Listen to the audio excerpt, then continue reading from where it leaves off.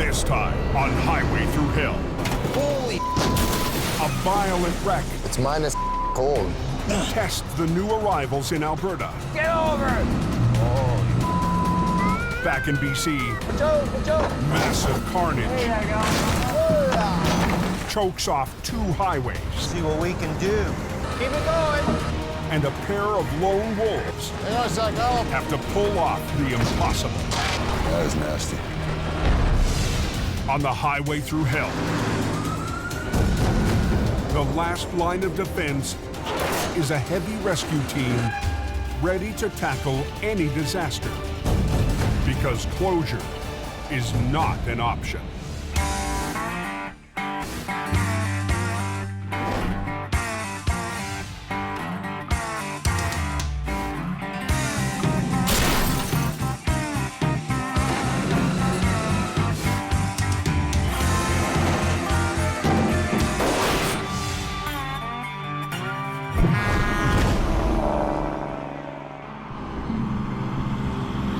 Feels a lot freaking colder than minus 10 out here.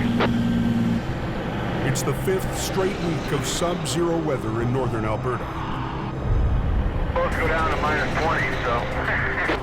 The deep freeze has turned Highway 831 to ice. That's a nasty little road. Just grip on that steering wheel. At 1:28 p.m., a semi loses control. Call 911. Yeah. What's gonna happen? There's a truck in the upside down there. Can you flop it over? You betcha. Just drove it right into the ditch. I think like the best control reporting on rollover. Jamie Davis en route. Last week, Jamie Davis brought up Heavy Rescue's powerful Rotator to battle the industrial-sized wrecks that litter the highways to the oil patch. I have to send in the muscle to make sure those jobs are getting done.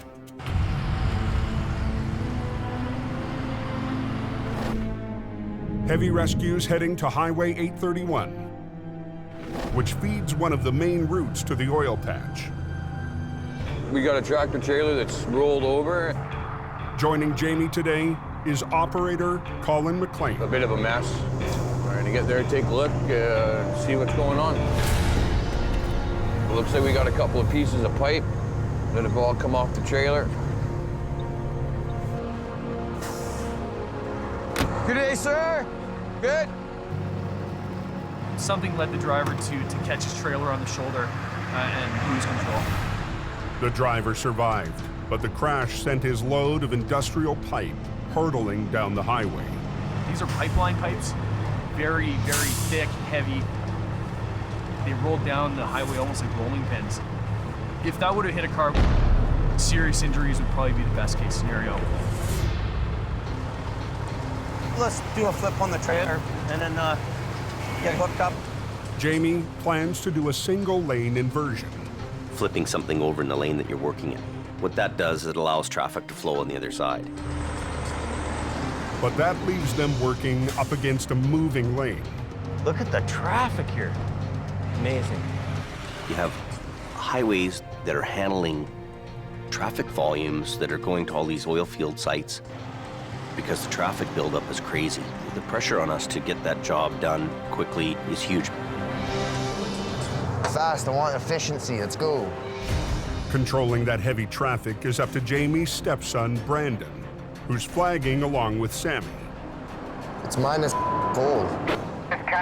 Brandon's new to the Alberta operation and the brutal climate. The weather's extreme. That ice and the wind mixed together. I'm wearing these too, and I can't feel my fingers. It's on a kind of a weird angle. Kind of in a bad spot here to flip over. Where's my glove here? Adding to the challenge is the twist in the wreck. That truck is wound up like a giant spring. There's energy there. That energy is something to worry about. I think I should put a low line in this thing. Let's put a couple of snatch blocks down. Well, yeah, one for that. Yeah, at least to pull that down. That way we're not monkeying around at all. If I start pulling this over on my end and I don't let him catch up on the back end, that trailer's gonna come down so hard, something's gonna break off, it could hurt somebody. We want that unit to come up evenly. I'm just thinking where I should be with the truck parked here, so I think I gotta be in the other lane. What, you think you're too close to it? Yeah, like where I'm at there, I'm too close. I know at that point that this is gonna flip over into the lane. So I can't have the wrecker there and flip it, it's gonna land on the wrecker. But moving the rotator forward won't give Jamie the leverage he needs to flip the tractor. I need to block that road for a minute. I have to move the rotator in the other lane, there's just no other room. Let the last traffic go and then unblock the whole thing for a bit. Brandon, shut everything. I'm shutting it down. Going forward, pickup. Look down the floor, good buddy. I'm gonna go ahead if you can grab the cable.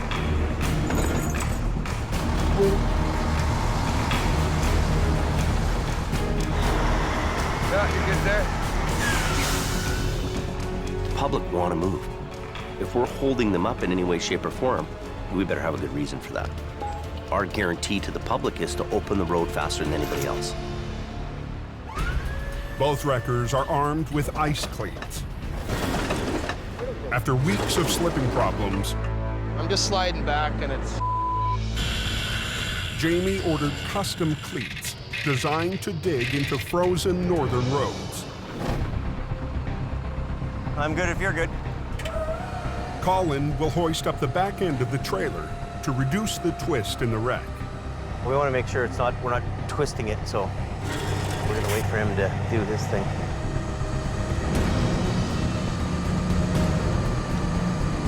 I'm waiting for the perfect moment that he's in line with me, and then we go together. Boom.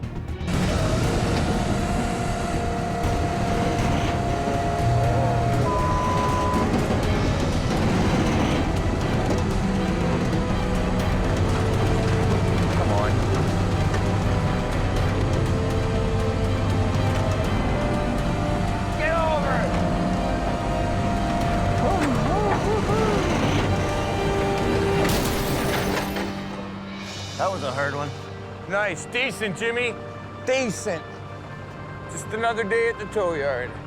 So what we're gonna do now is get the wrecker off the road right away and get the traffic open.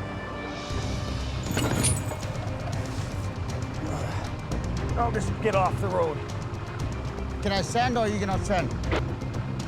You can send and bring me some fire for my hands too, please. Highway is reopened.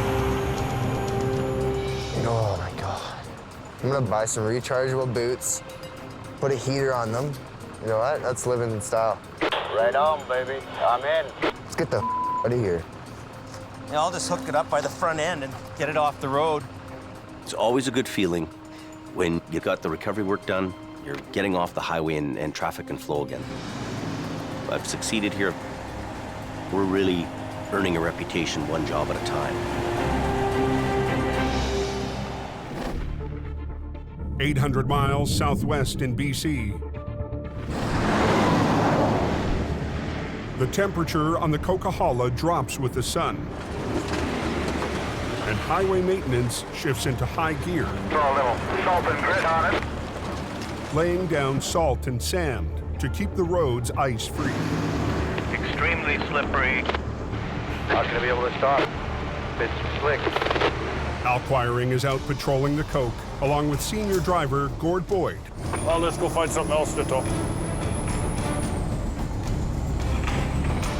His go-to guy, Gord Boyd, is also on the mountain. There's some glaring in it. Yeah, go ahead. Just before 10 p.m., Major accident just south of that snow shed. 353 footers of one train. A lot of cargo all over the road. Unbelievable. There's 4 here. 5 pieces, 4 trucks. We got the Coquihalla closed in a southbound lane. It's a big mess. It looks like something you'd see on the highway into Baghdad.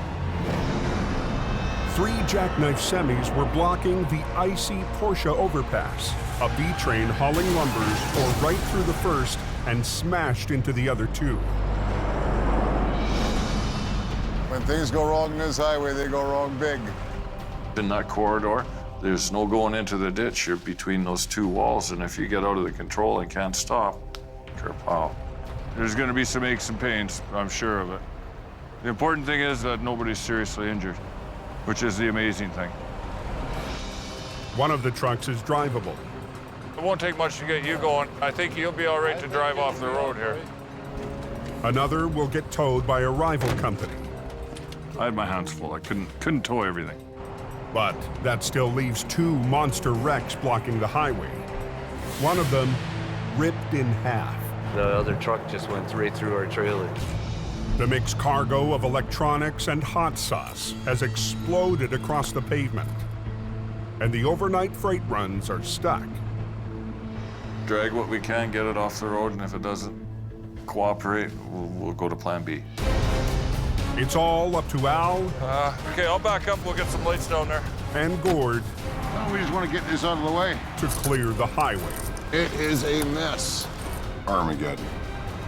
Who set the bomb off? The coke's closed.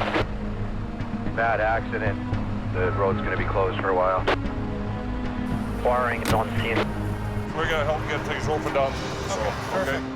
In BC, Al Quiring and his go-to guy Gord Brutal. face a massive pileup on the Porsche overpass. Hot sauce on everything. That shut down the southbound lanes of the Coquihalla Highway.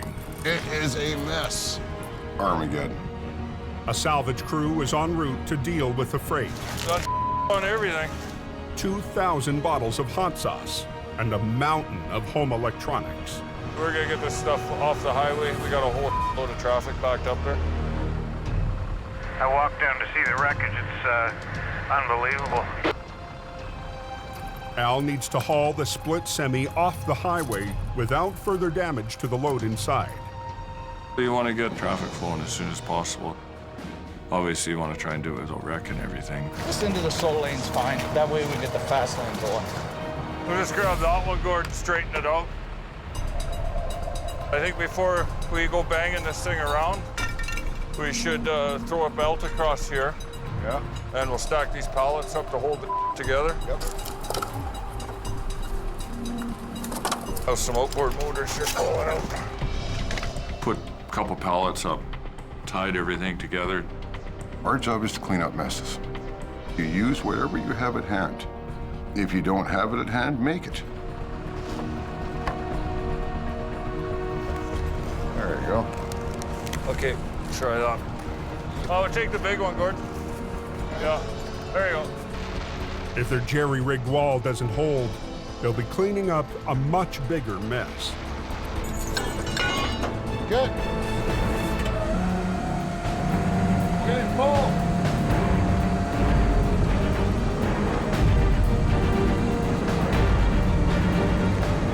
Hang on a sec, Al.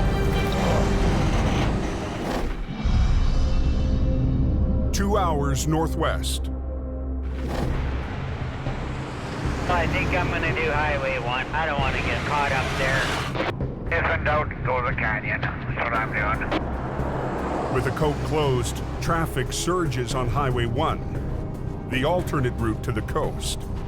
There's a lot of traffic over here on Highway 1. Hammer down, and if you know the road, it takes a good time. But the twisting, narrow highway can't handle the same high speed. 18-wheeler. At 1:23 a.m., just north of the town of Lytton, Half his tires are touching the ground, the other half are right up in the air. She's right on her side there.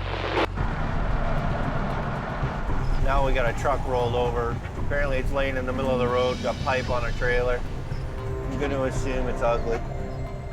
with most of heavy rescue in Alberta, Howie Irwin tackles this job solo. I know that he's going to be on some of these jobs trying to pull off the impossible. He's a one-man band. Hope for the best, expect the worst. Time to go. Evening. This the biggest wrecker he's got left down here? You betcha, buddy. It's passenger side down right now. Holy. We come down that hill around the corner on the straight stretch and failed to make the next corner. He didn't turn. He went airborne and landed like that and then just kept coming. The tractor, hauling a trailer load of plumbing pipe, overshot the curb, hit the hillside, and flipped onto the road.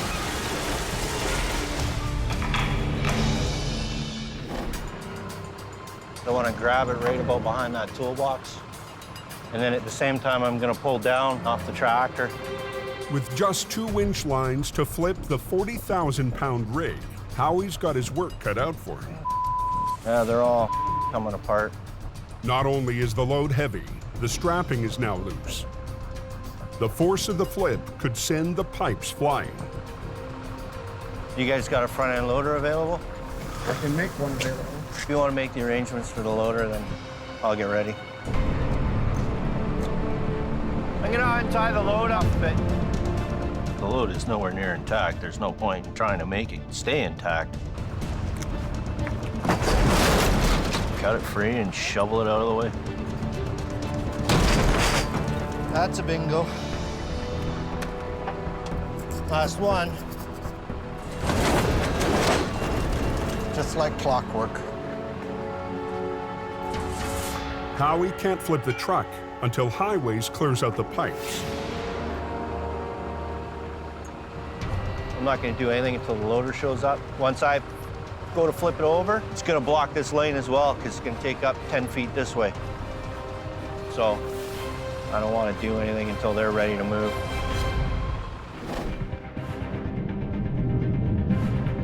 Over on the Coke, What's going on at Portia Creek? They got a wreck southbound.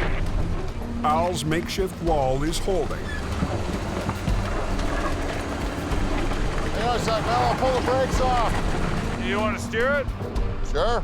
But now that it's straight, they need to get the wreck off the highway. Got air. Got air? Yeah. Okay, release the truck and then I'll just drive ahead and you head straight for the gas signs there. You got it. 10-4.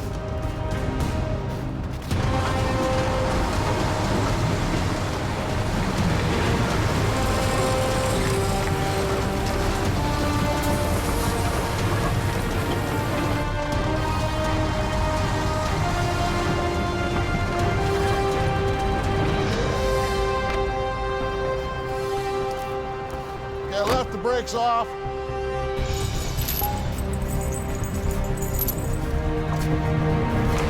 The back half of the trailer is also full of cargo, and it's off its wheels.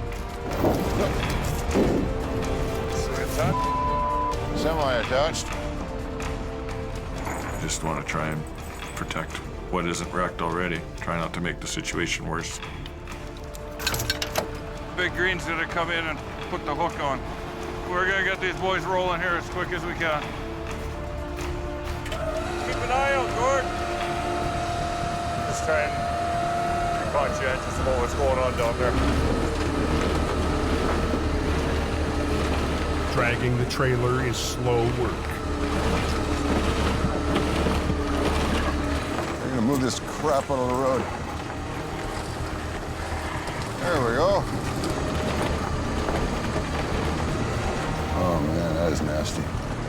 They've still got a second wreck to clear, and the road to the coast Turn around, you ain't gonna get past up here anyway. is at a standstill. 4, Finalizing all over the road, man. Turn around, you ain't gonna get past up here anyway. Definitely got a big mess. On the Porsche overpass in BC. 4, Finalizing all over the road, man. It's ridiculous. I've been sitting here forever. Oh my God. The southbound Coquihalla has been strangled for over an hour. Keep an eye out, Gord. Al Quiring's using his winch line to drag the remains of a mangled trailer out of the fast lane. Oh man, that is nasty. shot of low gear here and drag it over, see if we get it over the white line. But Al risks a little more speed.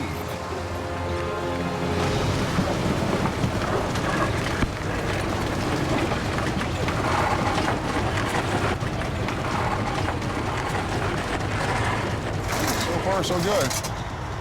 Yeah, a little bit faster. I just dragged the carnage of the trailer behind me. Once he clears the overpass, Al finesses the trailer onto the shoulder.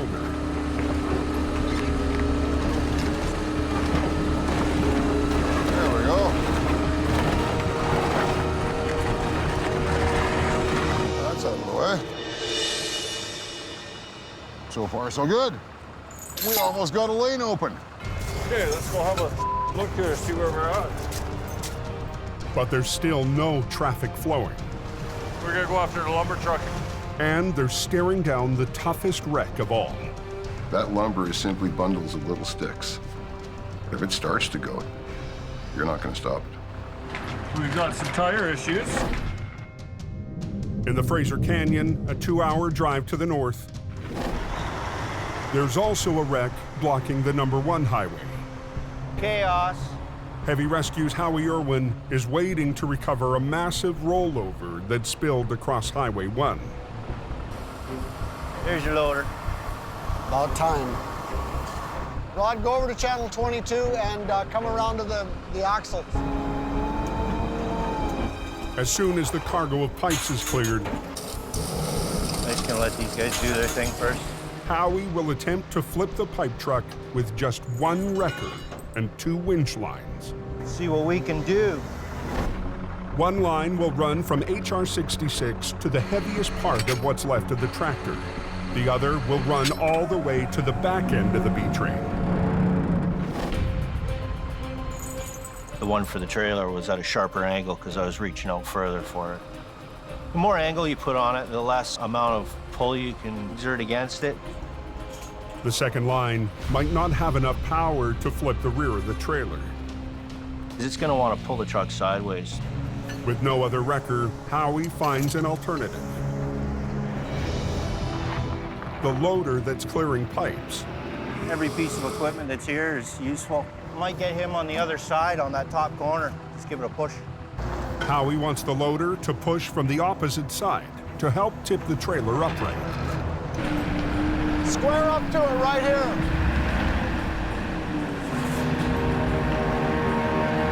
Ready to shut her down? Yeah. The one lane still open to traffic needs to close to make room for the semi to land. Let's hold your traffic. Check, we're holding traffic. Yeah. 1 is closed. Now, both Highway 1 and the Coquihalla are choked off. Millions of dollars in freight is stuck. You add the traffic from the larger highway to a highway that's small. You close the small highway down, it goes from bad to worse. Let's get the highway open as quick as possible. Get it off the road.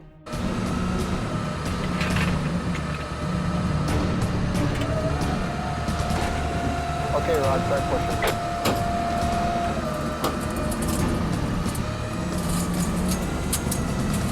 Nice and slow. Losing traction. The loader can't get a grip on the icy road. Oh.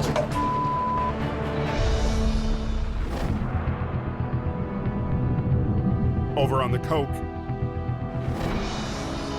It's ugly.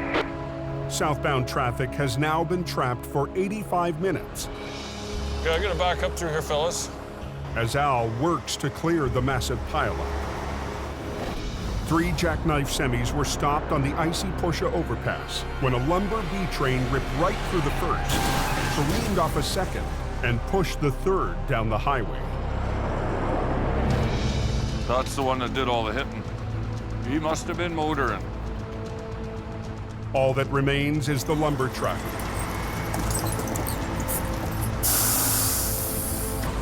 But it's a highly unstable load, 65 tons, threatening to topple off the edge of the overpass. Rhubarb.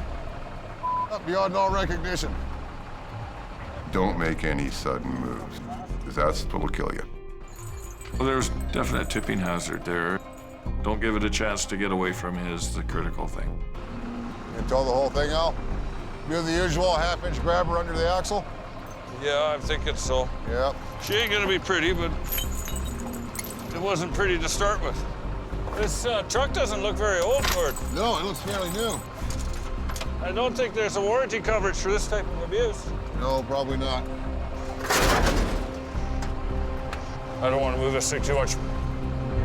Getting down to the wide spot down here past the entrance anyways.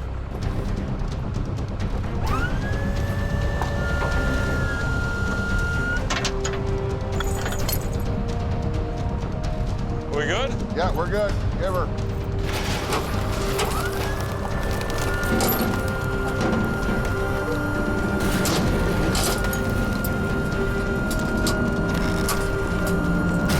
Yeah, I think we're gonna have to pull a pin on her, Gordon. I think so. The tractor is so mangled that Al needs to separate it from the trailer to haul it away. Pull it out nice and slow.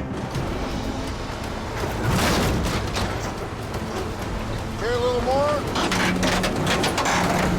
Yeah, you're out. We're gonna just pull it ahead a little bit. Look how far that load moved forward. Pulling of the tractor shifted the load even more. Unbelievable. Wood slid ahead on deck 4 feet. It's not a very good load. Down in the Fraser Canyon, Howie's having his own problems. Okay, Rod, start pushing. He's enlisted a loader to help him flip the overturned trailer. Losing traction. Get it down low. But the trailer is still sliding. Back up and then reposition a little bit and drop your bucket down. Howie moves the loader to lift from the bottom. It's not an exact science. There you go. Keep it going.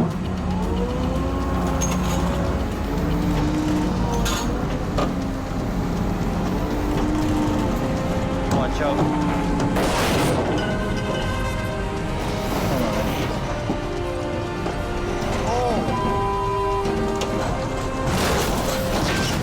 There you go. Okay, Rod, start pushing that load into the ditch. Get it off the road. He's gonna shove the load over, and I can work on hooking onto it and getting it out of here. Open the lane up as quickly as possible. But when he goes to hook up, See what we can do. he finds it's going to be a lot more complicated. Ah! That front axle's busted right off of it. That's fantastic. You lined up there pretty good. In BC, it's a bad night for truckers trying to reach the West Coast. Tractor just gone, so Accidents have shut down 2 of the main arteries. Ah! On Highway 1, Front axle's busted right off of it. Howie's plan to tow the pipe truck from its front axle has gone sideways. Well, there's no front tires on it, right? Holy. Yeah. The axle broke off in the flip. Yeah, she's pretty well now. Yeah. Howie's trying to hook up that tractor. Nothing left on the front end to work with. Redneck science. Let's see, what the are we doing here?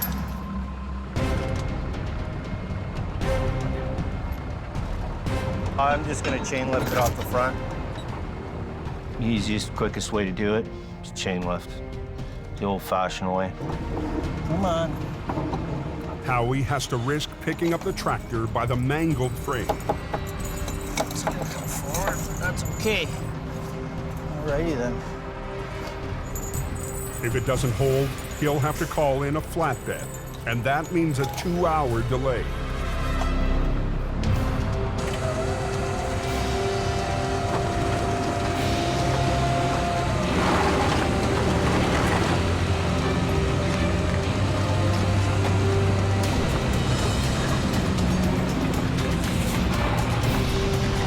Gonna release the brakes and try and roll it out of here. Okay.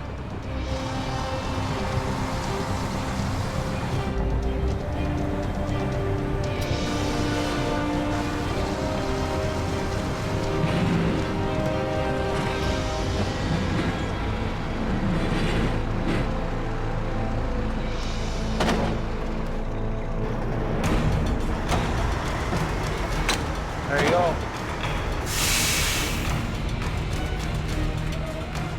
Be a slow ride home. No, I'm gonna not look back. It's another win for Jamie's one-man band. Howie handling the heavy-duty stuff while I'm all over the place is a huge weight off my shoulders. Whatever comes in, I know he can handle it. He's a Top Gun. Getting the out of here. Highway is reopened. Yeah, it's open. That's what they want you there for. If you can't get the road open, they'll call the next guy. I don't want that call. I need to be the guy getting that call.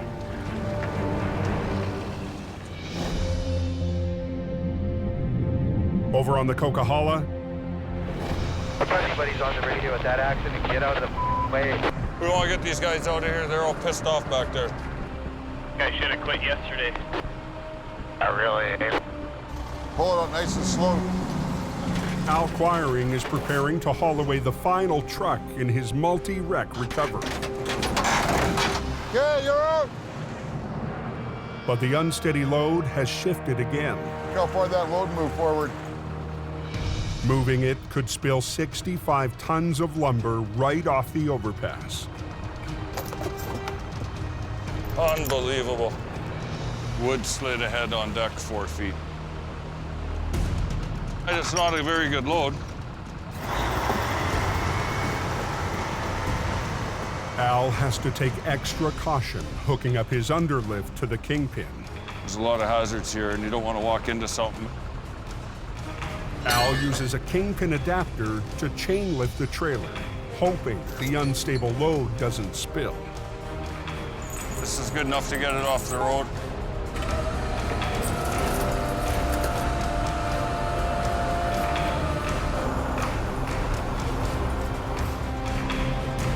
What's the point to around? Just get it done.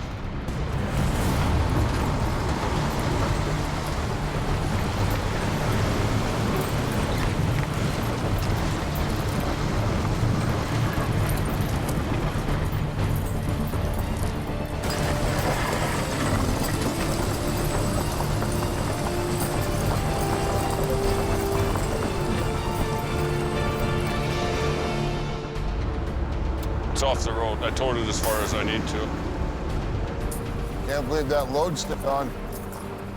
A salvage crew will deal with the lumber in the morning. And we can peel out here, head back to camp, go lick our wounds, get ready for work tomorrow. Everything is open now. Lovely. At 2:35 a.m., 3 hours after Al and Gord arrived, That's trucking. the Coquihalla Highway is back in business. Nobody can complain about that. Thanks very much. Have a good night. Be safe. If me and Al are on a job, the job will get done. There is no such thing as cannot be done.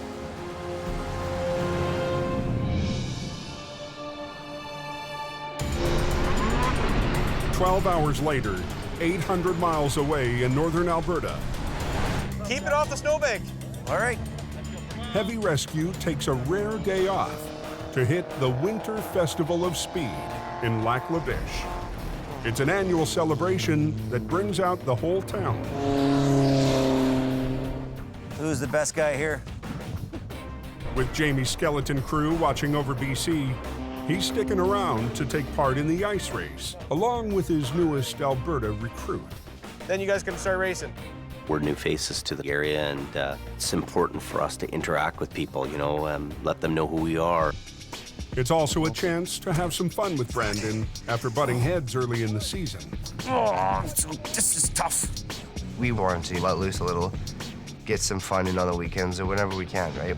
I gotta pick Jamie there, 20 bucks to win. Hell no. Let's do this. Good to go. We can release this field. And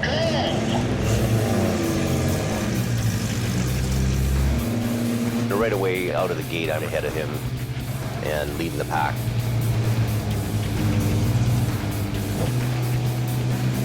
We drive on the ice with our big tow trucks all the time.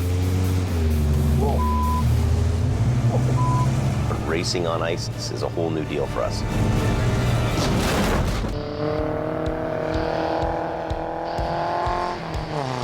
On frozen Lac La Biche in Alberta. Jamie Davis, caller 37. Jamie and his stepson Brandon, caller 11. are squaring off in the annual ice race.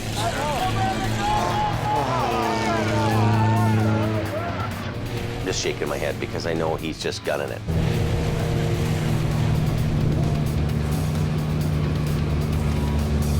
There he goes. You know what'll probably happen? Brandon will get cocky and put himself behind. Better not. That's what them young guys do. All right. He came around a corner and he was hot on it again, and the guy went sideways in front of him. And he T-boned him right in the side. We have a fender bender, folks.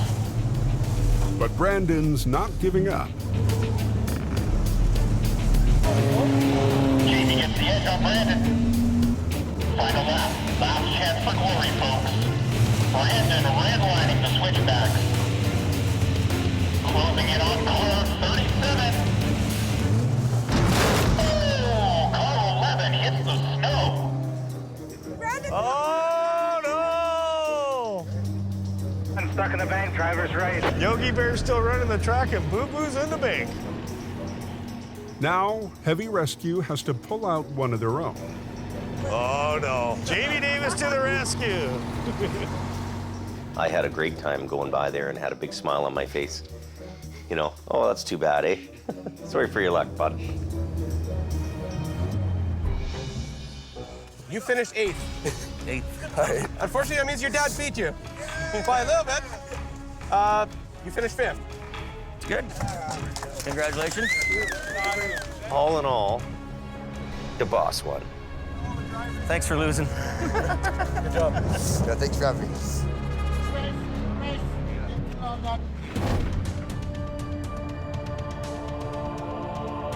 like there's a real bad accident up there. Back in BC, just north of the Zopkis brake check. Yeah, the Coke's closed today. Yeah. That doesn't sound very good. No, it doesn't. Roads are very icy. One vehicle tagged the side of the barrier and just caused a big chain reaction. A multi-vehicle pileup has a stranglehold on both southbound lanes. We went over, and then after we landed, the Dodge behind us went into us. And it was a wild ride. It's a real wild ride. When everybody's freaking out and going sideways and rolling in front of you, that's it, man. All the drivers escaped major injuries, but the afternoon rush is at a standstill. I'll just back up and grab the other one, too. And With the A-team in Alberta, today, Jamie's newest driver, Wayne Sahada, answers the call. Twist it around. Sometimes I might be slow, but I'm dependable. Pull that car out of there. The Honda will be the next one. His only help, one of the other new hires, Don Starr. Okay. Then there's 2 1-tons on their sides. The competition has scooped the big rigs. But Don and Wayne have 5 mangled cars and pickups to recover. There's a couple vehicles that are rolled over. As soon as we get those cleared, then I think we can get 1 lane going. All they've got is an old single-axle wrecker and a flat-deck truck. Here's the program, okay? What we're gonna do is take these cars, take them to Zop kiosks and unload them, and then we'll just all the Zop kiosks, and then we'll double load down or whatever we gotta do. Well, we're gonna obviously have to come back for more cars. Oh, obvious. I know Don knows what he's doing, but I don't think he knows what he's doing on all aspects. Cold. Show me how it's done. I'll be watching. As night falls, the temperature drops, and the road turns to ice. The line of traffic is growing. Okay, stop. Okay, now down. All right, hold it there. Not all the way down. What's the matter? I need a block of wood to get my alarm on. Just don't worry about it. Just enough to lock it. Doesn't matter whether it's in the first. I know, Don. Don, well, he's a legend in his own mind. He's worked here on the hill forever. Wayne's kind of a city tour guy. Whatever. I know how to tow. Even though Wayne and Don don't really get along, Or lift it back up. I need these two guys to work together and pull off a stellar job. He's gonna go on the other side and take the brake off.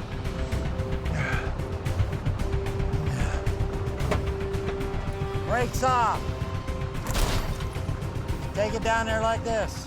In less than an hour, they've got the first 2 wrecks off the road. Holy, just go.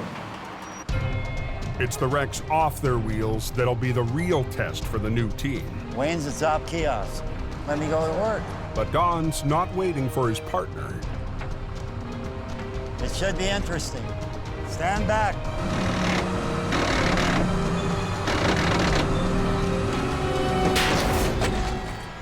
Started pulling, and sure enough, it wasn't going. What broke? The cable. It's never easy when it doesn't work. Don and Wayne are down a winch. Watch that gear, Wayne. Good. All I'm gonna do is pull it the wrong way, Don. You gotta pull. Just pull it. All right.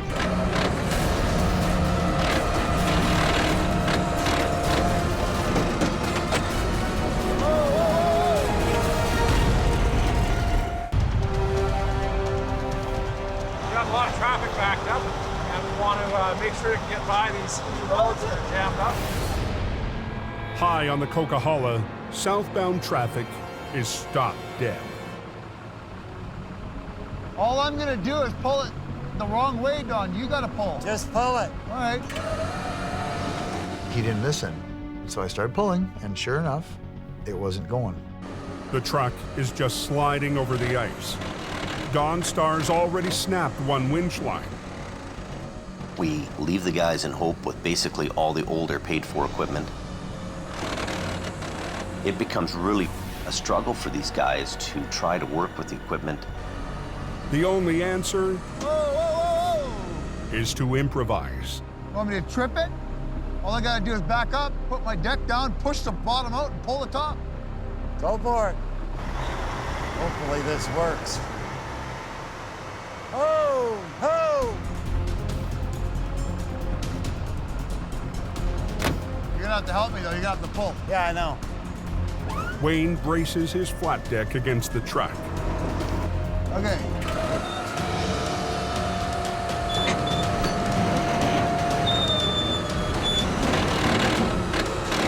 Here it comes. Oh, yeah. Hey! Wayne's not so stupid, is he? Let's get the highway open. Excuse me. Let's get the highway open. It runs.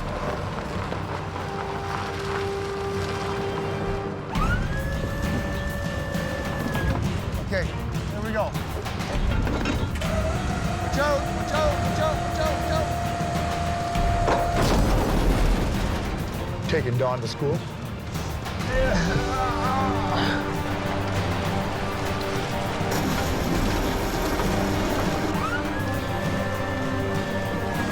Flip right over. Miracles never cease. Now back, back. There you go. Damn, if we knew what we were doing, we'd be dangerous. Come this way, this way. He does things a little differently than I do, but that's okay. It worked. There's different ways of doing things, and I'm never afraid to learn. I was really impressed with how they managed to keep everything going. They're working on a wing and a prayer, trying to make this work, to try to stay in business and hope. I did get the road clear. I opened it. The road's open. As soon as this guy gets out of here. As soon as this guy goes? Wasn't perfect, wasn't pretty, but they made it happen. Looks like they must have opened that Coke southbound, eh? Next Next time on Highway Through Hell, Now put some damn chains on. the heaviest snowfall Pretty scary out there. in the history of the highway Don't spin! pushes tower Stop! Stop! and trucker to a standoff. I'm gonna teach him a lesson. A monster wreck hits Unbelievable. at the height of the storm, and Brandon faces off Finally showed up to work. against the boss. Are you not coming back? Be a real manager.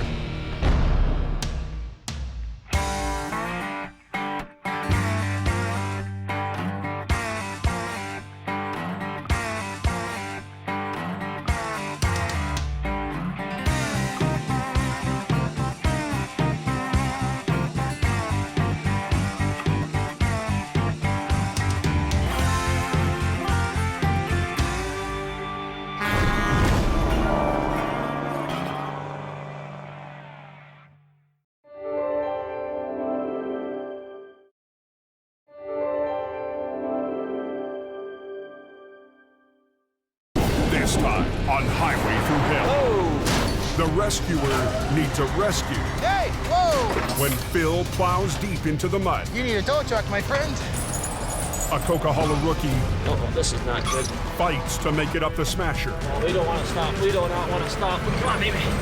And Arctic winds attack both oil patch highways, Down with the boom. forcing heavy rescue I want to get this highway reopened. Wild, Dave. to divide its forces. On the Highway Through Hell, the last line of defense is a heavy rescue team ready to tackle any disaster, because closure is not an option.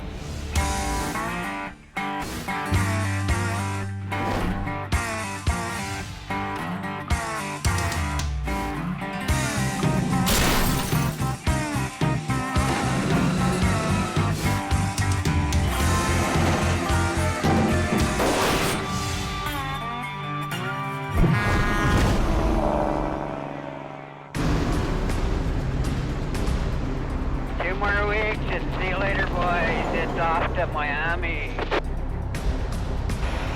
Here's a guy put it in the ditch. 7:30 a.m. in northern Alberta, and the morning freight run into the oil fields is off to an ugly start. Oh, the highway was just grease, eh? Oh, that's fantastic. Yeah, if you're a hockey player.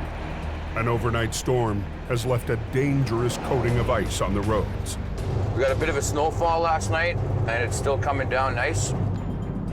20 miles north of Lac La Biche, Colin McLean responds to a report of vehicles blocking Highway 881. It's only nice and bright and early. It's a pitter-patter. Let's get at her. Obviously, the level of difficulty has increased due to the fact that there's 6 to 8 inches of snow and ice on the ground. It's part of tow trucking. You don't really know until you get there, right? Every minute the road is closed costs the economy thousands of dollars. How bad are you in? The sanding plow truck got sideways, a little twisted up. Once you're off into the side on the ice, you're done. I was told, head back to the yard, get reloaded with sand. I'm stuck in this predicament. I'm just gonna kind of pull ahead here a little bit. Okay. Get out some more line. Okay. I'll get you all nice and tightened up. Okay. And that became my #1 priority, to get him out of the ditch so that he could get the roads clear, so that he could get the roads drivable. The road's closed here. Oh, really? Okay, with the steering wheel slightly towards the left, I want you to release it, not too much.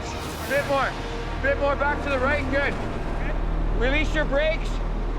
With your foot on the brake as well, a little bit in case anything happens, right? I'll just bring you right to me.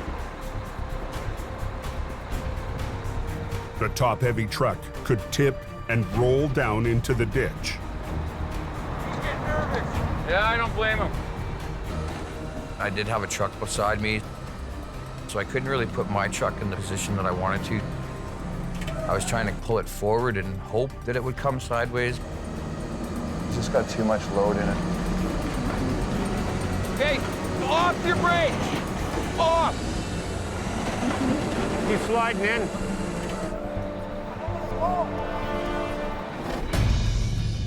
800 miles southwest. Is there something going on up on the coast? Adam Gazzola is back in BC. Rather be at home. And at work. Because Jamie needs his top operator on the job. It's a tractor trailer laying on its side. Adam's driving 20 minutes north of Hope. A semi-driver veered off the Coke and rolled onto a narrow access road. Oh, let's check it out. Adam's first backup at the scene, rookie Phil, driving Bruce's old Peterbilt. It's gonna be a hell of a pull. It's gonna be more than one truck. It's down in a 5-foot ditch. It's not coming up the way it went in. Yeah, so get in here, then we'll get the truck in here. And I'll see if I can get on the back of that trailer. The wheels are facing the ditch. So basically we gotta run some straps around it and do a reverse roll, stand it back up. They'll run chains under the side of the truck to the bottom of the trailer and lift until the truck tilts away and back onto its wheels. First, they have to drag the truck away from the slope. We gotta slide it out to give ourselves room. Yeah, you need to get more of an angle here too. Like you gotta try to get dead onto this thing. I'm trying to without going down in the ditch. Well, don't worry about going in the ditch. You'll get out of the ditch. All right. Phil needs to get as close to 90 degrees as possible to the wreck, but it's a tight squeeze. Whoa! Whoa! And Phil's new to driving the heavy wrecker. My arm! My arm!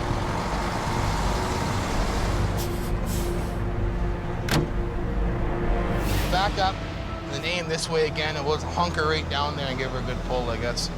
The problem is the angle, right? Or yeah. This angle. Go ahead! Back up. Straighten your wheel out. Oh, hey, hey! Whoa! Man. Okay, so off your brakes. Off. Oh! You sliding in? It's just got too much load in it. In northern Alberta, Colin's snowplow recovery is going sideways. And it was just caught on that lip. It didn't want to just come up over it. He's getting nervous. Yeah, I don't blame him. And the driver was really concerned. He thought that this truck was going to roll over and down the hill. Colin hooks up a second line to the side to hold the truck upright. I wish that guy wasn't there and I can get on a better angle, but... It's tight in there. All the roads up there are tight. Just 2-lane highways, and they got these 3-foot shoulders. Guys, watch yourselves for a sec. But blocked in by the other truck, Colin's run out of room to get the plow up on the road. The last thing I want to do is wreck any equipment. So Colin is forced to reposition. Okay. An hour after Colin arrived on scene. It's good, it's good. Okay. The plow truck can get back to work clearing the highway. He had to be out doing his job so that it wasn't going to be a nightmare for the rest of us for the rest of the night. Sorry. Back on the Coquihalla side road in BC. Quality operator. Phil's wrecker is stuck in deep mud. How much room do I have? We don't have any room. You plowed it right back into the ditch. Adam needs to get it unstuck and back on the job.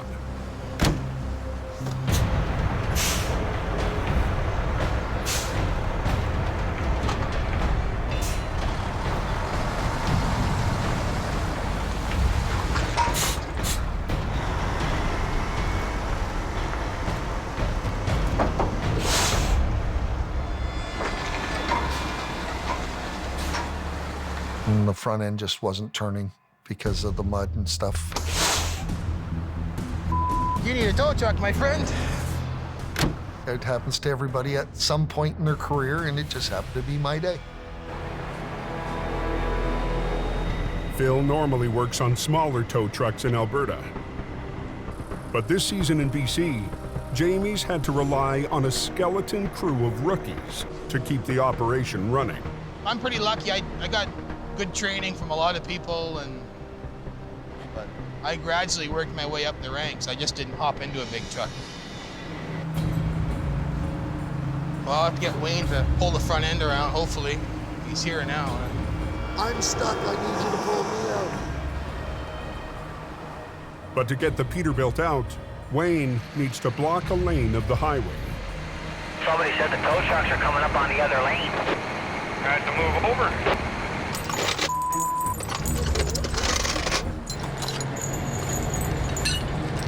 He's hooked. I hate delays. Have I made the customer happy? Have I got people into or traffic flowing in a reasonable amount of time? That's how I measure my success. There she comes. Hey, hold on here, we got it. Hey, closure's not an option. Road's open. Now they can get back to the job they came to do. Adam, where do you want me to position? Come back down the road here. Down here? Yeah. Wayne rigs to the rear of the semi while Phil chains up to the front again. But rigging up to a powerful tandem wrecker is all new to Phil. I worry about rigging and chain and service lines on the wreckers all the time. A chain snapping or a line breaking is like a shotgun coming at you. It's like holding a gun to your own head. Pull some more on yours. We'll get her. Don't stand in front of it.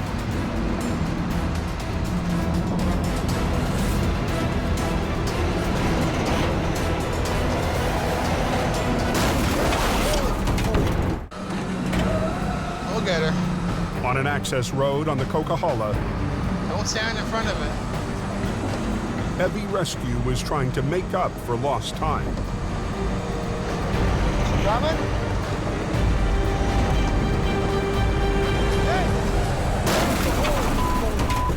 Holy! What happened? What the hell did you do?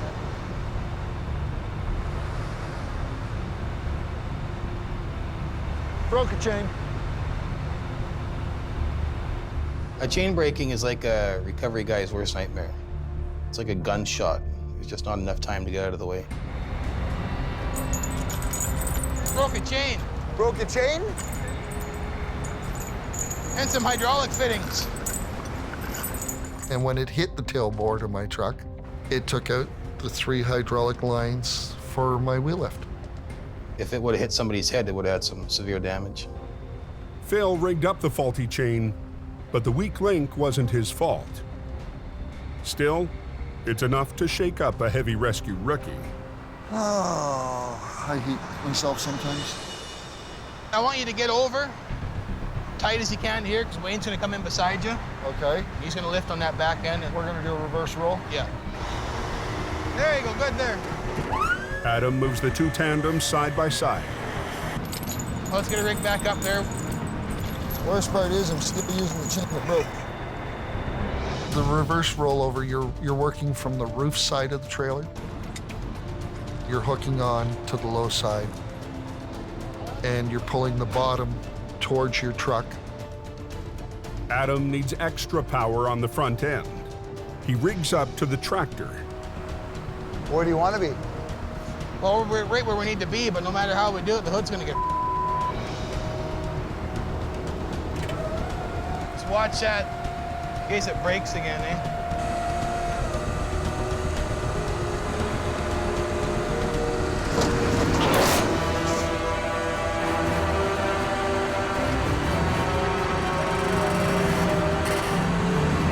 Hold it, Adam! Keep going.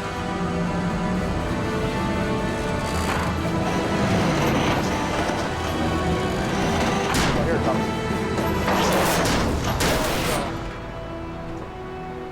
And that's your reverse rollover. But you got her done, hey? Well, it's to wreck the hood like that, but... There was nothing you could do. I definitely don't like it. Pull ahead some more. Suck the ass in. Suck it right over, then we'll just get on the front and pull it over. After a morning of delays, Adam wants this job finished. Good job, Wayne. A little bit of screwing around there, but hey. Well, we haven't made it back to the yard yet. This truck is old, gray, and in the way. Being home in BC has given Adam some ideas about making a swap with Jamie. We should just switch roles, you know? Alberta was going good, so he can go there and live his dream, and I'll come back here and be close to my family.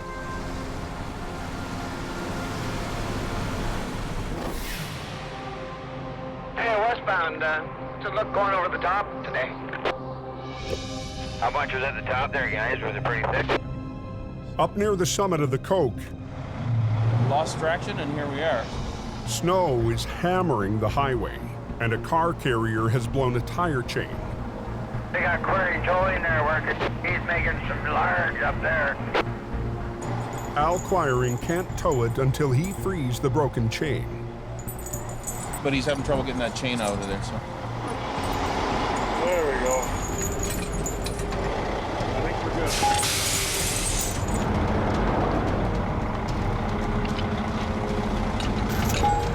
I'm busy every day.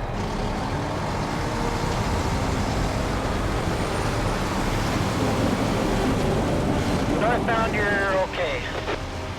I compare it to a row of ticking clocks.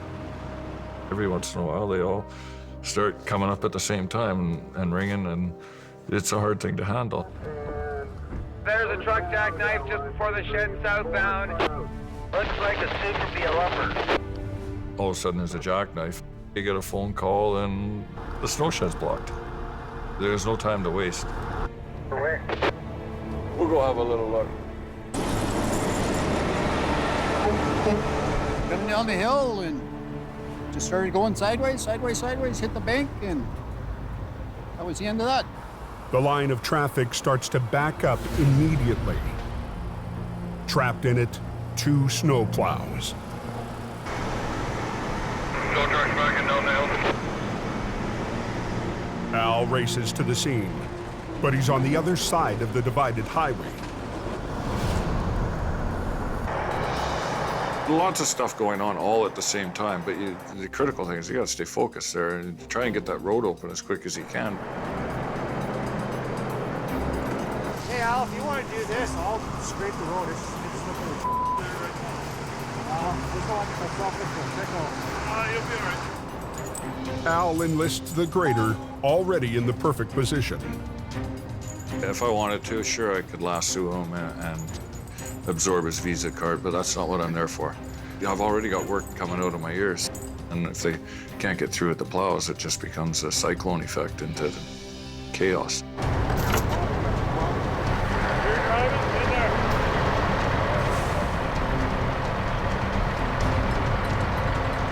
I'm just gonna get this guy off the road and then turn your plows loose. Come on.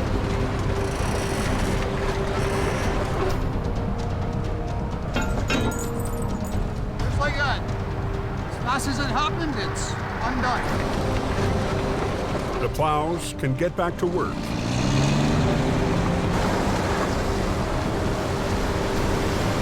And so can Al. Let's roll.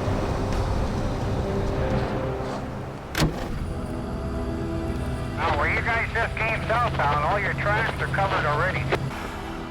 Just trying to warn people about what was happening down the hill and got a little too far off the road.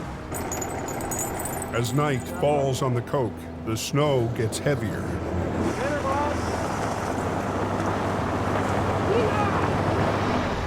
At the base of the smasher tonight, commercial vehicle inspectors are making sure all big rigs are chained up. It's traffic from outside of the province. They're not used to the mountains. Trucker Russell Brandon hails from Minnesota. I ain't done this in a while. It was in January 2011 was the last time I threw chains. But once his chains are on, Uh-oh, this is not good, but... What happened here now? He isn't getting any traction. Why is he doing that now? Let's take a look here. The wheels he put the chains on aren't even turning. This doesn't work. I even have to rechain again. He opens the fuse panel for the system that sends power to the axles. It's just the way it goes. Fuse. Little fuse. Ah, come on. He needs to find a spare. I don't know what to do with it. Everything's been going wrong. Until he finds it. There, now I got power. I got the power divider on. Now I have power on that back axle now. Russell needs to maintain his momentum all the way to the top. Look at that, a truck making it up the hill under its own steam. I hope I don't get stuck. Oh no. Dead ahead, a stalled semi. Oh, we don't want to stop. We do not want to stop. We do not want to stop. If I stop, I might not be able to get going again. This is not good. Oh, we don't want to stop. We do not want to stop. We do not want to stop. On the Coke, just north of the snow shed, trucker Russell Brandon is hitting a major roadblock. This is not good. If I stop, I might not be able to get going again. I might be spending the night right here.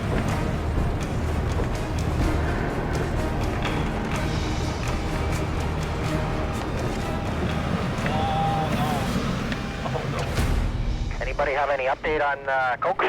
There's a Super B spun out 3/4 of the way out. This guy's stuck. That guy can't get going again.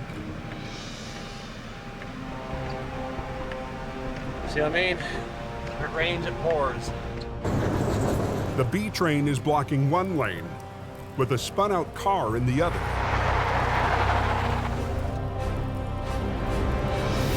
Truck drivers help clear the car.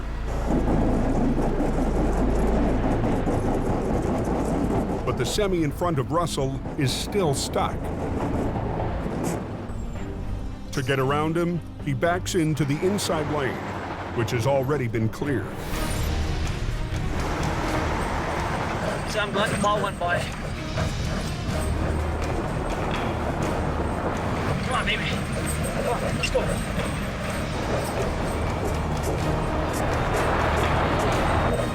Come on.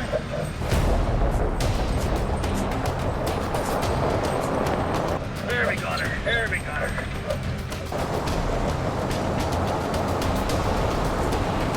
I knew I should have stayed where I was at. I should have known better to do this, but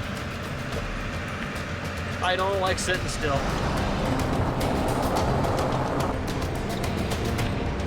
We were doing over 15 miles an hour. Now I'm having a hard time keeping it at 10 because momentum is everything when you do this stuff. Come on, just a little bit more speed. That way you can pick it up just a little bit. You're going to cause me to spin out here. Uh-oh. Uh-oh, uh-oh. Engine temperature is unbelievable hot right now. Yep, I think something's wrong. Something. I don't think this is not the weather's not causing it. Something else is wrong. Uh-oh. Is it exactly a good day today? I gotta pull over. Let's cool off. I can't do it right now. I want to, but I can't. More speed. More speed. Come on, baby.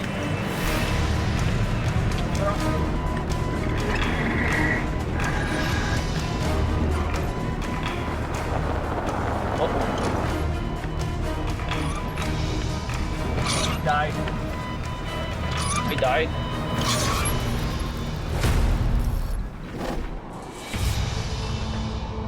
That guy put that truck in the ditch nicely there. Up in northern Alberta, Jamie Davis is heading an hour north of Lac La Biche. We're on Highway 63 north of Wandering River, and there's a B train stuck. Got his trailer in the ditch.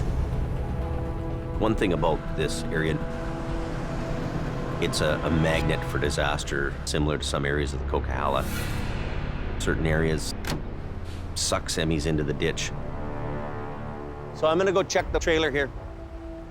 The B train loaded with over 60 tons of lumber is off the road and stuck in deep snow. He was making a turn. I was pretty close when he gave a signal. He says a car came in out of here and forced him off the road. The vac trailer went into the snowdrift. He's lucky he didn't flip over.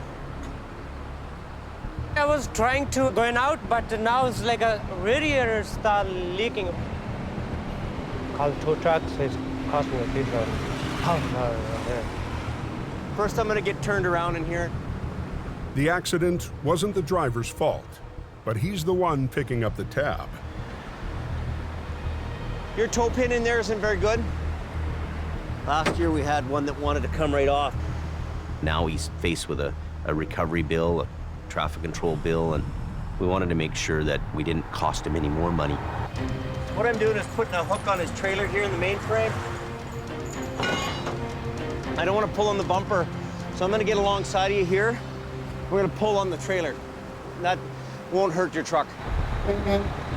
But to pull from the side, Jamie blocks the southbound lane. Watch your back, buddy. Look at these guys. I'm going to put the light tower up a bit. You know what? They're the best safety thing we got going on. When they see an area lit up like a baseball field, it's a safety factor. Now I'm gonna go ahead at quite a ways up so we get a nice low angle to it. He doesn't have any damage happening.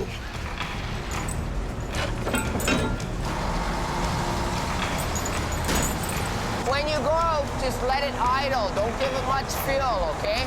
Because the more you spin, the more you push yourself in there. You ready?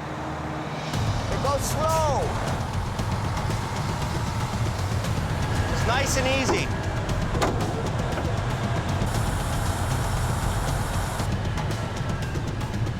Whoa. What is he doing? I don't think he needs to spin the wheels that much. Let it idle. Idle, tell him. Because if you speed them wheels up and you're jerking around and everything else, you're creating shock on your own truck, my truck. He's rock and roll. He wants to go so bad, he's revving it up and spinning his tires. Tell him to let it idle. Just idle, no gas. Just go nice and easy, first gear, right? Steer out this way, too. Easy.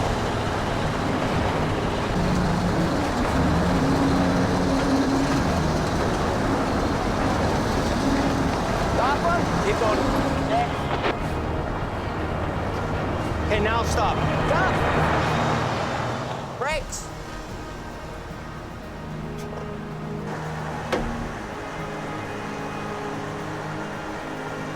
Oh yeah, drive. Yeah, that's no problem with driving. Yeah, he's basically on the road. We're gonna follow him down the Wandering River just in case he has problems with his coolant leak, and we're gonna make sure he's all right.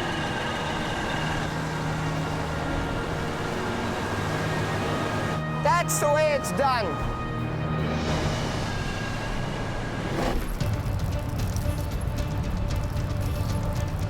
Die. Back in BC, just below the summit of the Coke, Russell Brandon is fighting an overheating engine. It gets it started, for now. Once it gets in the red, it's gonna shut off. If the engine gets too hot, it'll shut down again. But the top of the hill is in sight. Dad, we're going. Where's the override? So he hits the override. We're on the crown, we're on the crown, we're on the crown. Jeez, come on, baby. The hell, you always got that little extra crown right there.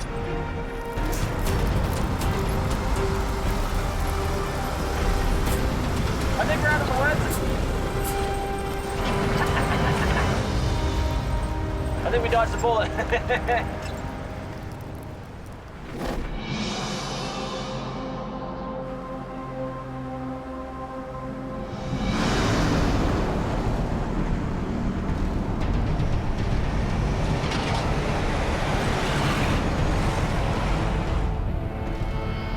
This hill we're going to be going down, this one is a big challenge. It's 4 p.m., just outside of Hope. Al Quiring is heading to a remote logging camp for a unique recovery job. It's a yarder, a vintage piece of heavy logging equipment. There's not many of those machines around in the province here anymore. None, even fewer guys that even know how to move them. All right. This yarder needs to move to a new camp, but it's been parked here for a decade. When they sit for winters, frost rises, it lowers, and eventually the machine just starts sinking into the ground, so it was well embedded into the soil. Al's first challenge, just getting the yarder mobile. Does this thing run? Well, we had our fuel build up.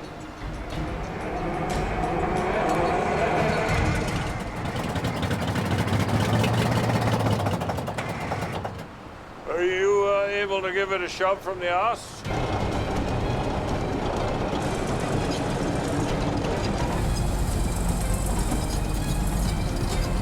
Come on.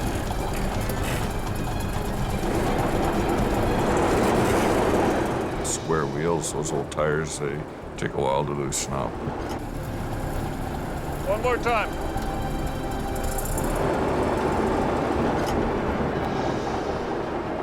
It rolls pretty good.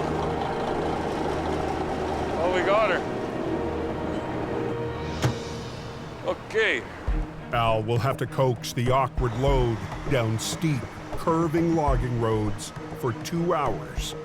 He'll need some added stability. Adding an extra set of axles to the back, and that actually lifts up the weight. That helps with the safety factor going down some of these steep grades.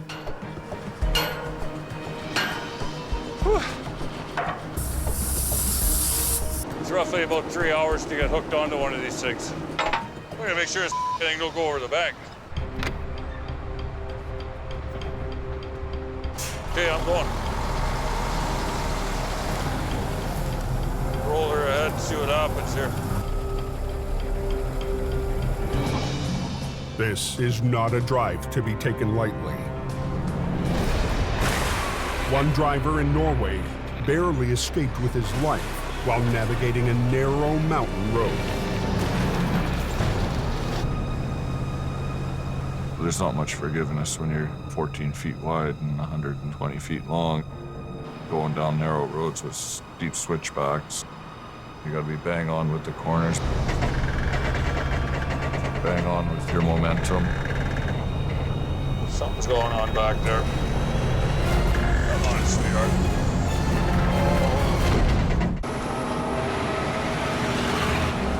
Couple tight bends right in a row. On a steep, twisting mountain road in BC. Come on, sweetheart. Al Quirin is trying to keep a heavy piece of logging equipment from pulling him over the edge. Some of the roads that we go into, 500,000 foot straight off. Something's going on back there.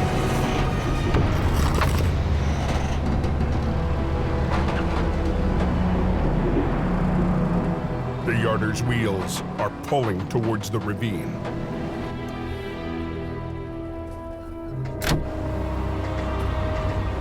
These tires are so tall, you got on a slope, they want to roll, and the more you move, the more they'll keep rolling back and get you into the ditch. And this thing is not something you want to go in the ditch with. The worst thing about stopping on that steep part of that hill is it's on a slope. But once you back up once, that machine moves closer to the edge. Al has no choice but to keep going as slowly as he can. Come on, baby.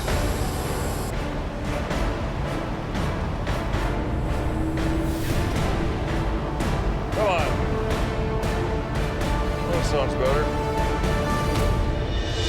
Right on, we made her. Some bad goes on that corner there, I'll tell you. With straighter roads ahead, the worst is now in Al's rearview mirror. When you drop that off, definitely it's a sigh of relief that it's over.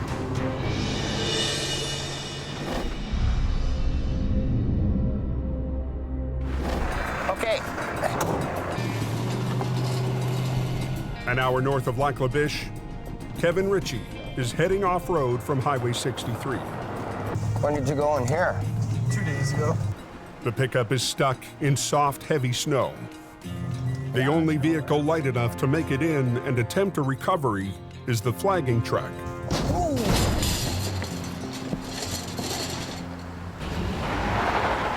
You're in 4 now? I've tried all the gears already. He's got no drive gears, so he can't even help. He's only got reverse, and he's facing the wrong way for reverse. We had to do a lot of digging of snow. Yeah, just like that, partner. Put it in neutral. I'm gonna hit it hard. Put your seatbelt on, and if I get you moving, I'm not stopping.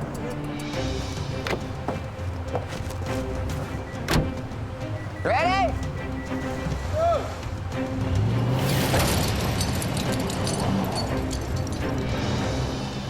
Let's dig some more. All right, wait till Spring get my truck out? I hope not. Okay, you ready to give it another try? Seatbelt. Just stay there, I'll do it again.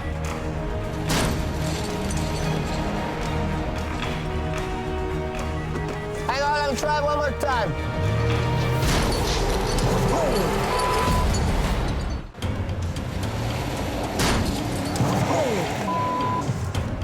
In the bush off Alberta's Highway 63, Gotta dig some more.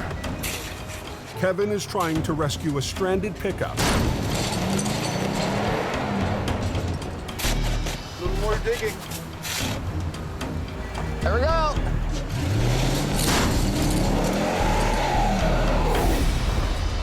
I gotta work for this big fish. But with snow this deep and heavy, he might need some backup. Let's get Adam to come take a look here. Yeah, let's put another chain and strap on it. Well, let me try one more shot. Okay. If you just pull out of the way. I think the worst of it's over. Kevin wanted to give it one more shot by himself, and I figured, what the hell? Common sensing to just hook 2 trucks to it and get it out of there, but...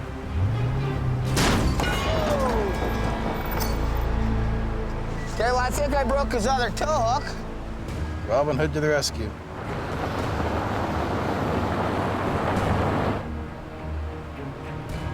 Can you push this through like that? We decided to hook up the other truck. I'll follow your lead. Put them both in 4 low.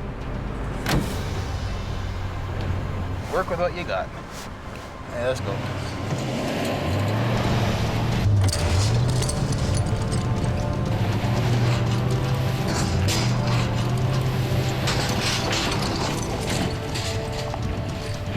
Bob's your uncle. We got him out.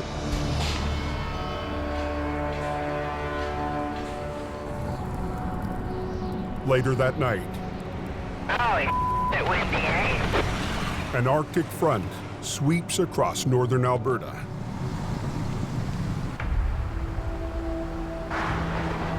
In the aftermath of the storm, semis litter the sides of the highway. All the way from Lac La Biche to Fort McMurray. It's gonna be closed for a while. At 8 a.m., heavy rescue rolls up to their first call of the morning. Collins got to tackle a fully loaded B-train tanker in the ditch off Highway 63. Yeah, you're not too badly in there. They don't build trucks for strength anymore. They build them for weight, so they can haul more, which is not good for us. I need to get some lift on it. The first challenge is just how to rig it. I wonder if I come in underneath, right, chain it and actually lift it up out of there. Yeah, we can do that. Give me more. Yeah, coming. They hook to the fifth wheel to drag the 50-ton B-train sideways up to the highway. Ken, just keep an eye on that fender.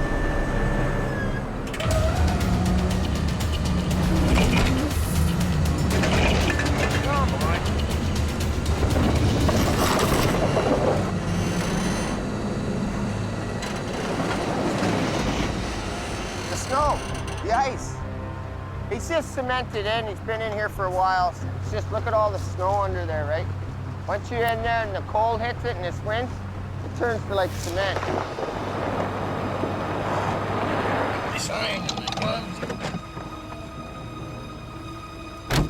Now pull it in.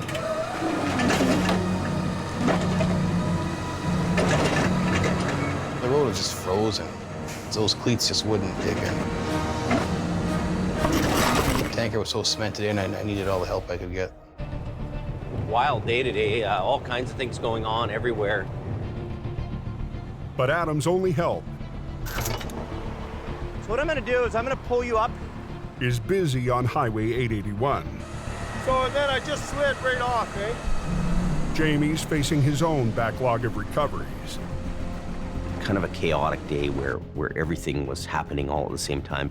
It's the kind of conditions that have made Alberta such a success for heavy rescue. Alberta exceeded all my expectations of what it could be and how it would go. I mean, we were looking for survival. But I think I underestimated the opportunity that exists. We are going to continue to grow, and we're going to grow in Alberta. So we'll get turned around now and go get that little pickup out of the ditch just so he doesn't have to wait for the other guys. And then we'll see if we can contact Adam.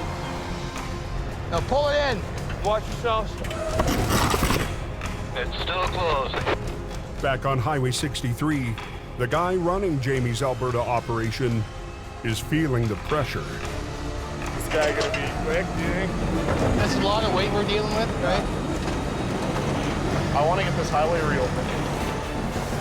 Go down with the boom. Just curious, my tow company's on scene. Is there a rotator out there? Just north of Lac La Biche, I want to get this highway reopened. Adam Gazzola is under pressure to get Highway 63 moving. Go down with the boom. But the loaded B-train tanker is hard-packed in the snow. Get a shovel and start digging out that front end. We got a road closed. Don't around. Adam needs more than a shovel. Authorities want to see progress. This is the big hindrance right now. Can we tandem on this truck? That way. The sheriff wants Adam to team up with a competitor just down the highway. The other one's off the road. Yeah, well, we'll get him over here, I guess, to give it a try. Adam's not used to needing help from the competition.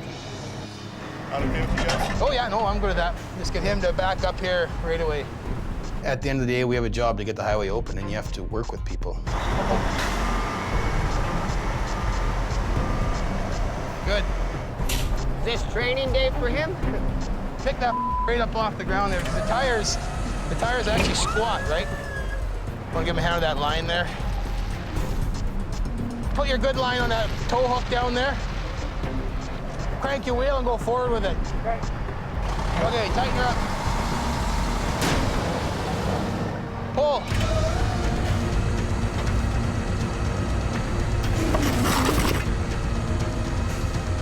Kevin, hop in there and hold that wheel. Hold her. You keep going. Stop.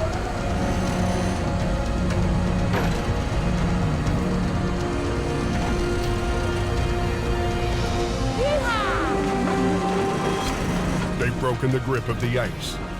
But heavy rescue still has to pull 50 tons through the snow and back onto the road. Keep going, yeah, you got it. More. Keep going, yeah. Good there, Julian. We'll just get him up onto the ground here and he'll be good to go. Pull up over here. It feels good when you can see some of the traffic starting to move. We all work together and got the traffic flowing. Sometimes when we have cases like that, you know, it feels like you have the weight of the world on your shoulders. The long, difficult winter has Adam thinking again about a change. Well, financially and emotionally, I just can't afford to stay in Alberta. I have to come back to hope. But with a major expansion on the horizon,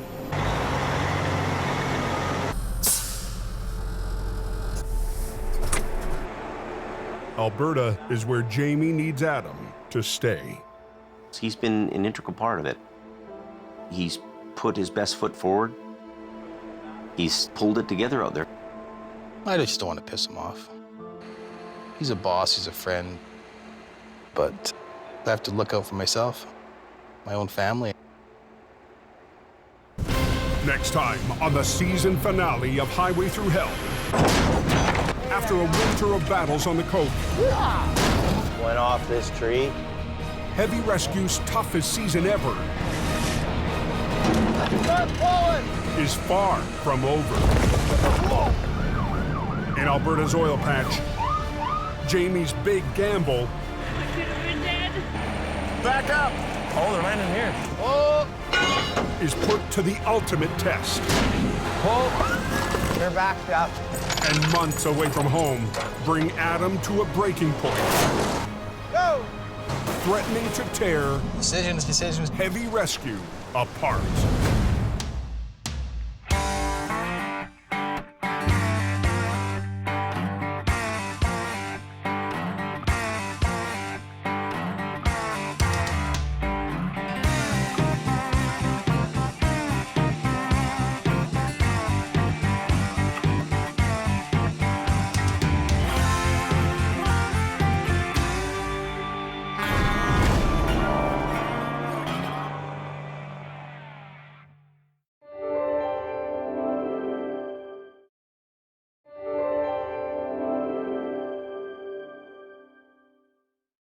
This time on Highway Through Hell, Hang on, Ann. a rollover into a river We're gonna get you out of here.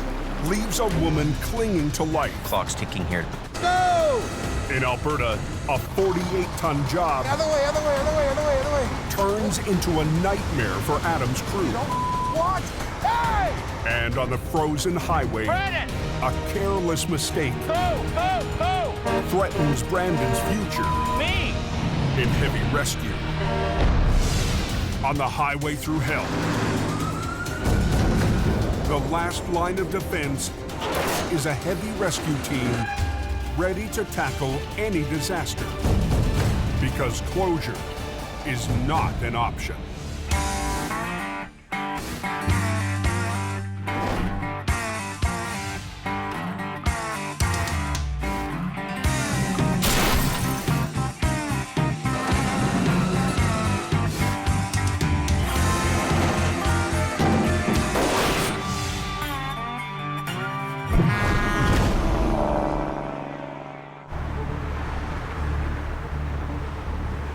So how's the coke tonight, boys?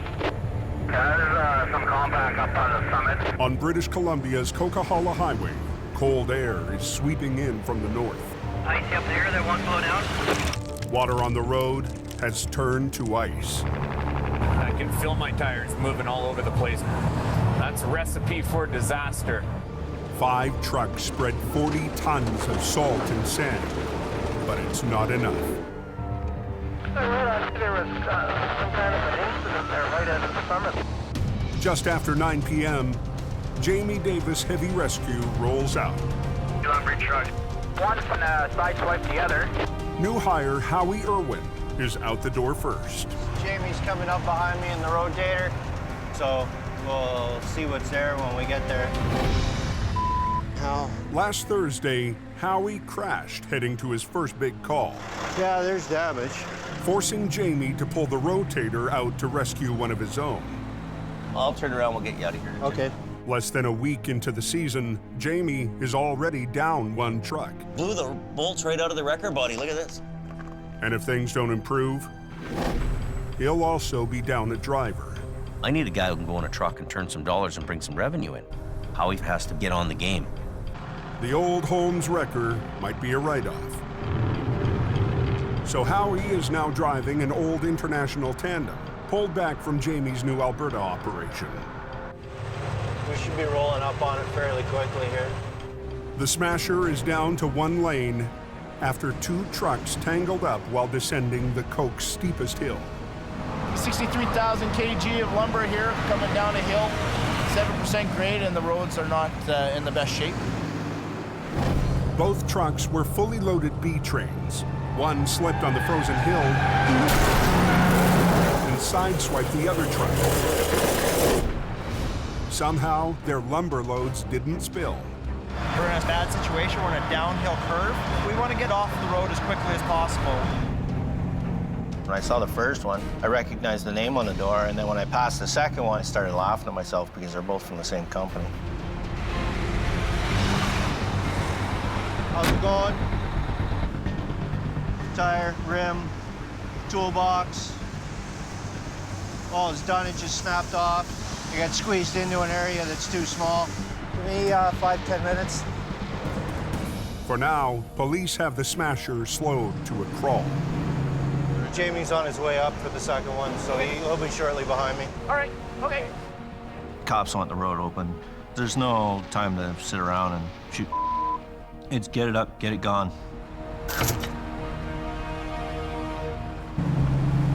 "200 yards down the hill, Jamie rolls up on the second lumber truck.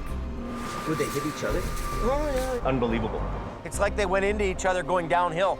The first thing I do when I get to a scene is I'm looking at that truck and hoping like hell it has a tow pin on the front. Rigging to a tow pin makes for a quicker tow, but this truck doesn't have one.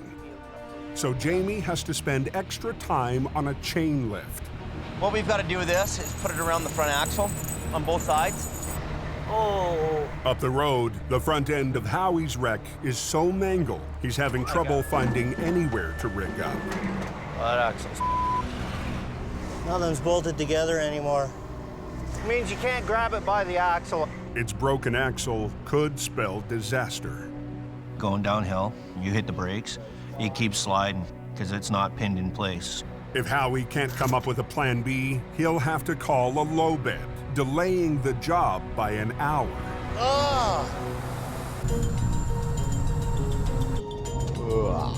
20 miles away, Jamie's stepson Brandon is on his way to the wreck. Just got a call from Jamie, and I'm just heading out now. Keep going. He's been training in the hopes of joining Jamie's Alberta crew. Hey, got it. But when Brandon wrapped his truck around a pole, doesn't that show you how quickly your life can change in a minute? Jamie had second thoughts. I don't feel comfortable I can send you in that environment. But he gave Brandon another chance, patrolling in the new quick response truck. Truck, it's behind these semis right here. Okay. This first stint for him out there went really, really well. Finally found something. I'm happy. Brandon is quickly earning a place in the family business. But tonight, he's feeling the strain. Been working a ton lately. I've just non-stop work every single day. I've aged probably like 3 years in the past week, I think. 700 miles northeast. Yeah, looks like they got a lot of snow down here. Heavy Rescue's Alberta crew has also been going non-stop. Anywhere from dump trucks to vac trucks to freight trucks. It was just a variety of everything.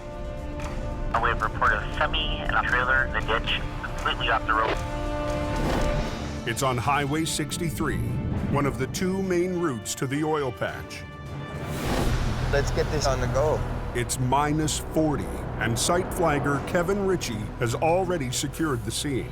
I got my long johns on, my jeans on, my coveralls on, my winter pants on. I feel like a Pillsbury Doughboy. Me, eh? When Adam Gazzola arrives, he finds a heavy lift crane, 60 feet off the road, wedged deep in the snow. Heavy pull at minus 40. The low bed is buried up to its axles. It's a lot of weight there. The crane has to be in the oil fields, building pipeline first thing in the morning. Can't hold customers up. You got to get their out of the ditch now. My eyes are freezing shut. The wind, the blowing snow, all combined together, it just makes your eyelashes turn white. Man versus the elements. Bitter cold and big recoveries that dwarf most loads in BC have pushed Adam's team to the limit. We're on freewheel. Since leaving BC, Adam's been promoted to manager, put in charge of building Heavy Rescue North. I'm a very good heavy recovery guy. I know what I'm doing, I can get the job done, but babysitting employees and making sure they're doing the job, it's stressful.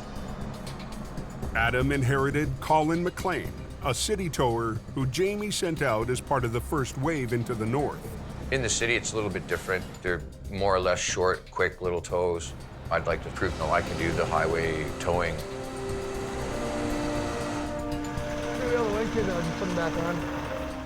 Tonight, Adam puts Colin in charge of getting the crane back onto the road. Colin's a city boy. We'll see if he can handle it out here. Kevin! What? Let me know when I can have it, eh? Yep.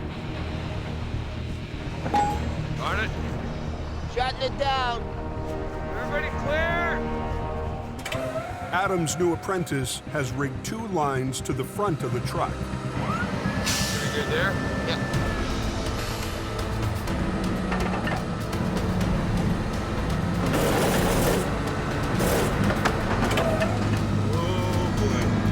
The bitter cold has turned the asphalt rock hard. Colin's spades can't dig in. Settle down. Oh. To make matters worse, the trailer is cemented into the ice and snow. It's like taking a suction cup and you stick it on the wall. And it's hard to pull off. My theory is you got to lift it up. Lift up one end really good to break that suction. Yeah, you have to run the wrecker, right? That's why they give you all this here. So you go like this here. It's a steep learning curve, and with traffic backing up, There's probably about 45, 50 trucks sitting there waiting already. You got it. Colin is running out of time. Let's get the off the highway! Back in BC, on the Coke, Nothing's bolted together anymore. Howie's trying to recover a lumber truck, but he can't lift from the broken axle. Instead of using a fork, you use a chain to sling it. Make sure you attach yourself to something that's sturdy, not gonna break off. Gives me the hook I need. The front of that truck was pretty mangled, so whatever I had to hook onto, I had to make sure it wasn't gonna rip off. Ah, loving it. What the?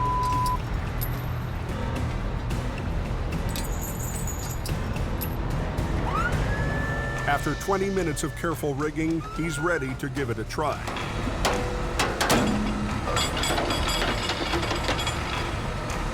Didn't fall off. You'd count that as a win. It's on the hook, but it still needs to hold together for the ride down the Smasher. Okay, I'm gonna try it. Okay. It feels like it's rolling. The frame holds. 140,000 pounds of lumber can now head to the yard. It's all about being the steady Eddie and come up with a plan and make the plan work. Fight your way through it. Down the highway, Jamie is still working to get his rig on the hook. So this bumper's gonna crumple up. A little higher. Yeah. Now we'll just see if the air's up. With Howie's truck cleared, traffic on the Smasher picks up speed. We're on a curve here. Trucks can't stop on the ice. Right now, the main thing is just get it off the highway. Brandon finally arrives on the scene to help with traffic control. Well, there's Brandon.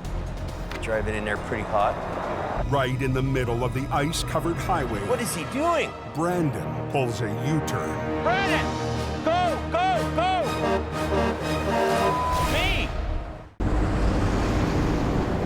In BC, an early storm has brought snow, rain, and a layer of ice to the Coke. Little slick. It has to be bungee. Jamie's trying to clear a loaded lumber truck from one of the most hazardous spots on the highway. We're on a curve here. Trucks can't stop on the ice. Brandon arrives to help, Get out of here! but pulls a dangerous U-turn. Just tell him to go, go, go! I watch him turn around on the live lane. There's traffic barreling down. Hey! I'm yelling at him. I don't want him getting killed on this highway. He cannot do this. Hey, Brandon, back up and get right over tight over here. You're gonna get hit by a semi, man. That was a bad move. Wow. That's crazy. Man, just unbelievable. You gonna get out of the truck, or what are you gonna do? So what did you turn around for then? How about stop at the lip? How about what? How about stop at the lip? I'm not lipping you. You've been lipping me ever since I got here. It was dangerous. There's no one behind me. I know, you don't ever... There's this one vehicle that's just passed. Like, I don't want to argue with you. Holy moly. I've watched that kind of stuff happen right in front of me, lots. You make a wrong decision, you make a wrong turn on your steering wheel, and then you're done. He doesn't realize how close he could have come to getting hit by a semi. What was an excuse for blowing the U-ball? Well, you know what the problem is? He's just young and he doesn't understand it. He doesn't understand the danger if you're here, right? That was a total rookie move, right? Wow, that really scared me. Like I have pins and needles. We gotta get off the highway. All the tools in? Yeah. 40 minutes after heavy rescue arrived on the scene. Road's open, all right? Yeah, road's open. The last B train is on the move, but it doesn't feel like a victory. Brandon doesn't get it yet. It's real. And this is what goes on every day out there with people working. Have to be afraid. Learn to be afraid.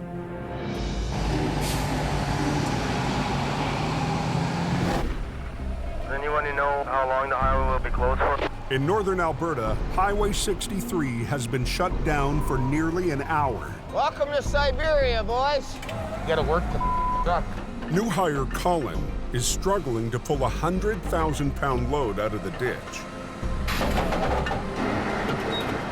Well, I'm trying to pull up, trying to get the wrecker to bite into the ground, and it doesn't. Traffic is now backed up for 3 miles. If I look at him and I see that he's not doing it, I'm going to take over and do it myself. So Adam repositions the wrecker in a straight line with the rig. Off in, I give her gas now. He sends Colin to put the truck into gear to help with the pull. To break the truck free, Adam lifts the rig to release it from the suction of its bed of ice. She's in there pretty good.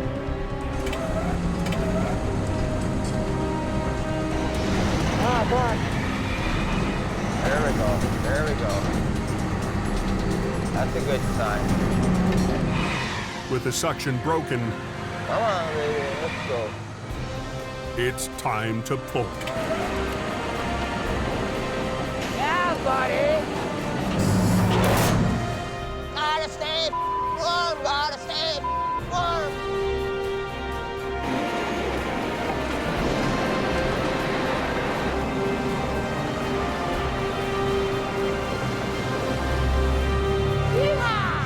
I think we got us a fish, boys.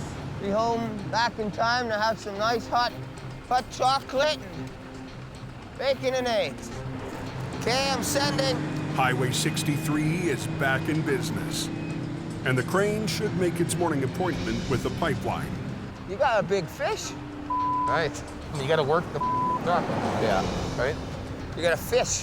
What it is. I am a little bit concerned with Colin. He's just kind of hold the lever on, and if it doesn't come out, then he's kind of buggered. Like, I don't know. I'm a little bit worried about him, so. I'm a no-bull guy, and I make the right decision that needs to be made. I don't have to even second guess it. But guys like him, they're looking for somebody to tell them what to do. If you can't make that decision, let's go. We'll work for somebody else. We're paying for the rent for this one.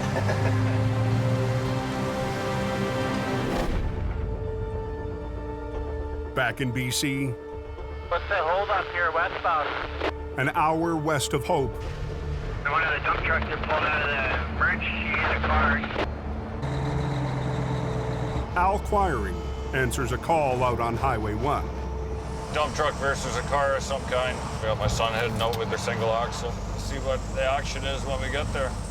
Like Jamie, Al is teaching the family biz to the next generation. First real MPA with my dad.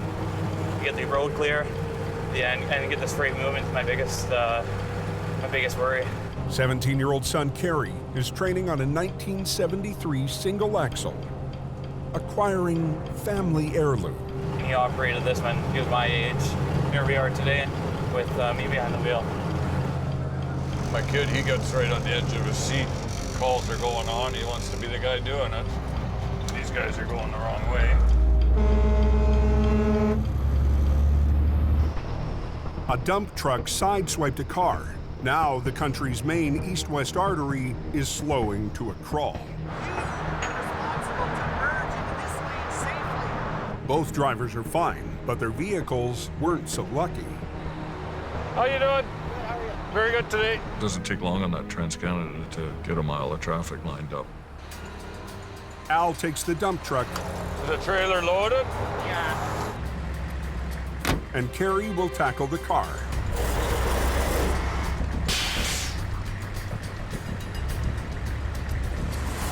Oh, yeah. The crash has broken the wheel and shredded the tire. Well, the tire's off completely. I just have to pop it off. Why don't you just pick it up with the wheel lift, tuck it in and drag it? We're not into tire repair here, buddy. We're in the lane opening business. You want to be the tow truck guy? Come on, pal. Run, run, run. He's green to the business. Want to make sure he's doing everything all right. We got to, progress with keeping that road open.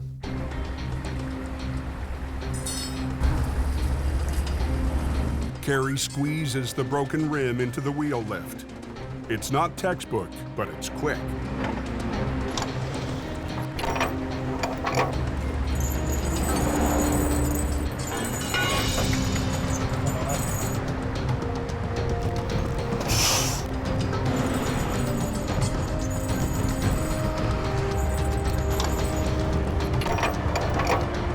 Let's roll. 20 minutes in, Carrie's got his first job on the hook.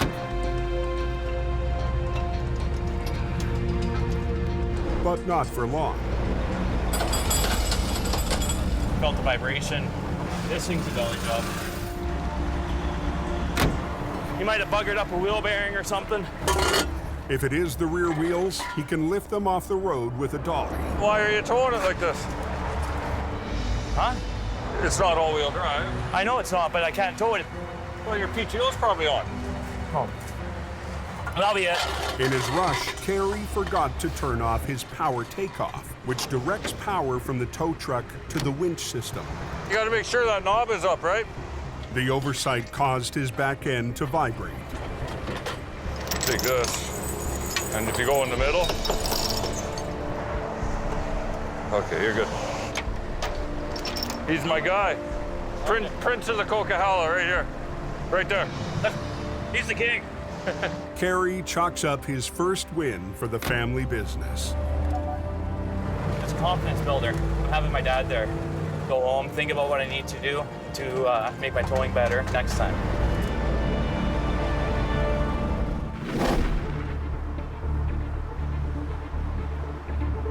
Oh, the highway was just grease, eh? Oh yeah, there's like 3 inches of ice on it. 2 hours east, high on the coast. Somebody had an accident up there somewhere. There was a car, and then there was another one. Black pickup. The guy's in the ditch. Get somebody up there right away. Jamie's already on the coke in one of his quick response trucks. There's multiple car accidents up the hill here right now. We're gonna get up to these scenes, find out what's going on, and then we can call whatever resources we need in there. Accident. Ooh. They okay? 2 cars spun out and hit each other on a curve near the Porsche chain-up. 200 yards up the road, a pickup truck went over the bank in an unrelated accident. You okay? Fortunately, no one's injured. I'm a little nervous that somebody might get hit here. This is a bad corner. When I see all these people wandering around on the highway, my first instinct is I have to protect the scene. I have to create a buffer zone. I see. See the speed these guys are coming around the corner? Crazy. There's people flying by you, and it's a bit of a blind corner. I'm scared. And when I'm scared, there's a reason for that. We gotta get you off the road. If they're kind of drivable, we should just pull them off the road. And Anything to get into a locked car? Locked car, I habitually lock when I open the door. So this one won't start? No. One of the guys locked his keys in the car. One car won't run, so I have to wait for a tow truck no matter what. Dispatch. Yeah, I want you to roll everything you got there, every truck. Ambulance, just pulling out of Hope. There's a rescue truck coming up that way, too. The pickup truck is away from traffic, Come in here. But the driver has been wandering the highway. Here, get in there and stay warm, partner. I'll turn the heater on. You're a little bit shaken up, eh? Oh, yeah. Yeah. He seemed a little worse than the other two guys. He's delirious, he's not, you know, focused. We put him inside the truck so that he can warm up a little bit.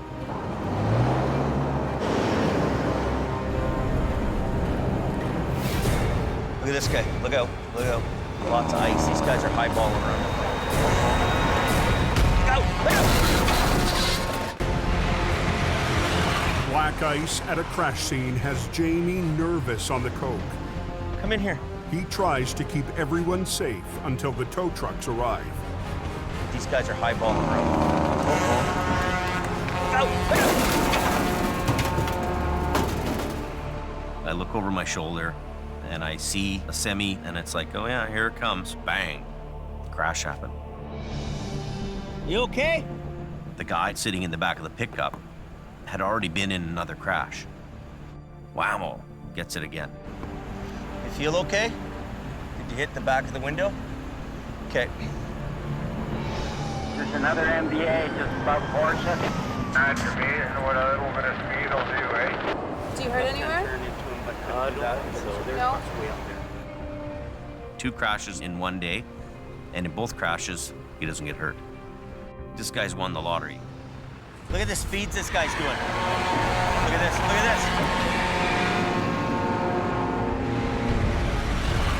this. I think everybody should get off this highway here. Crazy. The semi that did the damage is drivable, but not the 2 cars from the initial accident. We need more cones and accident scenes further ahead. Oh, here we go. This is one of our guys here. You have an unlock kit? If you want to unlock this guy's car. Look at the speeds coming around here, man. This is unbelievable. There's going to be another accident here. Look at the girls here. They're in a really bad spot. Amanda Shar. Leave it. I'm not putting anybody else, especially now it's getting dark. So. It's not safe. No. Good. It's sundown by the time the cars are cleared out. But there's still the pickup truck to recover. The job goes to Howie. Come on.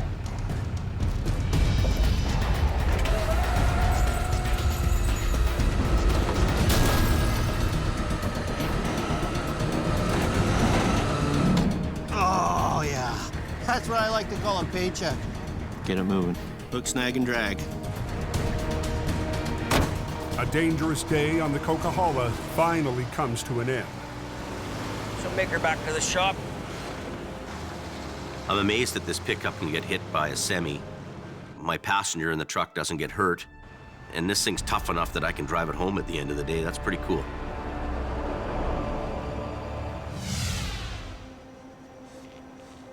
So it's pretty bad, this accident, hey, James? Doesn't that tell you how dangerous it is on the highway?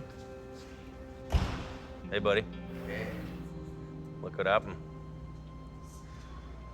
Holy What? I'm just blocking the accident. And the semi that's in this lane slides on the ice, give it one good hit, it went 100 feet. This could happen to you. The trucks aren't invincible, and you know, you can get smashed just like anybody else out there, right? We've all been teenagers, you know, we've all made mistakes, and we're still around to talk about it. But there's certain people that make mistakes and do the wrong things and aren't afraid, and they're not here. Nobody's gonna say, hey, oh, it's okay, Bran. You're the guy who's gonna pay the price. Well, I knew it. It's just, it's not worth the risk, right? Because risking it on that hill is just, it's not worth it. That's the lesson. That's the message. Yeah. You hit a home run right there. Yeah. In 1 second, it can change. It can all end. And that's just how it is on those highways. You're getting it, right? Oh, yeah. Trying to, at least. Trying to. It's starting to add up to him. That's what impressed me the most. He's starting to understand what's safe and what's not safe. You need to learn this lesson too, right? In about 11 years. If you don't learn to be afraid, that's when you're gonna have a problem. You need to know to be afraid.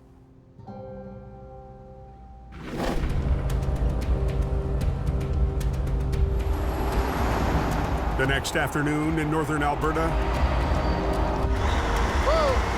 Adam and his crew respond to a semi in the ditch on Highway 55. The road is the entry point to Highway 881, lifeline to the oil fields. Road's blocked right now. This thing's loaded with rocks. The semi's cargo is 48 tons of gravel. Take this side off, run it down there. It's a tough pull for one truck and this little small one. You gotta work the both of them. The load is top-heavy. A bad pull could easily roll it over. We're run everything down low on this one. The plan is to position one wrecker at either end of the semi and pull it sideways out of the ditch. They're straining their winch lines to the max in the worst possible conditions. Cables snap easier in the cold, so you gotta watch what you're doing, how you're pulling, and really be careful. Yeah, this is dangerous. This time, Adam needs Colin to be delicate on the controls. These things are like a gunshot ready to blow off here at a moment's notice. Not a whole bunch, you're not gonna pull the whole world, right?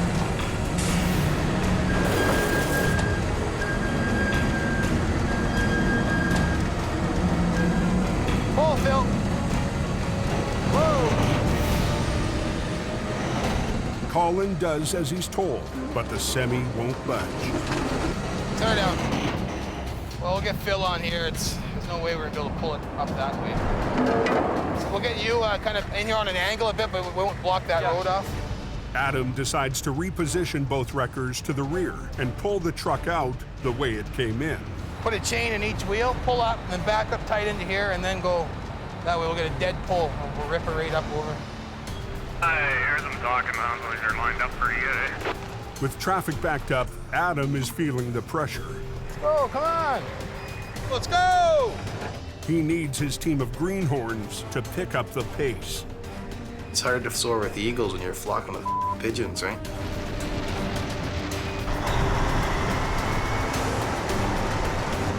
Good.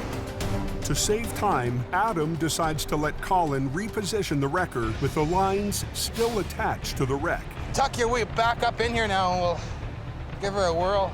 Colin has to be aware of the crew's position or risk tangling up Adam and Phil in his web of winch lines. Colin needs to be cautious. Other way, other way, other way, other way, other way, other way, other way. What was that you said? Back up, back up, back up. You're running a cable. Hey! Back up! There's guys that can operate wreckers, and there's guys that can only drive them.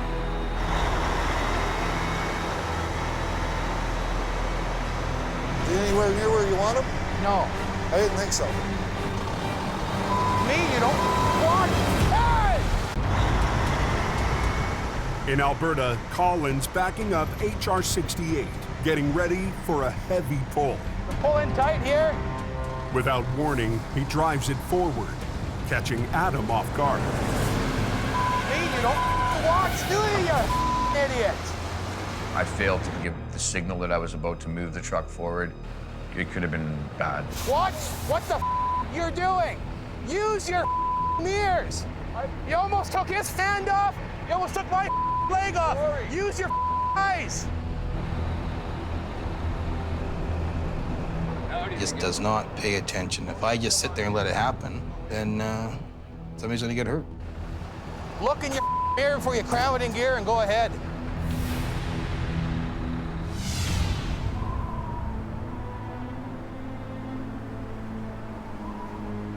What's going on out on the Coke? Yeah, there's a bad accident just seen here. Pickup truck went down the cliff into the creek. Catapulted right over the edge. Back in BC. Hell of a long way down.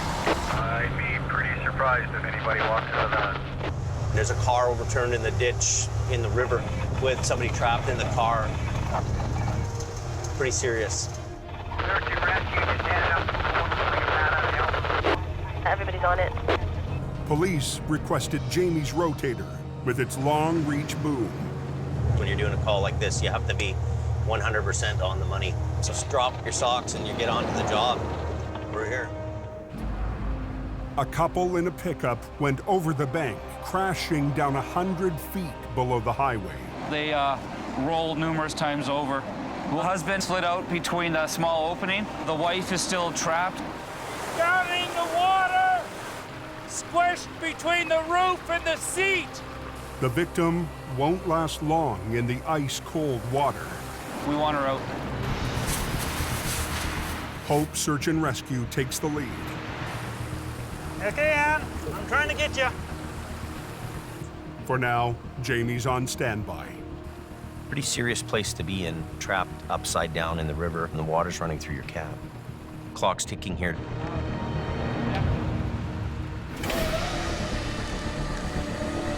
Watch yourself. Yep. In northern Alberta, Adam's under the gun to clear a 48-ton gravel truck from Highway 55. Careful, holy. A lot of weight there. For 2 hours, they've been in a tug of war with the top-heavy trailer. This can go to the rocks, so it can go anytime. Let him catch up a little bit. Hey, hold off, let him catch up. You have to work together. There's more to it than just holding the lever. You gotta look.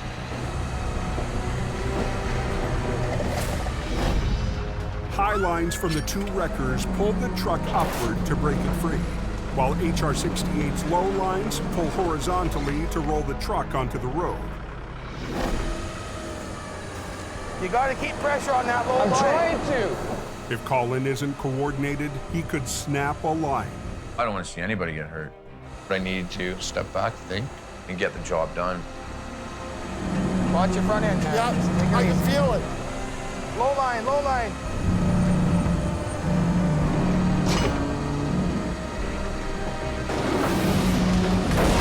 Whoa. It's almost tipped over on us there. Man. It's the second failed pull, and Adam's running out of options. Get off your blocks there. Get on that side so we can pull it over. He repositions Phil's lines to pull from a lower angle and prevent the truck from tipping. Get this failer up on the road, then we got it made. Keep going higher. You know, pull on the low one, lift with the left, and then pull on the right? So you gotta break the suction and then pull, break, pull, break, pull. All you gotta do is just get one end up to break that suction and the rest follows. Pull just a little bit more.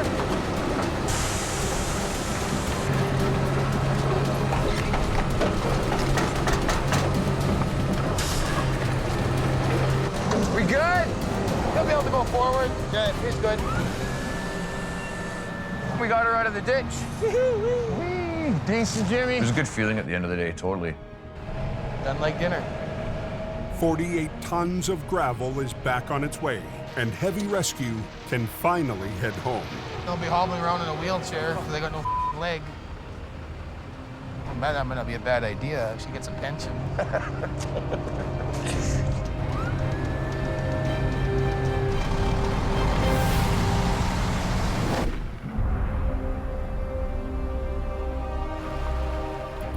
Back in BC, as daylight starts to fade. I know, I'm scared too. A woman is trapped after her truck hurtled down the embankment. I need extrication equipment, cutters, spreaders. Right now, she's conscious, she's breathing, scared, cold. It's getting darker every 5 minutes here, it seems like. It's gonna be black before you know it. Darkness adds time to everything. Her opportunity of survival is gonna be reduced. We need to shed some light here. Jamie deploys the Rotator's 54,000-watt light tower. That work there? The Rotator's cutting-edge equipment. We can light up a scene like a baseball field. If you're the person that's down in a river and you're trapped there, having a little bit of light, you notice the difference. Looks like they're coming down now. Okay, your hand, watch your hand there. Get down a little bit more.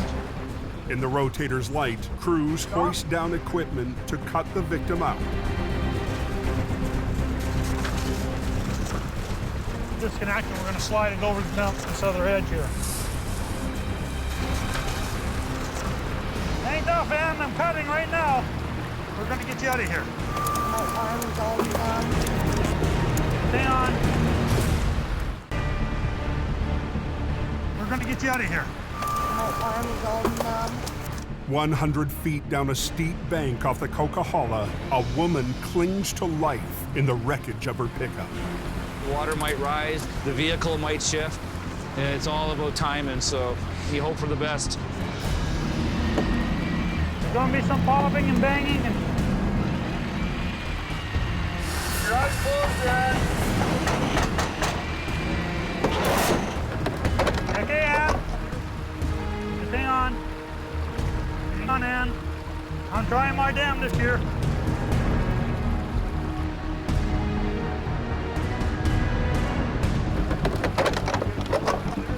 Hang on.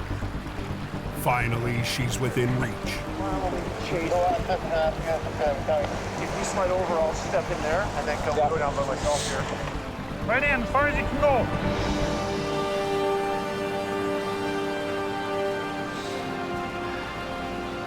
Tell them to get the heat on the truck high. The woman's suffering from hypothermia. They've got to get her to the hospital fast. This is what you would call a technical rescue. There's special rigging and gear that has to go into this, and it has to be done right. We need a rated anchor point. It's got to be something stationary that's not going to move. I can give you a strap around the axle. This is where they're going to attach into. At this point, bringing her up is treacherous. It's really cold, -10, -15. Over 15 now. Nick was over here. Rope. Okay, ready?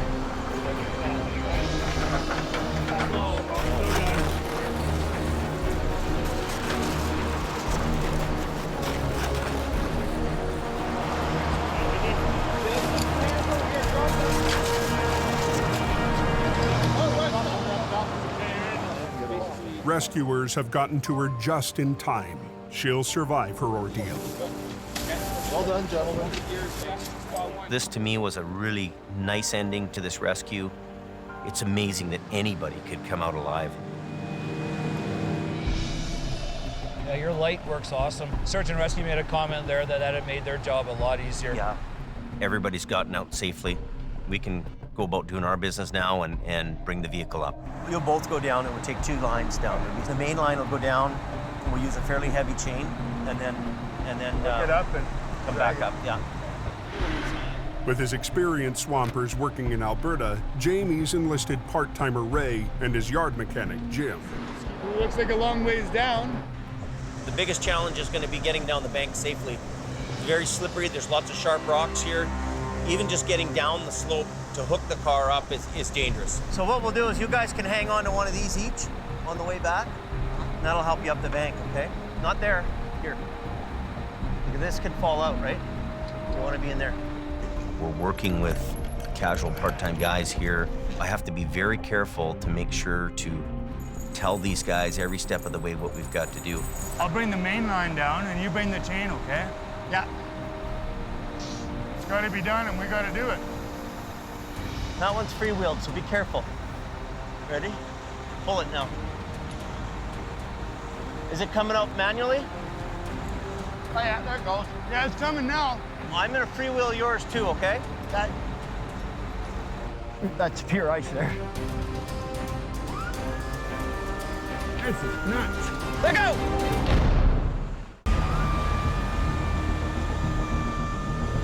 This is nuts. On the Coquihalla, stand-in swampers Jim and Ray scale down a 100-foot slope toward a wreck below. Okay. Yeah. We're here.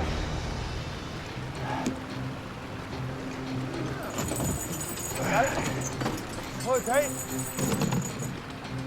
That should be good. Is it all tightened up and the chain on? You get a good bite around the axle there? Yeah. Small lines underneath? Yes, sir. Traffic is already bottlenecked, and it's about to get worse. We're gonna shut the highway down so we can move around and not worry. This bank is so far out, we wouldn't be able to lift it. Not enough reach. That's pure ice there. Jamie will have to drag the wreck 60 feet up the slope so it's close enough to lift. We're steering around these big rocks. You know, if you hit a big rock, it's going to be quite a hard thing. 2 years ago, Jamie tried a similar move.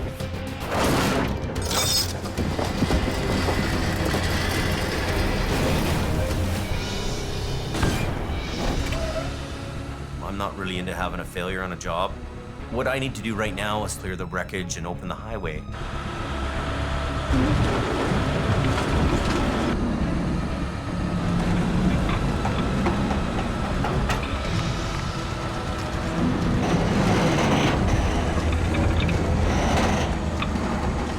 It's right on a big boulder.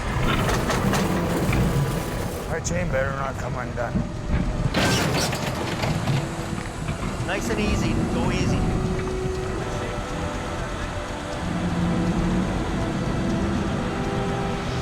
Bring it up over the guardrail. Not much left of that thing. It's amazing that anybody could come out alive of that truck. You know, their car's totally destroyed, and, you know, they walked away.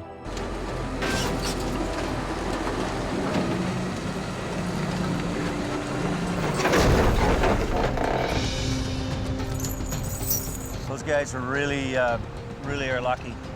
We're gonna move this to get the highway open. They'll hook that up from the front end and he'll be gone. Okay, coming. 4. That's fair. 6 hours on the scene and the road is finally clear. It wasn't the biggest job of the season, but it might just be the most important. It's not always about the money, it's about being there to help people. Well, there's a satisfaction in that you'll never measure in dollars.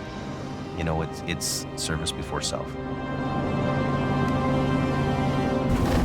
Next time on Highway Through Hell.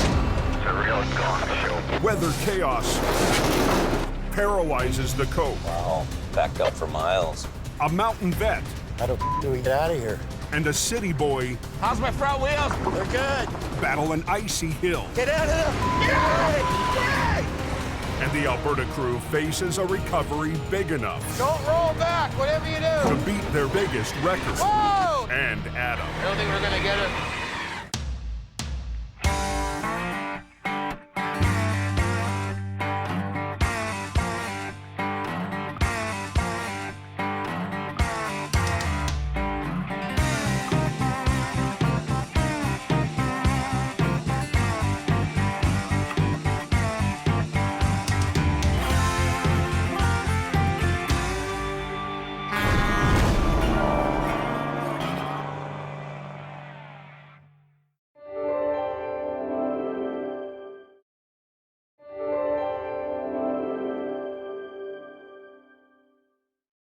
This time on Highway Through Hell.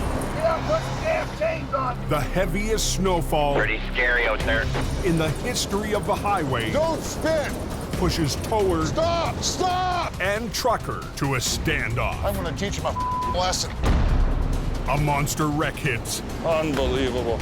at the height of the storm. And Brandon faces off Finally showed up to work.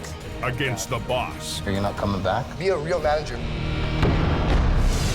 On the Highway Through Hell. The last line of defense is a heavy rescue team ready to tackle any disaster. Because closure is not an option.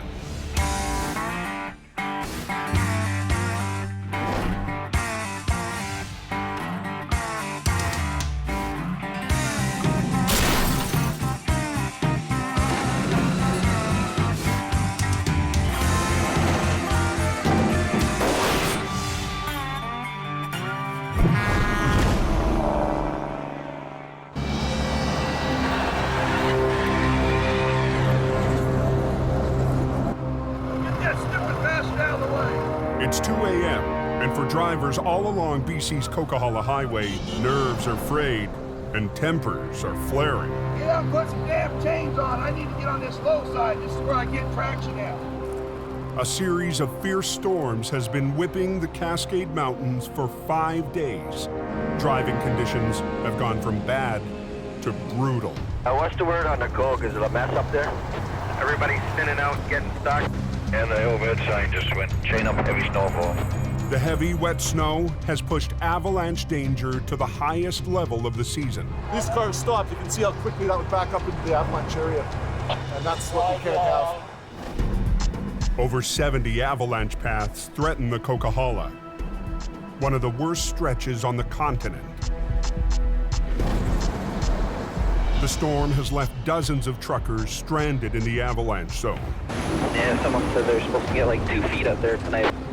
Yeah, I hear it's coming. Drivers up and down the Coke want one thing. Pretty scary out there. To get off this road before things get any worse. Well, it's backed up probably about 2 or 3 clicks by now. Tow truck's backing down the hill. With the bulk of Heavy Rescue's fleet in Alberta, Jamie's competitor, Al Quiring, has the run of the Coke. Hang on to your hat. We got absolutely zero visibility going backwards here, but we got to hustle down there and get the jammers out of the way. Tonight, Al's working along with his partner, Gord Boyd. I love mayhem. To keep the Coke open. They get stressed out when they're holding traffic up in the avalanche zone, so it's important we get down there quick. Al's son, Kerry, is riding shotgun. I got a student with me here tonight. Father-son bonding moment. I gotta grab hold of this guy. Kerry's getting his first taste of tow-ups on the Coke. Learning how to pull trucks up the hill and learn from the best.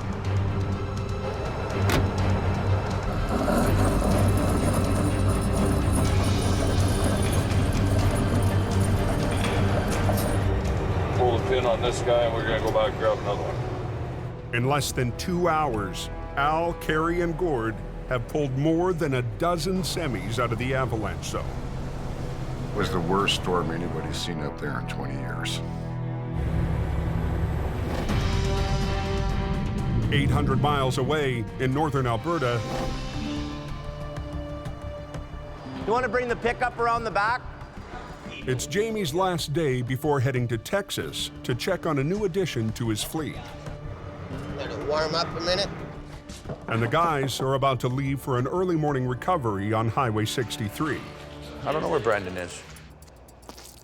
I don't know, from what I'm getting from this kid, he's about as handy as an ashtray on a motorcycle lately, so. I just don't really know what you're getting into. Like, it's the harshest environment I've ever seen in my life. Yeah. 2 weeks ago, Jamie gambled that his stepson was ready for the extreme conditions in Alberta. Your mommy isn't around here, right? No, I know. But Adam had his doubts. It's minus cold. And so far, Brandon has hit some rough road. I'm gonna buy some heated boots, man. Oh my God.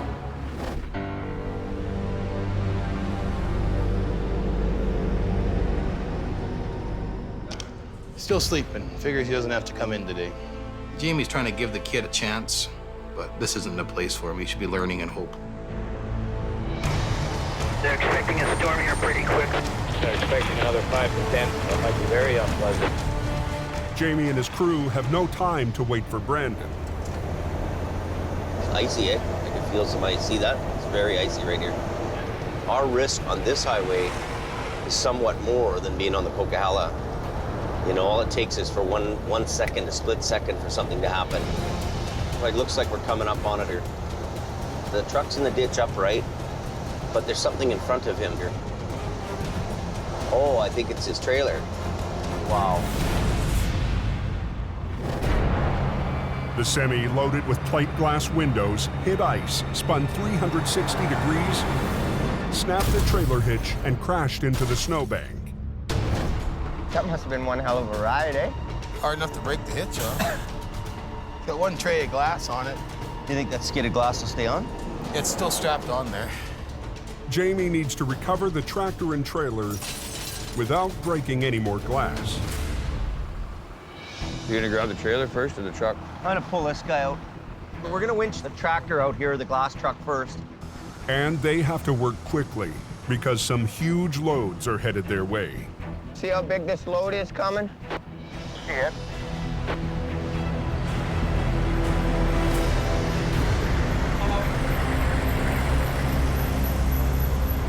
Look at that. That's like having an apartment building drive by you. It just blows my mind every time. Makes a rotator look small, eh? Yeah. There's 4 wide loads altogether. 2 more are coming out of Boyle. And they're as wide as both lanes, so we told them we'll just not be in their way. Wide loads are very, very expensive, The equipment that's being hauled is going to huge job sites. Basically, they take priority over everything. The crew only has a narrow window before the next wide load. We're under huge pressure to get the vehicle out of the ditch and get off the highway. We want to get that in the forehead. So I'm just gonna put these in a big long loop, put the big hook in the middle of both the loops. Okay. So I'll back up, and I'll get in here and we'll get hooked up to it. How's we do that Yeah, first? at least you can drive up to the service road right there. Yeah, okay. And then you can call a tire guy. Yes, sir. I like it when you're the boss and I'm not. Working out. Brandon down here now? Coming right here. Okay, let's go. Grab your sign, let's go. Got the traffic block? Yeah. Okay, I'll pull up. Let's go here. I hope they know we're on the way. I'm not stopping. Hey, we got the other wide loads coming right now. One of them super maxi loads is coming. We got to get off the road. Here he comes. Go ahead, yeah, up here. Just go down to that, pull out over there. Tires, big cut in it. I'm gonna get off the road.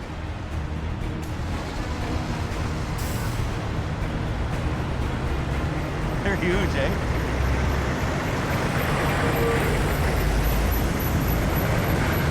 He's kind of slowing down. You don't see that on the Coquihalla. The truck is out of the way.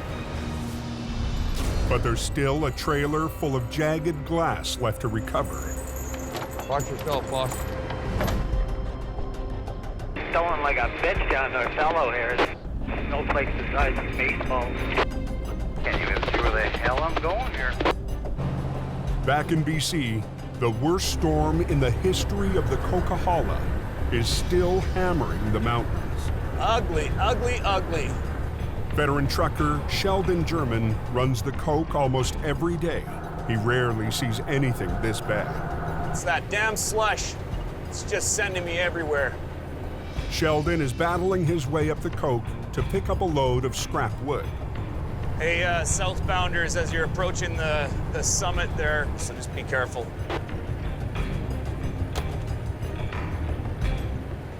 The four-wheelers are doing the Indy 500 southbound. They're just rushing to the pileup party. CVSE, Bucks Canyon, Overheating. Road manager Richard Enns has his maintenance crews working overtime. Around noon, it's supposed to ramp up considerably into the heavy. His biggest concern, a heavy layer of wet snow growing deeper by the hour, increasing the risk of avalanche. We had that prolonged dry, cold spell there, so we got significant icy crust, and then all this fresh snow sitting on top of it. Storm is going to persist. At the Coke summit, Al and Gord are catching their breath after a long night of tow-ups. But it isn't long before duty calls again. This time, 2 spun-out semis blocking a snowplow. One of the stuck drivers is claiming that he doesn't need a tow. Okay, I'm gonna send Al or Gord down there and motivate him. Sounds like we got a problem on the hill.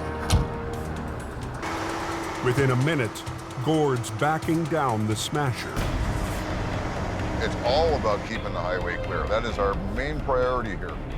Because when these guys are all stacked up on the hill like that, the plows can't get through. And if the plows can't get through, this hill will get ugly in a big hurry. I'm here at the request of the government to keep this highway open.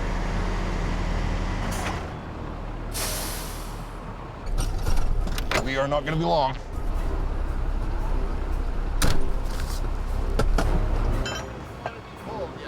What do you mean he doesn't want to be pulled?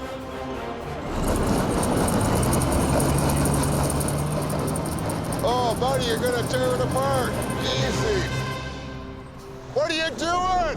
Don't! Stop! Stop! Stop! It's not working, buddy. All you're doing is digging holes. Don't spin. You should know. What are you doing? You're gonna tear a driveway and wind up right on top of this guy. And you're blocking a highway. You want to be a hero, pal? You. You're going up hill whether you like it or not. Not only are you getting pulled up the hill, what? You. I have the authority. I've got the government giving me the authority to move you off the hill. Stop. It's not working, buddy. On the Coke, a trucker is refusing a tow. Drag him up the hill. Gord is authorized by the government to move anything that's blocking the road. Not only are you getting pulled up the hill, what? You. I have the authority. I've got the government giving me the authority to move you off the hill. Hey, you, get in the truck. I'm dragging you up the hill. Want to bet? Want to bet?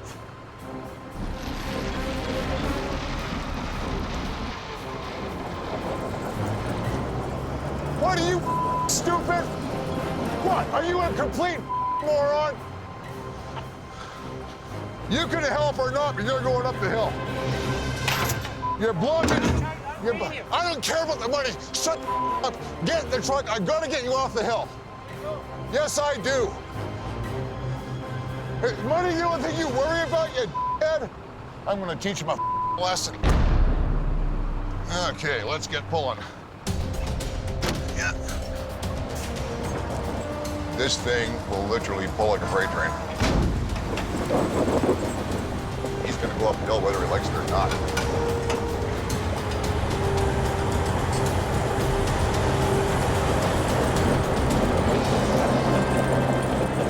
Got this guy lifted out. Welcome to the party, Gord. You just wrap the frame? In Alberta, with a storm on the way, Jamie and his crew rush to flip a trailer loaded with glass. Last one is the loaded Freightliner with stuck in the back. The big loads are passed, but the danger isn't. Roads are icy and it catches people off guard because they're clear. You know, we've had more near misses on 881 and 63 than we've ever had in BC. And then Brandon, after that truck goes by around the corner there, hold yours, okay? This is a whole new world for Brandon. I'm just scared of the potential of him getting hit by a semi. I don't want him getting killed on this highway.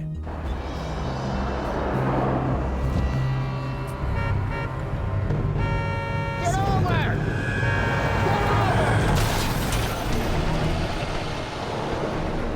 Hit the pickup. Did he hit it?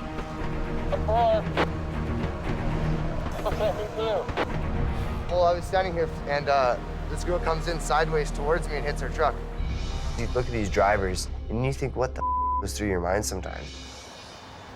People. I just about lost it. Scared the absolute bejesus out of me. You gotta be extra hyper cautious here. The towing gods aren't always there to look after you. That was crazy. Can we run some line out here? We're gonna pull this over with the glass on it, and hopefully the glass will stay. Maybe. Any issues with the glass actually coming off, do you think? Oh, yeah. Really, eh? Heavy rescue needs to ease the load over. Shattering more of the glass could be costly for the customer and dangerous for the crew. Watch yourself. If that falls, they're gonna be wearing it.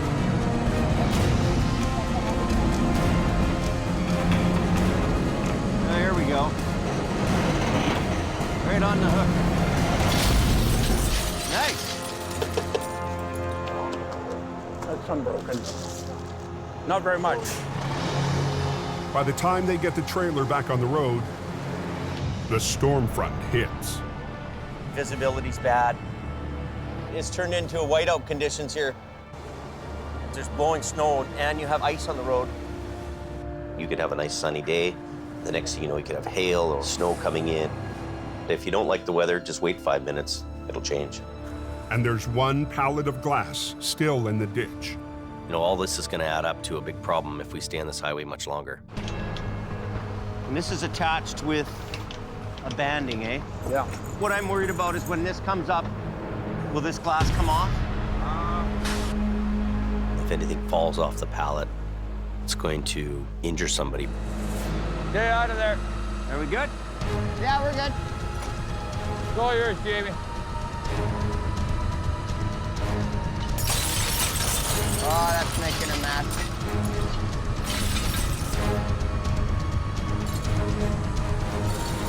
Don't want my hand in there. I don't want to lose it. Just stand back in case.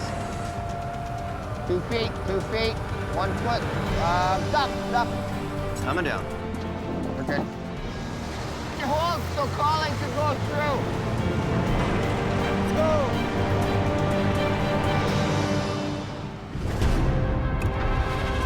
Yeah, sometime tonight it's supposed to get another 25, I heard. Back in BC, snow is still slamming the coke. Snowing pretty heavy. You just can't see the roof. It doesn't take long in the mountains to accumulate a couple of feet of snow. After a nerve-wracking day on the roads, Sheldon is faced with a white-knuckle return trip home. We were starting to get into the Avalanche areas here, and look at where the plows have been piling it up. It's almost as high as my truck. I had my eyes open the whole way down. For the past 5 days, Al's been running flat out to keep the avalanche areas clear of spun-out semis. Running into some reduced visibility down to nothing with the blowing snow. The last thing he or anyone needs is a major wreck. It compounds, and once things start compounding, boy, woo, this place becomes trouble. Just before midnight. Yeah, there's a bad accident just seen here westbound on the Coquihalla. For a rough night. Unbelievable. In the middle of record-breaking snow on the Coke, Unbelievable. Al Quiring is first on scene at a massive wreck. Coming out here, it was down to like 30 feet visibility, and then right down to 0 visibility. In blinding conditions, the loaded reefer truck slid down the bank of the center median. With the weather getting even worse, Al makes a decision. Yeah, no good visibility tonight, unsafe to recover. This guy is, like we say, he's on ice. Whether we tow it or not, doesn't matter. The truck is safe. Missed all the fun in the snow. How are the roads this morning? Oh, a little slimy. And did they ever get a dump of snow there? That's unreal. The next morning, there's finally a break in the string of snowstorms that have been pounding the Coke.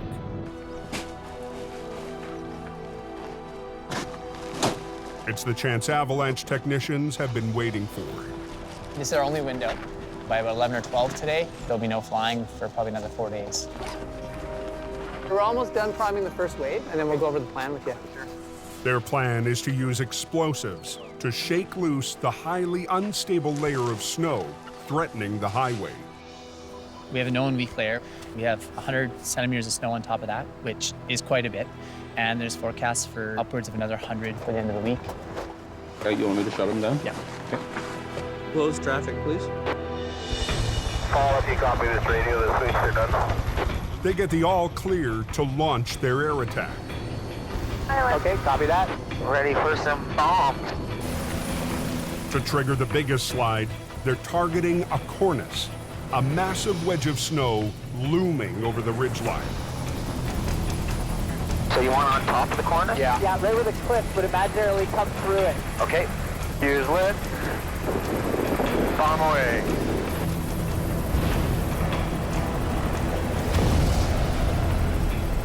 Bomb away. Bomb away.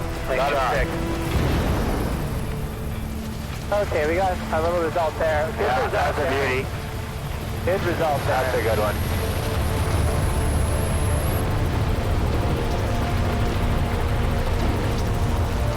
That whole side came off, eh? Yeah. That was a very good result, guys. on. So we're looking for. With only a few minutes of road closure left, the heli bombers head for the summit. This is a pretty big constant here. Use left. Bump away. Oh, this goes good. Oh, but the bump's stuck. Go away. Oh, come on. I don't think we're going to be moving now with these little shots, Paul.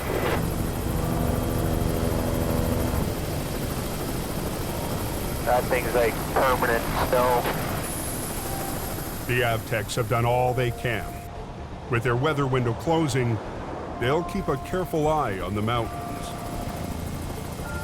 With tonight and tomorrow's storm, we're really gonna have to watch that one spot. 2,200 miles south in San Antonio, Texas. We're gonna basically take you through the plant and show you the entire assembly process. Wow. Jamie's at the Toyota truck plant to pick up a couple of pickups. Another addition to his fleet for his quick response program. I'll just go there and touch it. Is that okay? Yeah, that's okay. A pickup is no different than a wrecker for me. So that gets put on right now. Well, I travel all around the United States or wherever I need to go to look at the equipment. And we use them for traffic control. We use them for fuel delivery, service truck. Oh, okay. It's really cold there, and people can actually die if they're left out on the highway. So if we have a customer waiting for any reason, we'll go out in the tundra and pick them up and bring them in. We're touching it before it's built. I want to know what that pickup looks like. I want to know how they build it. The engine and the axles and the frame are all coming together. So the cab's coming from overhead. We're bringing the frame in here, and we're going to marry the two together. Okay, all pin, eh? Yep, yeah, here you go. Wow. In a matter of seconds, you know, a frame becomes a truck. Beautiful. There you go. So is there a red one coming soon? Pretty freaking cool. Back in BC, the wreck that Al discovered last night is still in the ditch. The tractor and trailer is flipped right over. But Al's too busy with pull-ups to tackle a tough wreck. Doesn't bother me in the least. I'm not taking it on. I'm okay with that. It's a perfect recovery for Jamie. And even though he's away, the wreck is still going to a Davis. He's gone. He's in Texas, isn't he? My brother Jason is a hardworking guy. He's very attentive to detail. You know, not as good looking as I am, but he's a great guy. It's not very often that we get an opportunity to upshow Jamie in his own territory. Probably would have scooped us on this one anyway if he was on it. Jamie and Jason ran a heavy recovery operation just outside Vancouver before Jamie moved to Hope. That's your cousin. With her matching rotators, Jamie and Jason have tackled some difficult jobs together. Okay, pretty soon I'm gonna have to boom out, Jamie. Hold on. But Jason isn't used to jobs like this one. The wreck is not on the roadside, but down a steep, snowy bank. Wow, it's in there. The severity of wrecks that happen up here isn't an everyday thing for us down on the coast. You gotta make sure that you take enough equipment, enough personnel. What kind of stuff am I taking out? Jason has brought along some extra family firepower. We want that one at the back of the trailer. My daughter Mattia is 16 years old. She drags all the heavy gear, chains. She wants to be one of the guys. We're going from somewhere around these bogies. Okay. I was always a tomboy, jumping off things, getting hurt, cracking heads open, breaking collarbones. I just can't imagine not having it in my life. 50,000-pound pick. Wow. The heavy load has shifted onto the thin trailer wall. If it's gonna be too much, it's gonna start crumpling. Jason would like to unload the trailer's cargo of frozen food, but the client has a different idea. The customer is adamant on us bringing it up with its load intact. But that comes with a big risk of wrecking the trailer. He's just too far away from the road. He calls on his big brother for some advice. It's got a 15 to 18% grade here. It's almost vertical, the ditch on the side, eh? If I pull, it's pulling right through the trailer wall. It's not that strong. And that's gonna expose everything that's there. There's a 70% chance it doesn't work. thought after that discussion with Jamie that the only way we're going to get this vehicle out was with the crane. A 75-ton crane with a massive 130-foot boom. Even a rotator and a tow truck, you would not be able to get that vehicle upright and out of the ditch. Where do you want the crane? Where do you want me to pick? Jason and the crane operator have to find the best position for the lift. You're going to pretty much be taking the whole lane. But space will be tight. Highways will only let Jason close one of the 2 lanes. With the avalanche threat, it's too risky to have heavy daytime traffic backing up on the mountain. Do you have to stick your outriggers out that side? I can go halfway out that side. You got a semi coming through soon. They have just enough room for the crane's outriggers, but there's a problem. His swing out to the side, too. The crane's counterweight sticks out more than 13 feet behind the cab. If he's 90 degrees, we're shutting down that whole other lane. So you're not going to get that lane. Well, let's see what we can do here. They need the crane to reach the wreck without swinging the ballast into the second lane.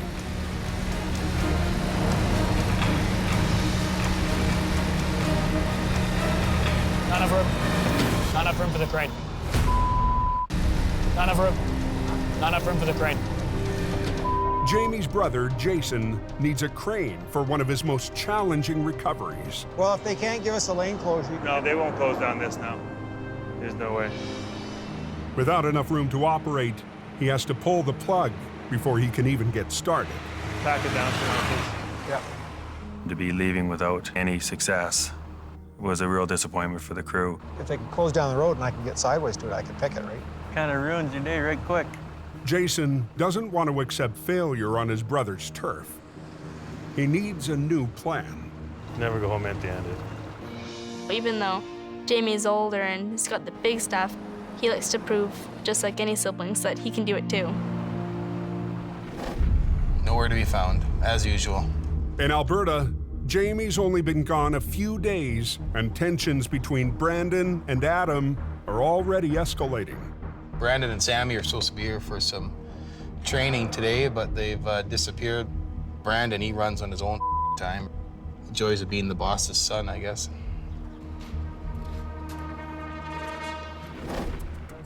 It's freezing, holy. The flagging crew hasn't had much downtime. First time for a long time, I'm going in the ice. It's been a while. Brandon's tried to enjoy any break he can get. I do literally anything and everything thrown at me. General labor around there, help on wrecks. I'm a Swiss Army knife out here. Okay, mate, go easy. I'm really serious about this company. I want to be a type of an owner in this business. Not just an employee, but maybe an employer one day, right? Oh, he gets it. I score! Get that truck out of the ditch yet up there? Back in BC, plans to recover a reefer trailer are on hold. Mountains of snow up there. As a new storm moves in on the mountains. Up on top, it's all compact. Larson is starting to get messed up. Common sense goes a long, long way on a mountain like this. Once again, Sheldon is headed back up the Smasher, and he's just heard there's a travel advisory. They're telling people to not go up. It's too risky. If you don't have to go, don't go. Take another road. The flaggers are out of their truck in Sawaka, so they must be staging. They're pulling us into one of the chain-up areas. Conditions are so bad, flaggers are limiting traffic on the hill. So we're just gonna let them go 2 at a time and spacing them out just for their safety. Without staging, a traffic tie-up behind an accident could leave hundreds of drivers exposed in high-risk areas. Turns into a gong show pretty quick otherwise, eh? Phone call was made at 9. Yeah, I don't know where he is. Back in Lac La Biche, it's mid-afternoon, and Brandon still hasn't shown up for work. Hopefully he gets here soon. And you don't like him when he's angry. All the off the wall. Like, these tables should be cleaned off. Take his old junk home with him or something. Kelly Davis, another of Jamie's brothers, is a long-haul trucker passing through town. He understands Adam's stress. He just wants people to do their jobs and be professional about it, and it's a hard go for him. I shouldn't have to constantly phone Brandon and chase him around. What are you doing? You know, the guy sleeps in till 11 o'clock every day, and I brought him up here, gave it a try. It's not working out, so he can go back to Hope.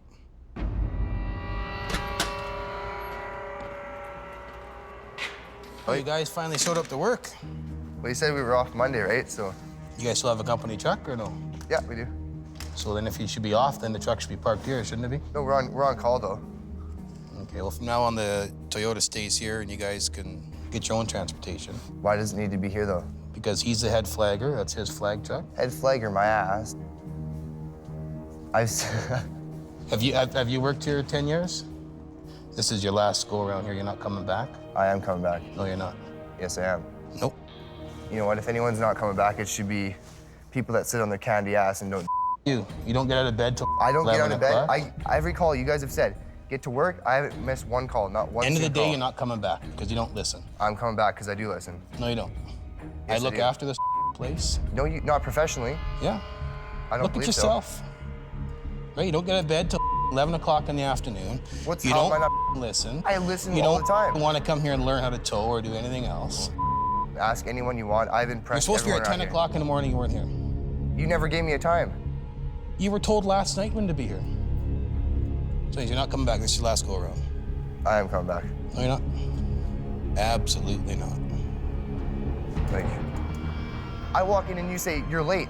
What the am I late for if you don't give me a time? How can you be late with no given time? This is unreal. I've done really well here. Yeah, you it is. can anyone, ask anyone. Yeah, I know. I've done really well here. Oh, I know you have. You've done really good. Man, you need to learn, if you want to be a manager in real life, be a real manager. Listen here. Hey. You're supposed to be here at 10 o'clock in the morning. You weren't here. You never gave me a time. You were told last night when to be here. You're not coming back. This is your last go around. I am coming back. In Alberta, tension between Brandon and Adam has boiled over. I walk in and you say, you're late. What the am I late for if you don't give me a time? If you want to be a manager in real life, be a real manager. Listen here, Hey. Come on, that's enough. Out of here. Don't be pushing me around. Don't lay a hand on me. Well, don't lay a hand stop on it. anybody else. You get the out of my face. I'm making sure nobody gets hurt. That's not right.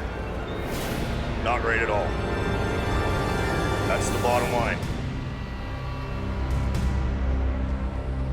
All right, let's just go.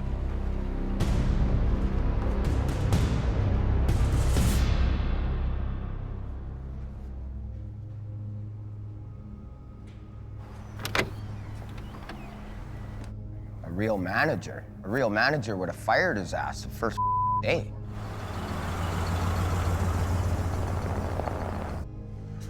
Hey, I didn't mean anything by that, eh? I don't. I just want to shake your hand. I didn't mean. I just. Yeah.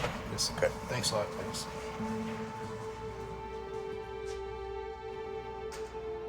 You got pissed off Brandon because he called me a manager. For that little say something like that.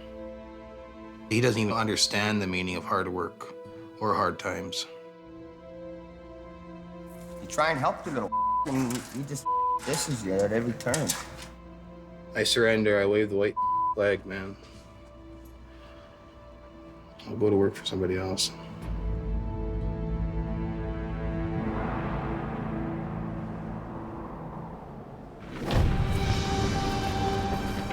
Which one did he chain, T? That one right there. The center? Middle, yeah. Just after midnight in BC, Jamie's younger brother, Jason Davis, is back for another attempt at the wreck he had to leave behind. Recovery was being done at night just in order for us to achieve the time that we needed. We have a lane closure today, which will allow us to stop traffic so that the crane can get enough working space. After yesterday's failure, Jason will take whatever he can get. I had to talk to Jason on the phone that night about that job. And he was pretty depressed, pretty down, and he was, almost second-guessing himself about how he handled it. I don't got much time, man. With more heavy snow expected, Jason and his daughter Mattia get right to work. I can get up over there and walk across. Where? Over there at the front. Well, go ahead. Just be careful, it's greasy. Yeah. It's quite a trooper, this young lady. I'm 5 feet tall and the snow is up to my head, but get used to it. Okay, you can pull it tight. As long as it stays in the hook, you're okay. Yeah, I'm just making sure it does. Okay, make your way. Jason gives a careful test pull with his rotator and sees a problem right away. This will bite into the trailer like that. That'll bite that trailer and cause a kink in it and weaken the trailer. It's only aluminum, it's very thin. And so you'll pull that strap right through that trailer and cut it in half. I would unload it. Customer doesn't want it done that way. So, basically we have to tell the customer, look, your success rate here is very minimal. Jason plans to use a crane hooked to a series of straps to help spread the load. The crane will then lift from the top, while the rotator pulls from the side. That's what we need him to do, is do the lift, and then we pull. The strap's got to go underneath and come up the roof, and then this way in order to create it to roll. This sucks. This portion of it sucks. Dig your hand right to try and get to the bottom. You want to get to the bottom of the trailer. Yeah, I'm on compact snow and it's on my face. You'll live. Snowshoe is applicable. Holy. At 12:30, the rest of Jason's crew rolls up.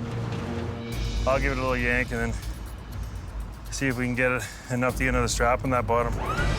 With his rotator, Jason pulls just enough to make space between the trailer and the snowbank.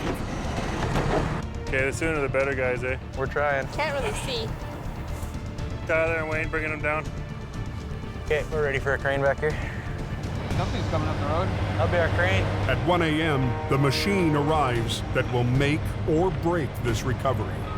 By the way, Dave, now what we're gonna do is get the crane to come in behind me, throw some more straps to support the load. Yeah, fold it.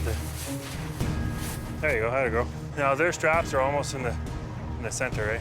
That's where you want me to That's be? where the load is. So how far out do you want me to pit? I want you to go right in the middle if you can. I'll get my boom out there and I'll tell you exactly what I can have. That's a long ways out. Like that's probably, what, 60 feet. The farther the crane boom extends, the less weight it can lift. I'm gonna put a stop on traffic, okay? I'll stop. Go time. Okay, Ralph, we're shut down, buddy. Swing over.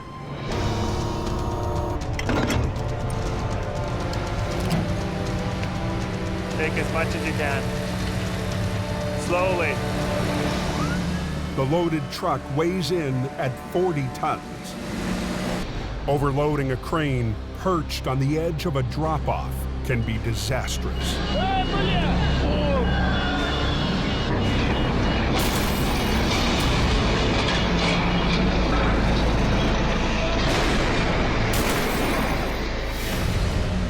Nice and easy, Ralph, nice and easy. Keep going. Hold it! If I create too much of a horizontal pull on the crane, it's going to skid. In BC, it's 1:30 a.m. For Jamie Davis's brother, Jason, time is running out to recover a fully loaded semi. Nice and easy, Ralph, nice and easy. Hold it, hold it, hold it. So are you loaded out right now? That's 27. I'm good for 22. The crane operator has extended his boom so far, he can only use a fraction of his lifting power. Hold it! Or risk pulling himself over the bank. It's this job. It has all the ingredients to go sideways. You've got a loaded trailer, a customer wants it uploaded, but the Davis boys don't give up. With a crane maxed out, Jason has to come up with a new plan. Stand back, guys. Using his rotator, he inches the wreck closer to the crane. We had to be over top of it in order to create the lift.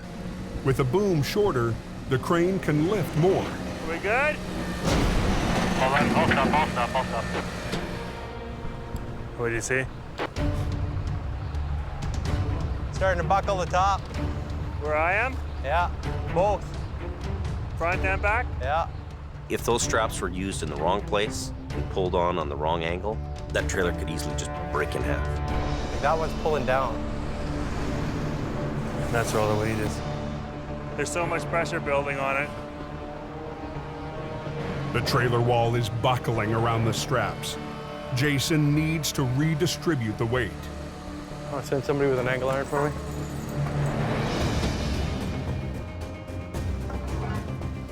Our aluminum angle iron spreads the load out of a strap.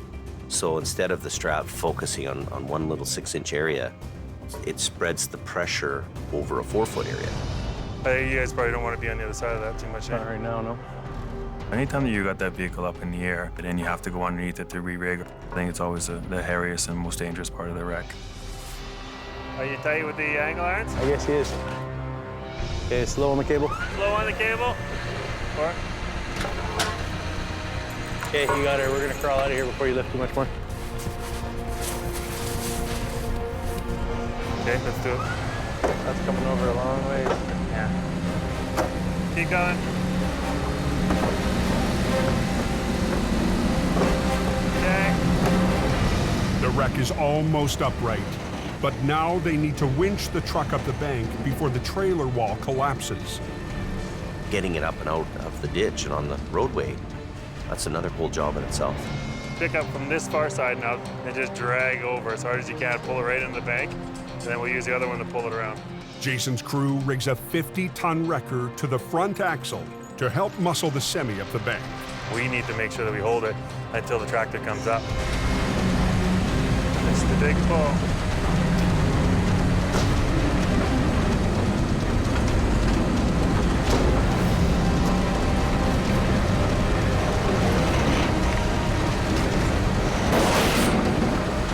They probably want us out of here soon too, eh?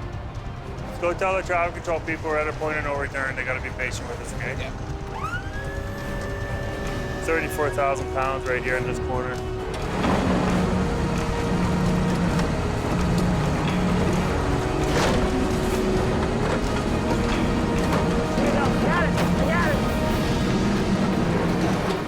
Yeah, she's out. Now we're at the home run.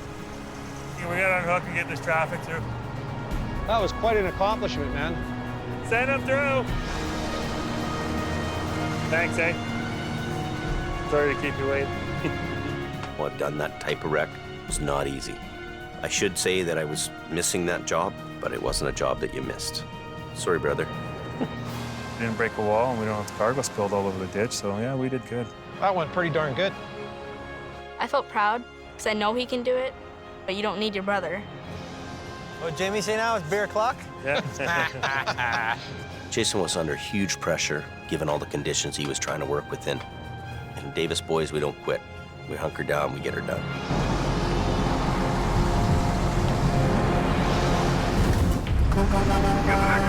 Next time on Highway Through Hell. We have a high avalanche hazard. Stay in your truck. An avalanche paralyzes the Coke, Nobody can go past. We're getting everybody out of here. pushing heavy rescue There's one fatality. to battle disaster in the canyon. And a tight space recovery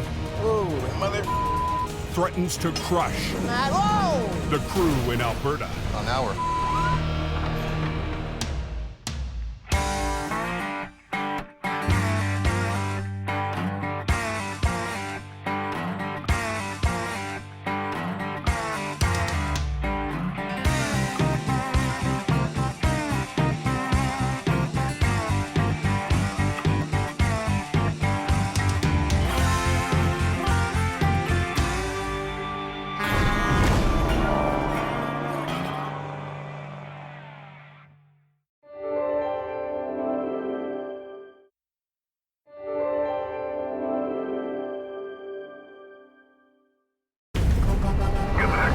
This time on Highway Through Hell. We have a high avalanche hazard. Stay in your truck. An avalanche paralyzes the Coke, Nobody can go past. We're getting everybody out of here. pushing heavy rescue There's one fatality. to battle disaster in the canyon. And a tight space recovery threatens to crush the crew in Alberta. Oh, now we're... On the Highway Through Hell, the last line of defense is a heavy rescue team ready to tackle any disaster, because closure is not an option.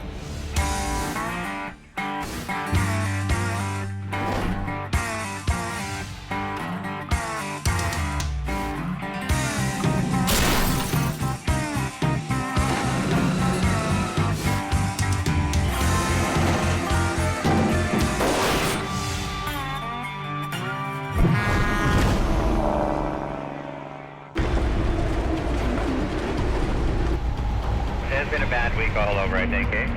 4 highways here, they've been taking a beating. All through the mountains around Hope, BC. I don't think it matters what highway you take anymore. It's going to be ugly up all of them. Drivers are struggling. It's bad, guys. After record-breaking snowstorms buried everything in their path. Is it supposed to snow all night, or what's the deal? Yeah, it's just crazy. On the roads, the plow crews keep up by working every piece of equipment around the clock. Cab lights go on?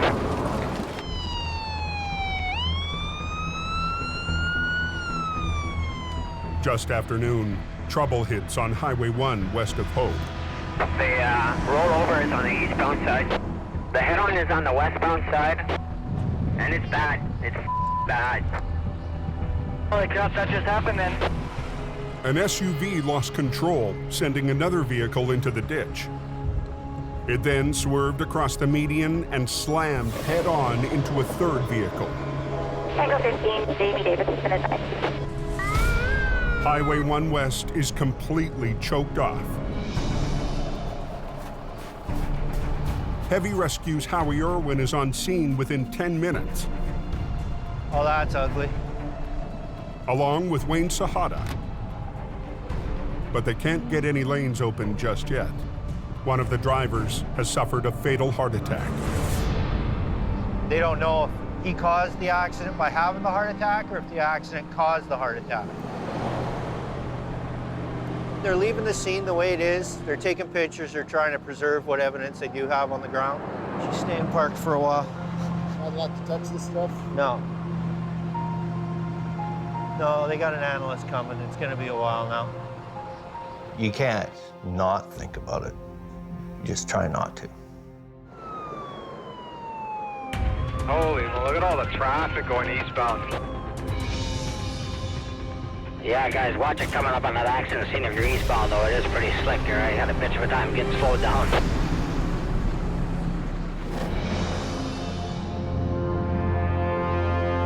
In northern Alberta, It's all off-road on ice, so.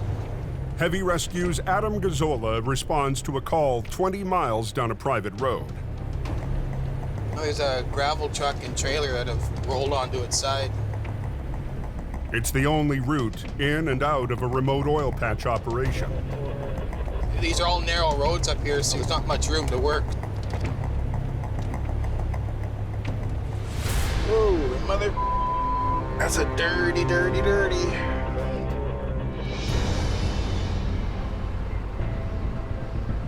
Closed here for a short time. Short time?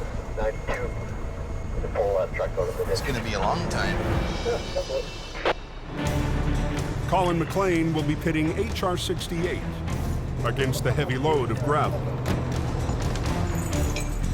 They're never really easy. You know, she's on a bit of a slope, still got a little bit of a load in it. We'll get our chains on it and give it a little tug this way, give it a little tug that way, and eventually she'll come.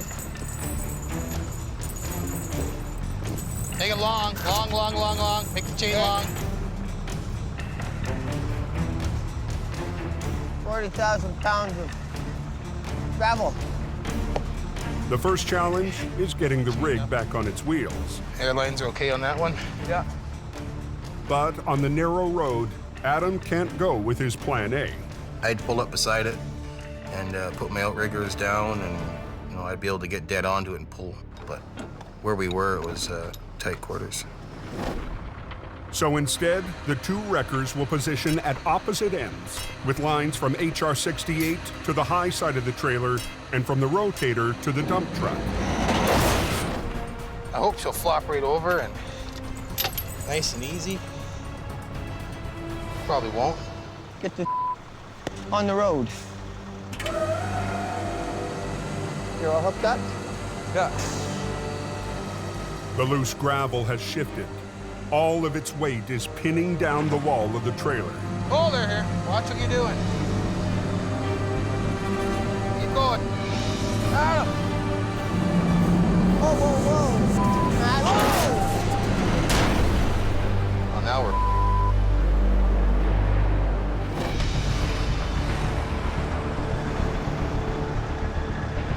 Are we good to go? Is that the deal? Okay, thank you. Back on Highway 1 in BC, Howie's finally got the go-ahead to start the recovery. Just drag it back. Are they welded together? After 2 hours waiting for the investigation, Let's go. I'm ready to go. I'm ready to pull. there are 3 vehicles to recover. Next driver, tell me why the westbound traffic is at a crawl. And Heavy Rescue is feeling the pressure to get the lanes open. So did they open that westbound yet, number 1? No, not yet. They're still working on pulling the cars apart. Good. Close quarters combat. You're in the ditch with them and you're sucking them out and getting them on the road and getting them moving. Try that. Suck it in, yeah. See you back at the yard. After 20 minutes, 2 wrecks are cleared.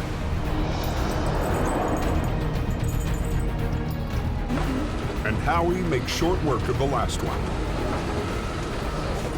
All westbound is open. But today, the snow and the work show no signs of stopping.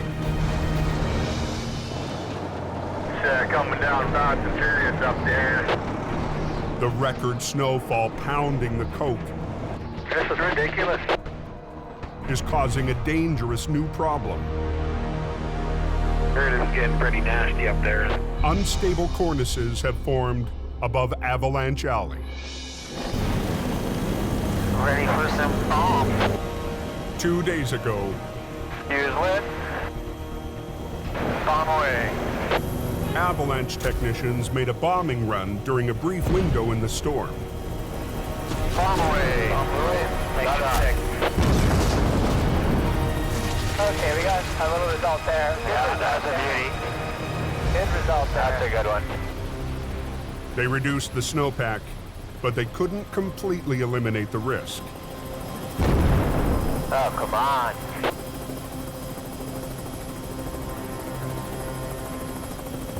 I don't think we're going to be moving now with these little shots, Paul.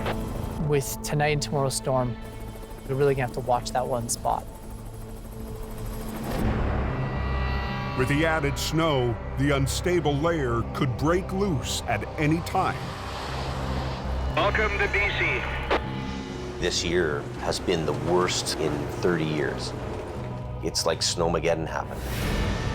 And most of Heavy Rescue's fleet is 14 hours away.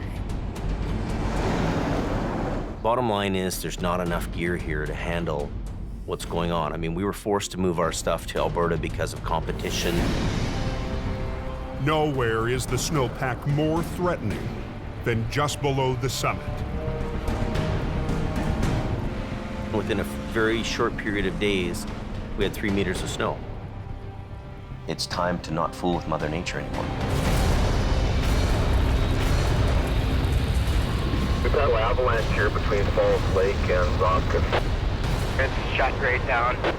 It's an emergency situation. You wouldn't believe how much snow is on that first hill out of Hope. After days of relentless snow on BC's Coquihalla Highway, Hope to get pulled up here before it snows anymore. the mountains have hit their breaking point. We've got an avalanche here. It's about 4 feet deep in the center lanes, and there is some tree branches in the mix. Highway Supervisor Richard Enns is first on the scene. Yeah, Highway 5 is closed. Avalanche up top. Don't come this way. Richard Enns has a huge weight of responsibility on his shoulders. He's the eyes and ears of what's going on around there. There's some tree branches in it. 10-4. Oh, that came from above.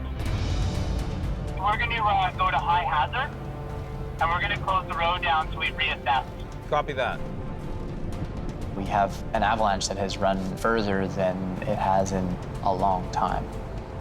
We have to expect some surprises. We need to recognize that maybe this won't be business as usual. Highway closed, or just nobody's going anywhere? It's closed for a while. At either end of the debris field, a long line of traffic sits trapped in the avalanche zone. When you have avalanches occurring, there's a high likelihood that there'll be more. Yeah, Pete, can you and AEL start turning around all traffic at Box Canyon and head them south? You guys in the plow trucks, you copy that? Widen out both north and southbound sides of the crossover there so that we can turn all vehicles around there? Yeah, you bet. But nobody can go past. Yeah. Obviously, we don't want anybody heading south into the zone. We're detouring everybody around and heading them back to Merritt. We're getting everybody out of here. Richard's priority? Turning around the traffic stuck on Snowshed Hill. We have a high avalanche hazard. We're at risk right here. Stay in your truck, close your window, and the tow truck's coming to get you. We will be U-turning everybody and sending them on their way.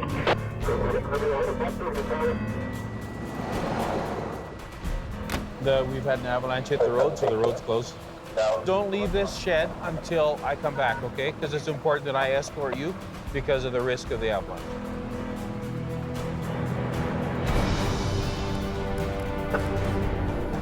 Now I'm turning the small ones around, and I'll get Gord to take these semis up to the top and turn them as up. Less than an hour, there's been at least another natural avalanche. Yeah, copy that. Yeah, turn around, follow me, thanks. Have to get them off the hill here. An accident waiting for a place to happen. Get the heck out here. Just gonna send these 3 small ones through, Leo. With the final blockage removed, Richard and his team send the traffic out of the danger zone. But the Coke remains closed indefinitely. This is a wicked mountain highway, and we've all run from that mountain with our tails between our legs. We all battle the mountain, but if Mother Nature wants to win, it wins. Watch yourself on these cables. In northern Alberta, heavy rescue struggles to flip a gravel truck and trailer that ran off the road.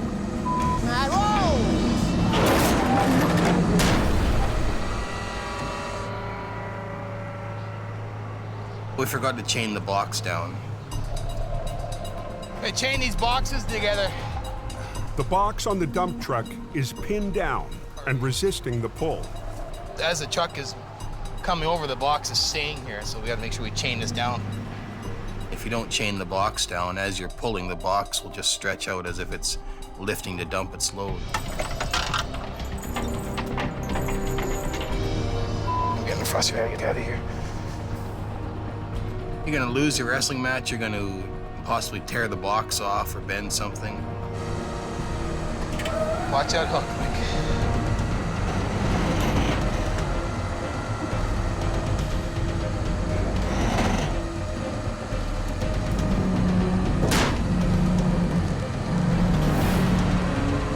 Go a bit more. Doesn't want to sit down. We got all that gravel on that side, eh? Yeah. I don't want to with it right now. We with it, it's gonna go over. Colin will reposition for a better angle, but first, he has to unhook from the trailer. Go down and get turned around as quick as you can. I was taking a pretty big gamble unhooking the one truck to reposition it. What do you think this guy does? Do you think he can do it a little quick, or? The gamble is we're gonna turn this thing back upside down again and lose all the work we just did. Possibly do more damage to it. I got this.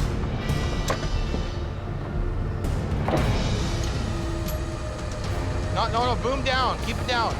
I can't see any of the wreck out. Don't worry about me. Just look at me. Just look at me. Hey, stop there. The trailer is out of the ditch, but not yet securely on its wheels.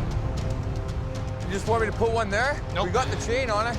Let's just worry about getting this thing sitting flat first. Yes. I was pretty concerned, right? I thought, oh, this thing's gonna go back over. A little at a time, right? Don't get greedy.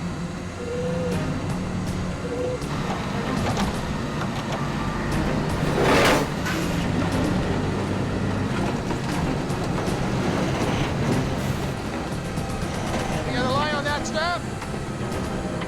I can't hear you through the foot. Your other line? Yes. That chain. Thank you.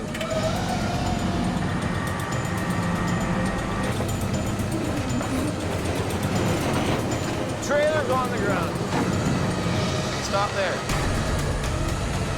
Adam does a final pull to get the dump truck back on the road while Colin holds the trailer box in place.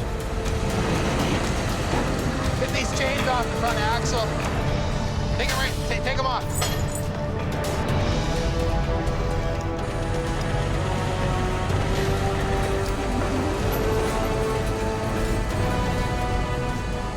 Yeah, take them all off. And that's how we do that. Yeah, we got the road open, and hopefully all them camp workers got to where they were going. Gives you some satisfaction.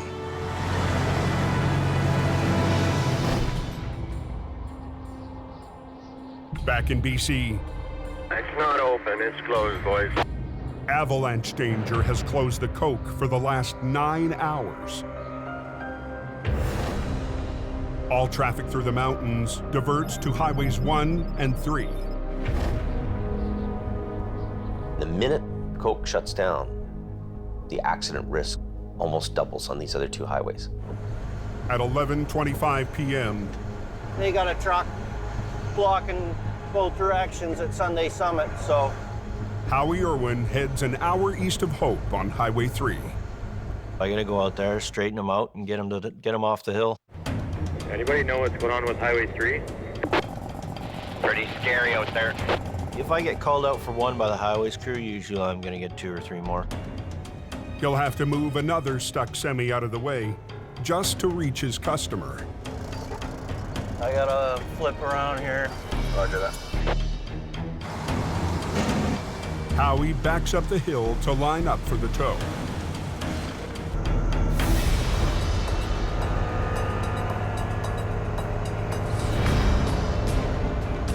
As soon as they can clear a lane to get by here, it'd be a good thing, because I'm slowly slipping down this damn hill. You got a tow pin on the front that I can access? You got a nice big chrome bumper, don't you? You need a winter bumper. The chrome bumper has no opening for a tow pin. That really sucks. Chrome don't get you home, but it sure helps you look cool on the side of the highway. Instead of towing the truck away, Howie hooks up to the back end. The only option is to swing the trailer over and get it out of the way.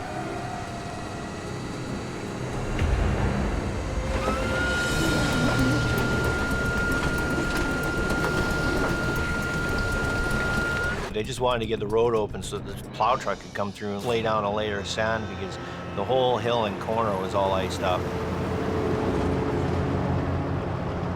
Plow's spinning out. Just spun out. There goes the sand truck. If he can't get traction, it's bad for everybody else. But that's not stopping impatient drivers from making a run for it in the open lane.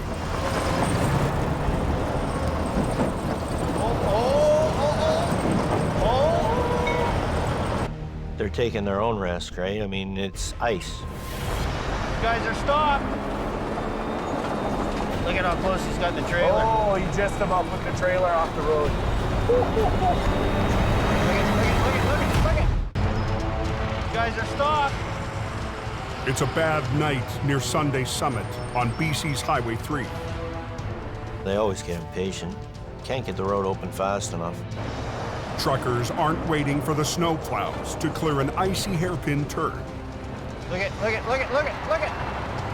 That guy stopped, the one around the corner stopped, and this guy's got to come to a stop. If drivers keep rolling around the blind corner, they could smash right into the stopped trucks. Don't let any more go. No one's going anywhere until the plows clear the road. This guy's gonna be camped out for about an hour, waiting for the salt and the sand to do its thing. I'm gonna go get that other B train. It's still parked in the middle of that corner. A few minutes up the road, Howie's customer is stuck in a fully loaded B train. He's got nothing to attach to, just like the last guy. No pin, no nothing, no. The grade isn't as steep here, so Howie gambles he'll be able to tow the B train up to the summit. I ran it under the steer axle so I can get some lift on it. You're gonna have a good ride. Picking the front end right up? Yeah, about 3-4 feet in the air. Ah. So once you get the wheels straight, Don't turn them. don't turn them. All right. It's not good. It's a roll of the dice and hope it works in your favor.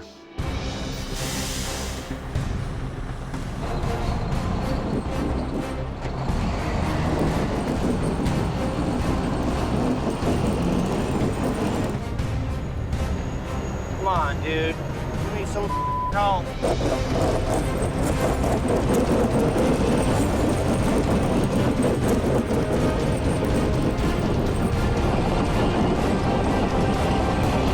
Come on.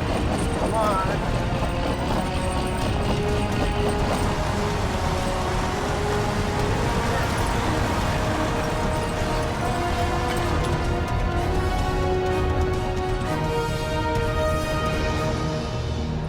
Smell the rubber. Is that your excitement for the evening? Yeah. Never done a wheelie up the hill, and especially in a Super B. 2 for 2. I'm gonna head back. The sun will be coming up here in about 3 hours. I don't want to be awake when it happens. The next day in Alberta, the northern crew gets an update on the conditions back home. Not a vehicle on it. When the Coquihalla is closed down, most truckers will make the decision to travel the canyon. Not everybody's familiar with the twisting and winding roads, you know, the ups and downs of Highway 1. Every idiot and their dog is going to be running the canyon. Somebody's going to die tonight.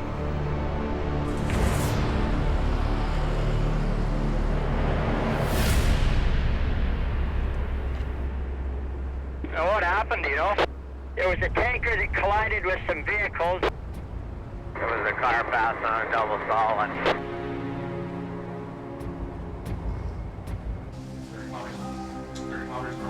Just before sunset, Heavy Rescue's BC Dispatch Center gets the call. A tanker has been involved with another vehicle, and big fire ensued. We're going in there with probably half the stuff we need to do that job. No other choice. My hands are tied on this one.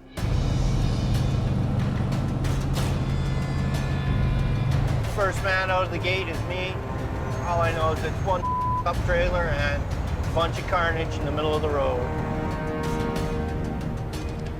It's an 1.5 to 2 hour drive to where the crash is. It's gonna be a mess and it's gonna take some cleanup time, so we need to get up there as quick as possible.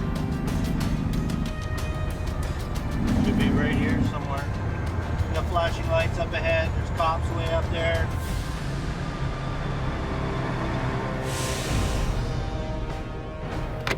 Holy, what a mess.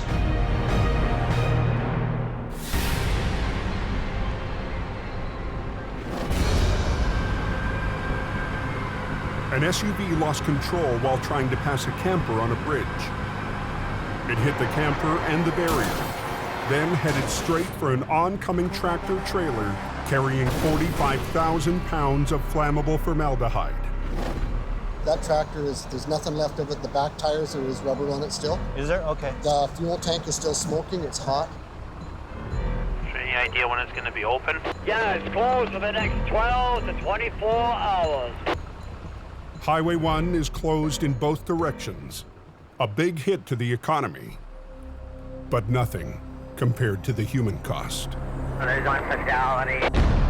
I'd heard that somebody had died, passed away, so. It was a young passenger traveling in the SUV. and then it just becomes mechanical. What do I gotta do to clean this up and open the road? For that, he's got help. Jamie's lead swamper, Sammy, and Brandon, back in BC after a flare-up with Adam. The trailer is towable, but not the burned-out tractor. So Howie will have to separate them. Both sides of the bumper are bent in. I can't get the pins through the side. The challenge is to be able to grab a hold of it. It's just a royal pain in the ass to move. That's good enough.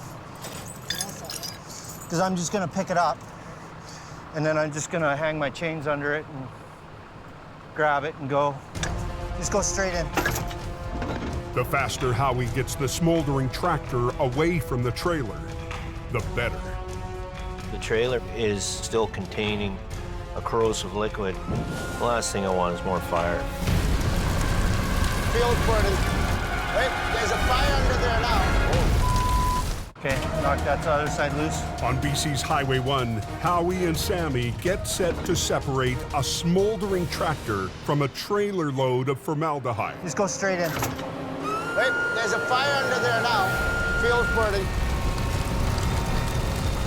The trailer is still containing a corrosive liquid. The last thing I want is more fire. Throw some dirt on it, grab a shovel. Holy.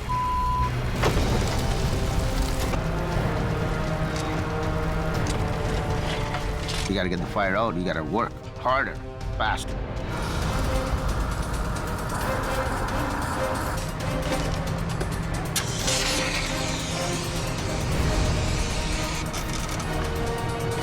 I don't see it going anymore. That was a scary one. Hey, Sammy?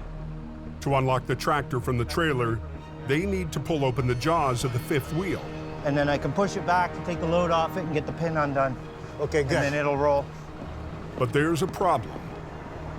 The pin release is on the driver's side of the tractor, which is up against the no post. It's right on the edge of the bridge deck.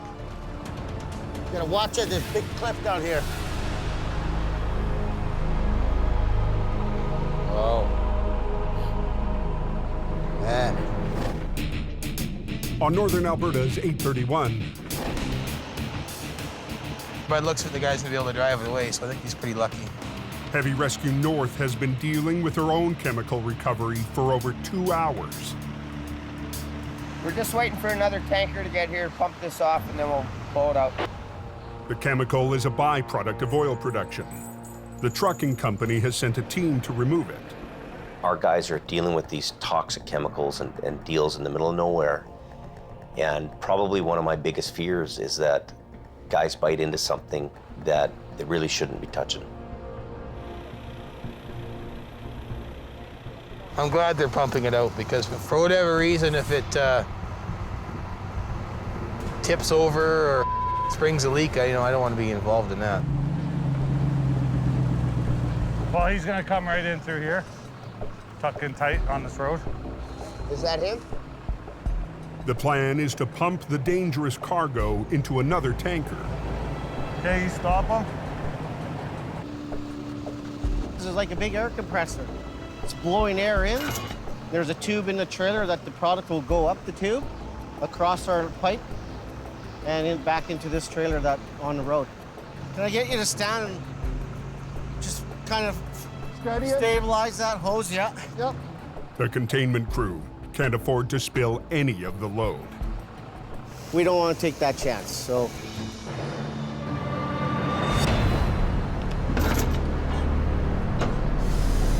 Okay, we're gonna start pumping.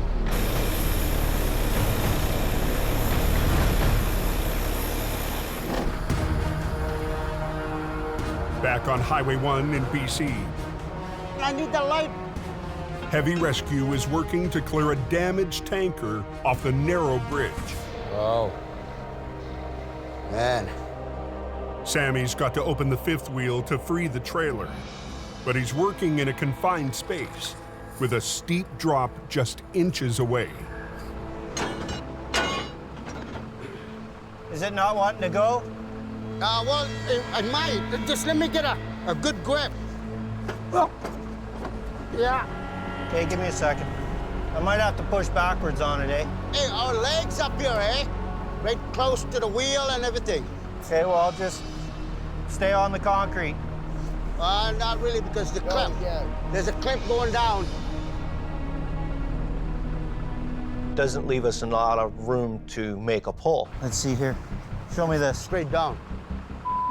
Yeah, I'm serious. That's what I'm saying. You can't stand out 4 feet beside it and just put your foot against the wheel and give it a good tug. It's probably 50 feet to the bank, but it's another 100 down the bank.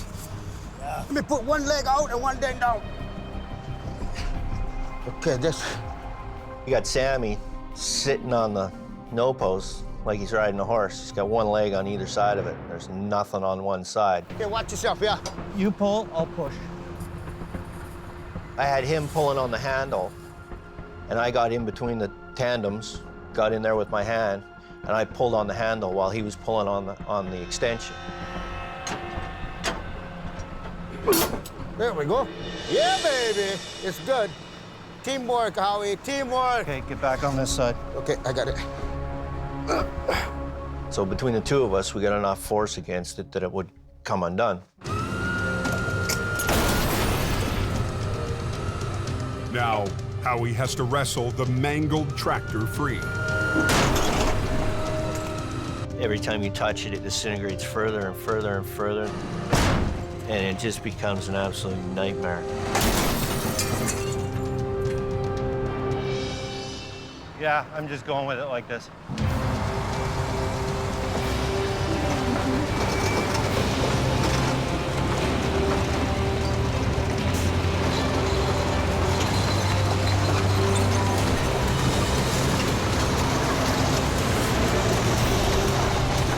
They've got the tractor off the bridge. Next, the trailer with its toxic load. Heavy Rescue's newest hire, Wayne, will hook up to haul it away.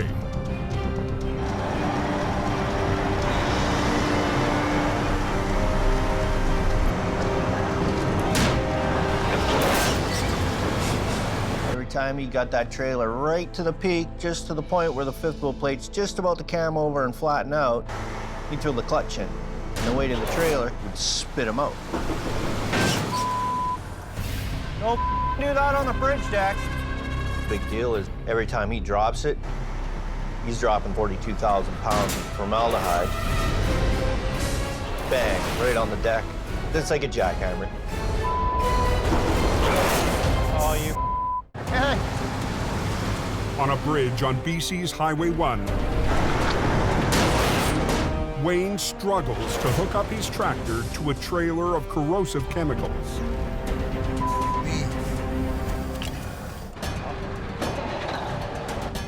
You're aware that this is a pressure vessel full of formaldehyde, right? Well, how am I going to get under it? I know. Well, once you get under it, don't slow down. Don't push that clutch in.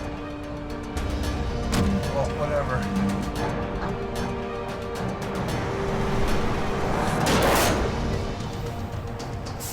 What in the is holding this thing?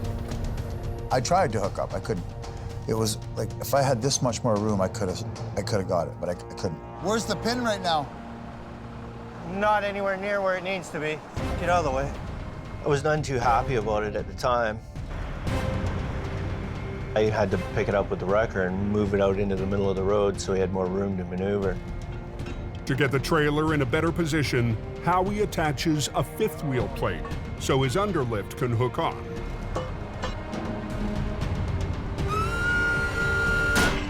There we go. I couldn't get the thing off the ground with my underlift. All I could do was get the plate to it, get attached to it, and then roll it out into the middle of the road. Good. Stop there, Howie. And then get him underneath it again.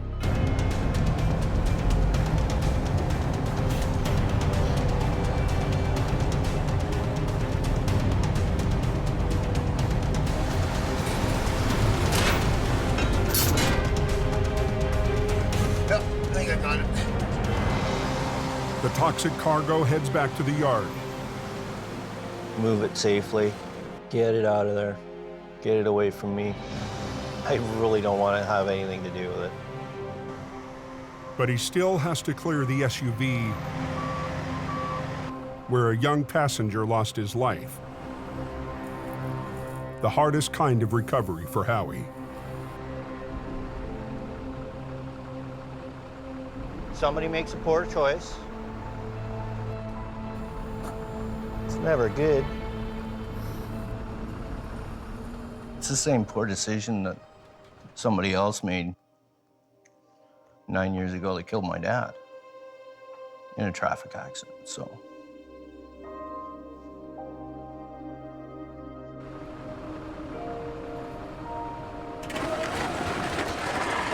90 minutes after Howie arrived, he's cleared the wrecks. Okay, let him go. We're done. But his own recovery is far from over. It's what I got to deal with.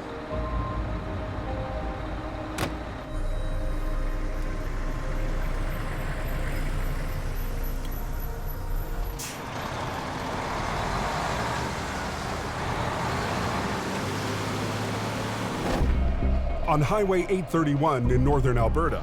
You okay there, Norm? We're good. They're pumping it out so that we can pull it out. The chemical recovery crew has pumped out the liquid. Beautiful. So heavy rescue can get to work. Colin makes it to the scene just in time. Well, because I know you don't drink coffee. Any chain damage when you chained up? I don't think so. I mean, you don't think so. Well, I didn't hear any clank, clank, clank, clank, clank, clank while I was driving. Please tell me there's no chain damage. There shouldn't be any chain damage. Okay, grab two of them tow hooks. Is it closed? I would just turn around. You ain't gonna get past up here in the next couple hours anyway. Holy crap, look at how deep the snow is. Traffic has been backed up on 831 for hours. Hey, you're good to go there. You just want to double check that? Yeah?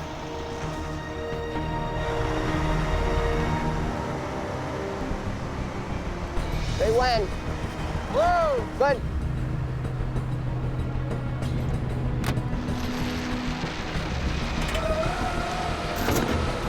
Good. Good.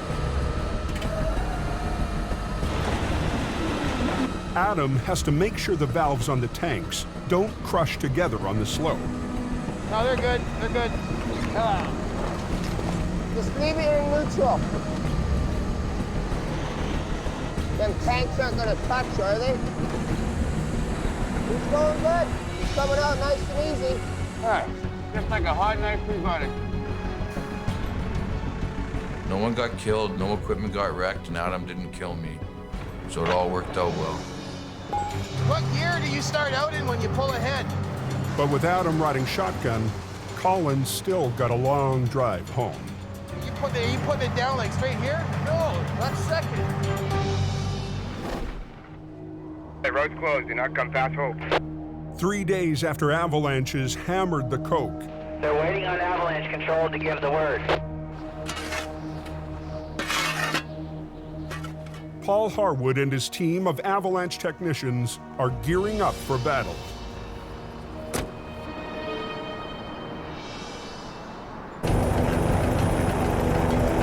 The techs have a small window in the weather to break up the snowpack that threatens the highway.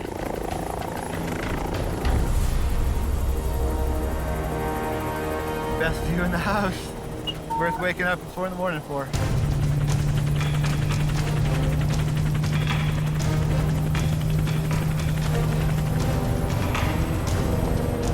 That corner is gonna go. You're hitting the ones that are most likely, that you think are the ones that are going to generate the largest avalanches. So that a nice fat pocket on the right. Okay, right up on top. Yep. Okay, safety's off. We're just a few seconds out here, Paul. Yeah, 2 seconds out. Just above that rock. Right in there, right? Bomb away. Bombs away. Good, it's hard in there. The techs have hit some of the biggest risk areas. Now on to their final target. That's hard in there, that big pin. Surprising. Whoa. It's a monster cornice over Snowshed Hill. If they can clear it, the highway could finally reopen. And that's that big overhang? Yeah, that's the one. So right here? Yep. Safety's off, safety's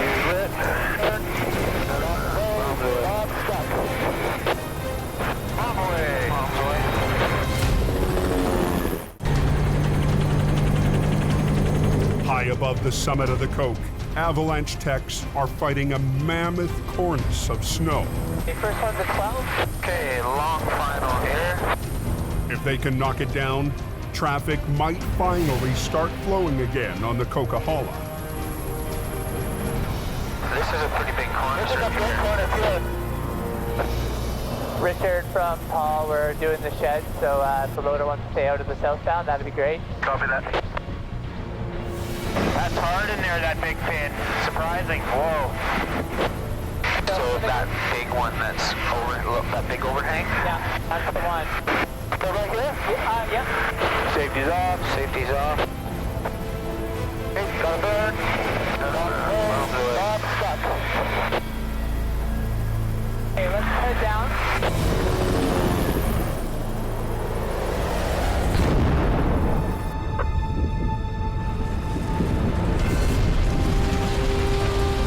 A good slab there, dude. I'm happy out here. Hell yeah. Nice.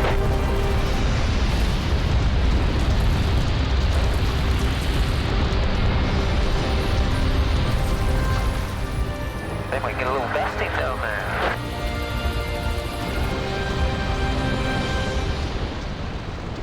That was pretty incredible. Yeah, Richard, we are all done explosive control at the summit. Very good. Thanks, Paul. I'll see you down there a little later. The record snowfall is in the history books. It's taken a massive effort to get traffic moving. It's really about what everybody does to make this happen. Highway 5 is reopened. Wide open both ways. Is 5 open? Yes, yes, yes. Okay.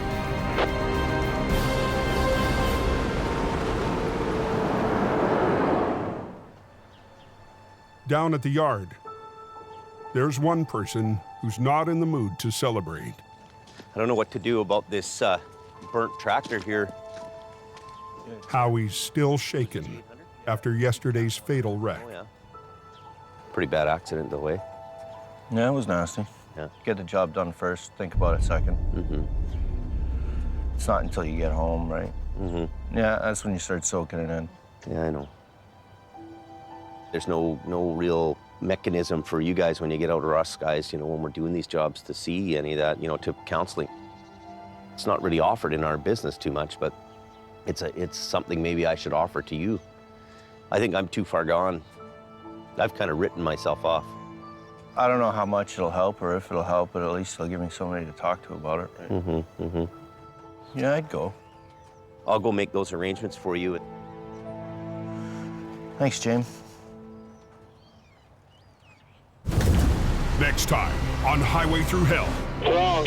A huge breakdown and a high-tech recovery. Both highways are going to be shut down? We keep going? Choke off the route to the north. It's got to be enough there. What do we got here?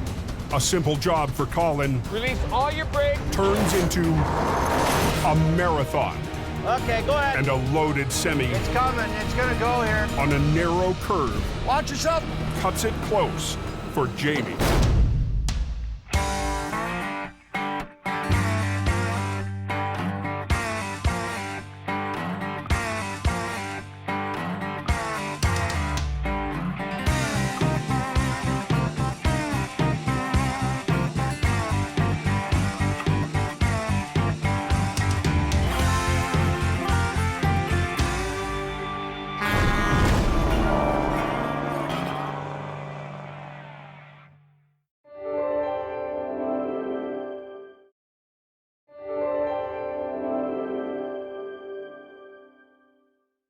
This time on Highway Through Hell. Good to go. Here's your one chance, Fancy. Don't let me down. Heavy Rescue's toughest oil patch wreck Hold it. puts the Rotator to the test. Hey! You don't get a job just because you're Sunny Boy, right? The rookie fights to join the A-team. It's either you do or you don't. I have to do. And back in BC, somewhere in there, there's a physics lesson. A monster wreck overwhelms Keep going. the men and machines left behind. I don't want him to hit you. Keep going. On the highway through hell, the last line of defense is a heavy rescue team ready to tackle any disaster, because closure is not an option.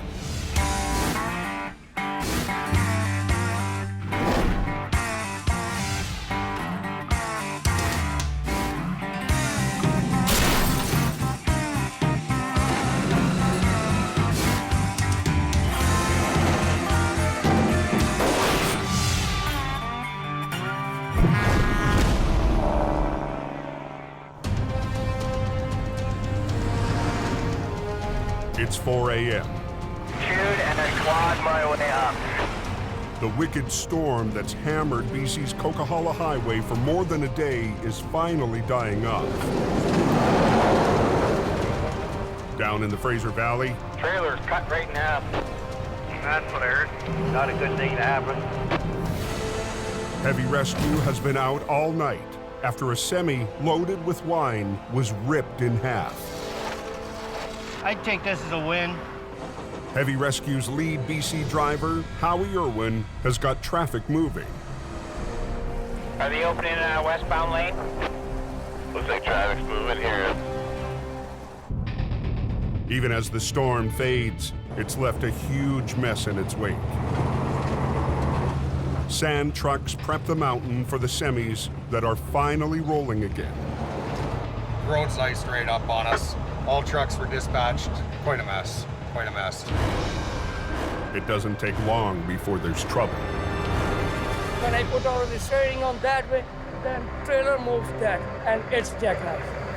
The jackknife happened in the worst place possible. The brake check at the top of the mountain. Look at the road. Yeah. You can't even walk on it. Yeah. Come down the hill, nowhere to go. Truckers aren't allowed to descend the dangerous smasher without stopping and inspecting their brakes at the pullout. Al is on site here at the brake check. You should have that truck cleared here shortly. Until the jackknife is cleared, no one can get in. Brake check on the road there and bypass was blocked up there. The call goes to Quiring Towing and Al's right-hand man, Gord Boyd. First, we're going to have you straightened out, get you out of the way so these guys can get through. Gord knows truckers are bypassing the lineup and blowing off the brake check. The biggest concern there is someone who doesn't know the road and comes sailing past there and comes over the top of that hill doing 100 clicks in that weather with a loaded truck. That is scary. Glad it didn't go that way. Because once you start down that hill, you're committed.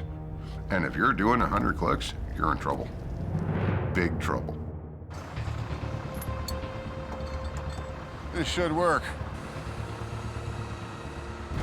It'll take 2 or 3 short pulls and I'll have him straightened out. This is all basic physics, you know. Newton was right and so was Archimedes. It's a lever and a fulcrum.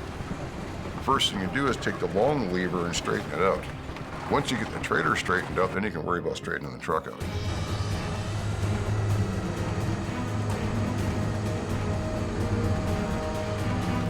This truck is not drivable. I'm gonna hook him up and take him home. A successful fishing trip. Looks like it's opening up then.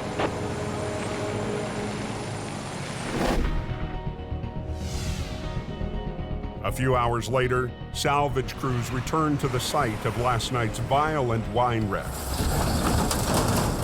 The highway is open, but there's still work to do for Jamie Davis Heavy Rescue. Morning.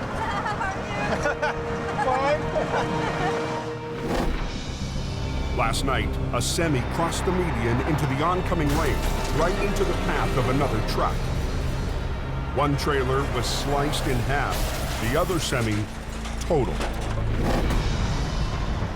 With Jamie following his Rotator to Alberta, Howie cleared most of the wreck with just one 25-ton wrecker. All that's left now is the gnarled back half of the wine trailer. Well, I'd like to grab the carriage somewhere.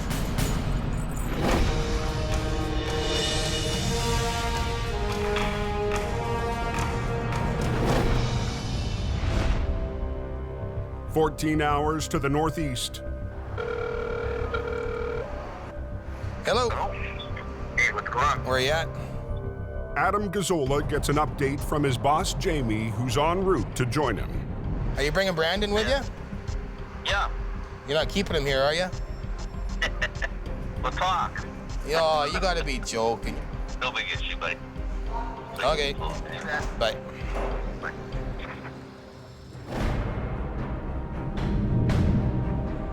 Back in BC, with Jamie heading north, Al Quiring is playing king of the Coke. There's each dealer that went off the road. This is all you need. Never runs out of gas. At the end of the day, we shave with it. During the storm, a fully loaded trailer went into the median. It's a hard place to handle that particular little area because it is very narrow. You're on a downhill grade, very dangerous. Al's sons, Kerry and Lucas, are also on scene as swampers. I'm just running on adrenaline, and in fact, we gotta get the highway open and get us out of here. See if we can hook the, see if the strap is long enough to go. Grab the other strap, Luke. It's the kind of wreck that would be perfect for Jamie's Rotator. But Al has a different approach. My dad needs a rotator. He just calls this local crane company. The crane is a way more efficient machine.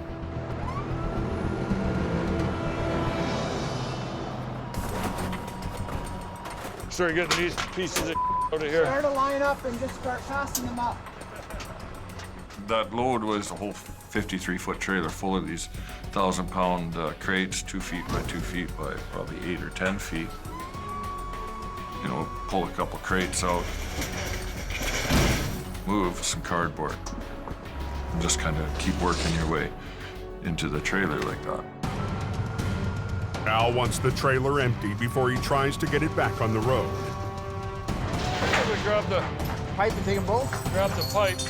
It'll take both of them. But the job is fighting him. Watch out behind you, Al. Up on the Coke, Al Quiring is fighting with a heavy load of cargo after a trailer rolled over. There were some really hard things to handle in there, and because the trailer's floor is very slippery and on an angle, you know, you're worried about injuries. Watch out behind you, Al. It's moving.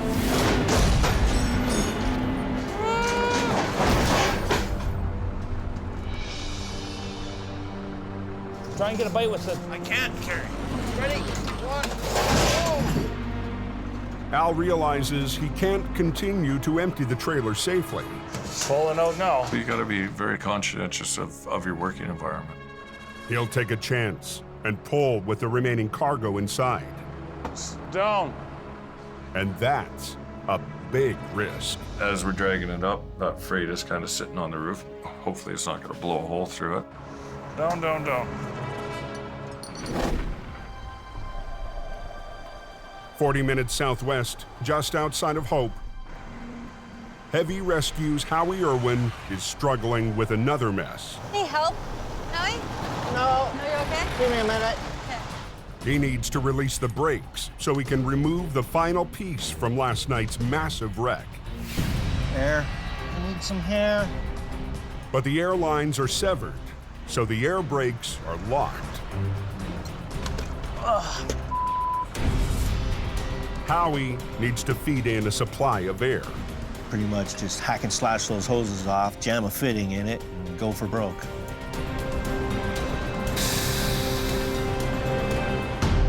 That sounded like brakes to me. I pretty much want to grab it right here. Okay. I got 2 chains I'm gonna hook up. Yeah. I'm gonna run them out, just do a chain lift just like I did on the truck last night. Okay? Chain. I'll honk when I'm ready. I'm just gonna give her lots of throttle and hope for a good bounce and drag it out onto the highway. Good job.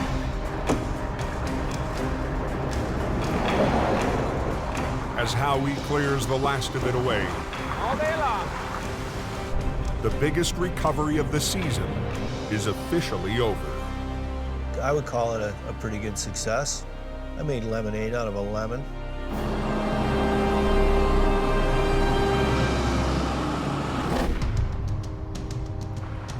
Back on the mountain, They say we gotta come your way, probably about 6 feet, because that curb is in here. Al Quiring is gambling, pulling the trailer up the steep slope with cargo still inside. I need 2 half-inch undecking chains. Don't throw them. 3 tons of freight could rip right through the trailer. That freight is resting against the roof. The last thing you want to do is create more damage than there already is. They rig to the bottom of the trailer to make the tough pull through heavy snow. That thing, remember, is frozen in the ground. Till you break it free, fighting frozen resistance. Good. Jacks up, pull ahead, just get your ass end over a little bit.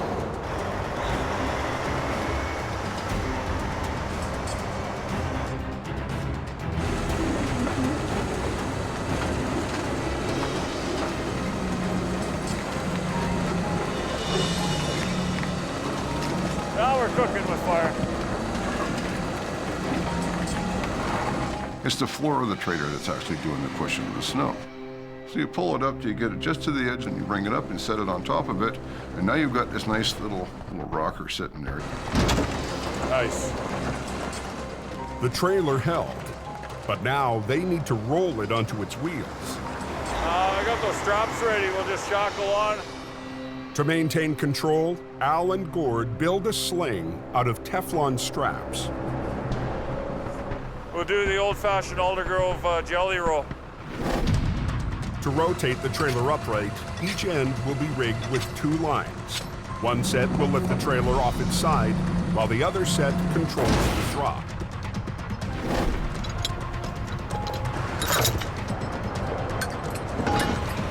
Just mostly with that one, let her down. Yeah, you bet. It's a balancing act. I'm gonna bring one cable in and one cable out, and I'm just gonna rotate this thing just like a barrel. Let the pendulum effect come into play. Once it settles down in the straight line behind me, then I'm gonna pull that bottom one up and bring this one down, and it's just gonna rotate. But the leftover freight in the trailer is a wild card. If something shifts inside, it could over-rotate. Sending it into the lane of traffic just a few feet away. Whoa, whoa! Whoa, whoa!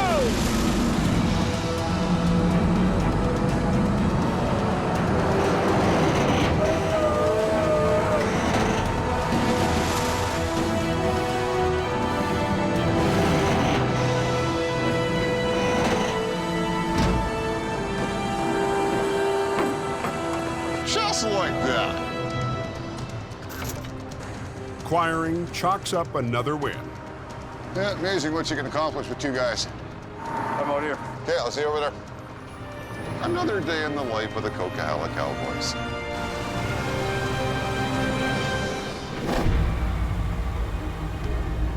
In Alberta, Jamie, he's bringing his stepson with him. Adam Gazzola is heading to conduct a job interview. I didn't even know he was coming. I was kind of shocked, actually. Brandon has been pushing for a chance to work up north. I'm like, man, what's he gonna do out here in minus 48?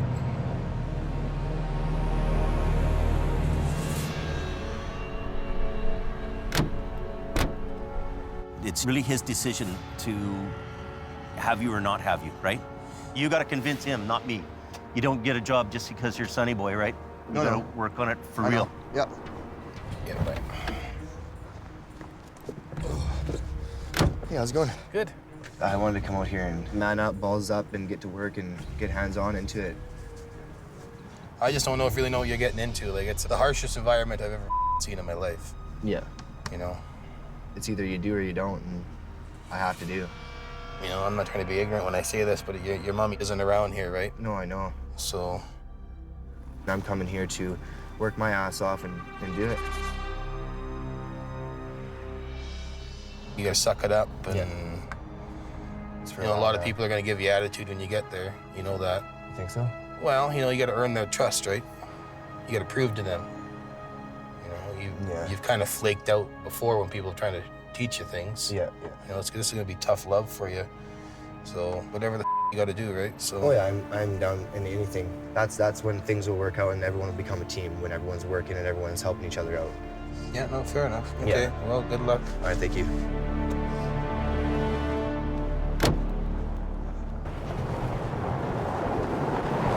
Brandon heads to his first day on the job. The hell are you doing here? You come to work? Or Yeah, I came to work. Pretty. Brandon's coming to do training with you guys. Hope you brought some warm clothes, boy. We're not gonna, show him any favoritism just because he's Jamie's, son, whatnot. We're gonna work him and train him if he wants it. An hour later, Brandon's going to get the chance on a hard recovery. So here comes your rotator now. Yeah. You're right on time. Perfect. Jamie's mighty rotator is arriving for a job so tough, it convinced him to bring his biggest record from BC. We had a bucket truck to flip over that needed the rotator, and we made a decision to have the rotator driven up here. So instead of this truck sitting in the garage in Hope, here it is making money.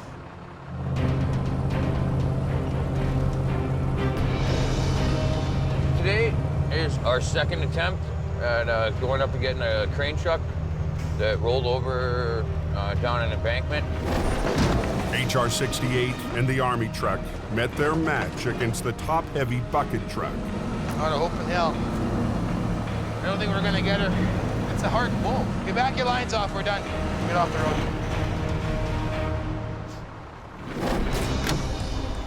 Brandon with me. First day flagging on the 881. Yeah, first one here. I'm excited to do it and see what it's like. The good thing is right here, you guys can see each other. Yeah, I can see. That's the last one. Turn your sign around, yeah. Big unit. We needed the rotator there because the bucket truck just has a really significant gross weight. And it's a big, expensive, heavy machine. And it's deep in the ditch, testing the rotator's 75-ton capacity.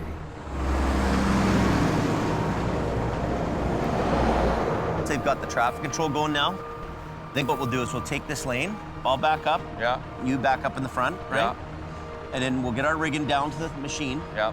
And we'll swing out together at once. Okay. And then do it. They'll rig 2 lines from Collins' wrecker to the front axle of the bucket truck, and 2 more lines from the rotator to the rear.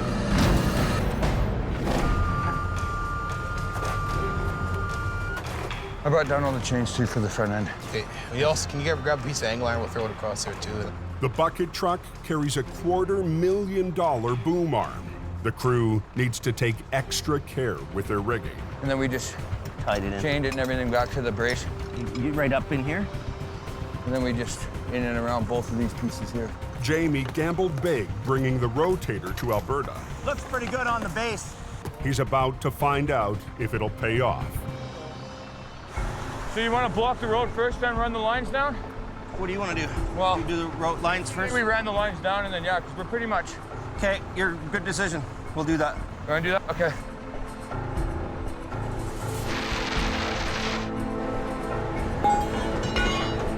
Okay. We're gonna wait for him to come through, and then we're gonna block the road.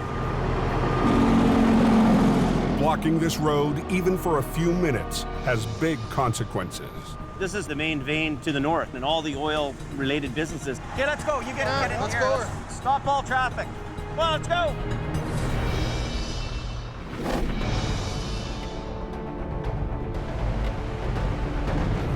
Back in BC. All I know is it's a lumber truck blocking 3 or 4 lanes, so obviously he came screaming into a corner, lost control. Splash. It's all over the place. Heavy Rescue's Howie Irwin heads to a wreck on the notoriously windy Highway 3. I got 135 kilometers to go to get there, and I got a truck that does 90K an hour.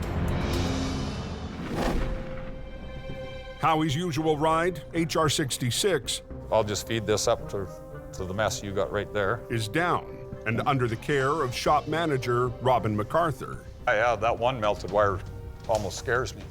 The punishing conditions of last night's recovery caused massive damage to the electrical system. Somewhere in this system, we've lost power to the back of the truck.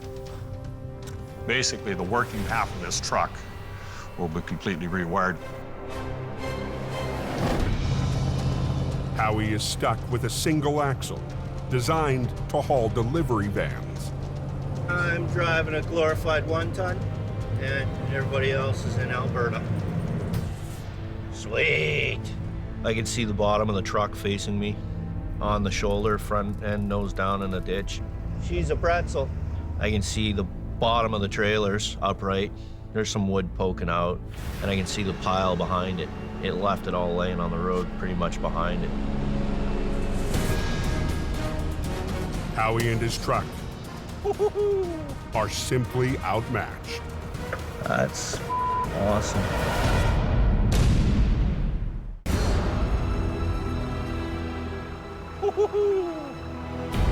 That's awesome.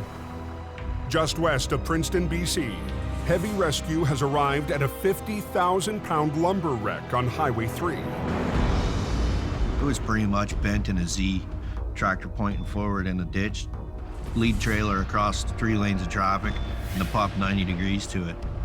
Then I can start working on it? Yeah, Okay, I guess so. Excellent. Thank you, sir. Okay, thanks. Well, apparently the driver was having his lunch, reached for a sandwich, and drove straight into the ditch. With Howie's heavy wrecker in the shop, he'll need to improvise. But even with 2 more trucks arriving, he hasn't got much to work with. I have 1 10-ton wrecker, and I have 2 15-ton trucks. The road has been blocked for more than 3 hours. Yeah. Load of toothpicks. So Howie doesn't waste any time working out his plan. As soon as he's got most of the load gone, pretty much plan on straightening this thing out. Pulling her that way. Pulling it that way, get the twist out of it. Yeah. Then we'll have to roll it over and then suck the tractor out. Yeah, I figured that's what the plan would be. Lumber wrecks normally require at least 2 heavy wreckers. But with limited muscle, Howie will need to space his 3 single-axle trucks along the length of the semi. 2 wreckers will run lines to the trailer. The 3rd will pull the cab. Even if he rigs it right, Howie might not have enough weight to roll the truck. Well, it's 25 tons, and I have to overcome that weight. So I'm using the truck against itself. It's like karate, using your enemy's energy against himself. Well, right now I'd like to get it done before dark. The sun's gonna go down here fairly quickly. Howie and Jamie's newest driver, Wayne Sahada, I got it. rig up to the rear of the trailer. Hook both chains to it. I'm knowledgeable. I know what I'm doing. Oh, hang on. Wayne just moved to Hope to help Jamie keep the coke operation running while more men and machines head for Alberta. I already know about the problems, and I wanted to try to help be part of the solution and fix it, or, you know, not make it worse. Okay, watch out. With the trailers rigged, Howie's first job, drag the wreck straight.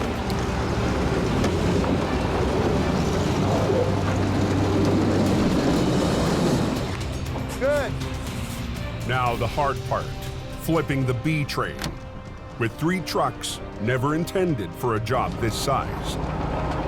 It's a mess.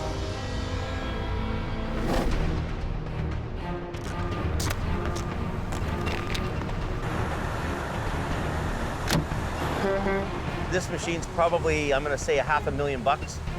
In northern Alberta, 30 minutes north of Lac La Biche, If we can bring it out of here, not cause the owner any more troubles and extra damage, this is good. Jamie and the crew have rigged the Rotator and HR-68 to the bucket truck. Not freezing today. No, it's not too bad at all. Only thing cold on me is my face. That's about it. And Brandon is settling into his new assignment. You good to go? Here's your one chance, Fancy. Don't let me down. Okay, go ahead, Colin.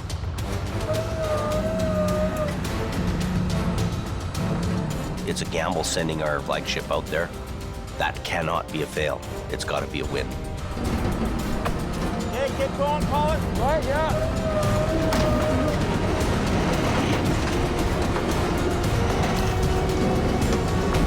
Doesn't want to flip, it's dragging into the bank.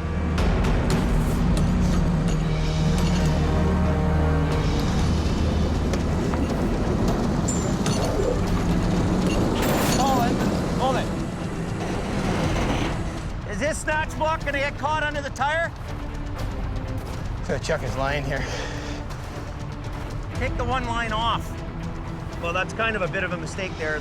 So they should have had a little more chain there to make it so when the thing comes down, it doesn't come down on your chain, right? They'll have no way to unhook and re-rig for the pull to the highway. There. Okay, good. Good enough. Okay, so let's flip it. You ready? Ready?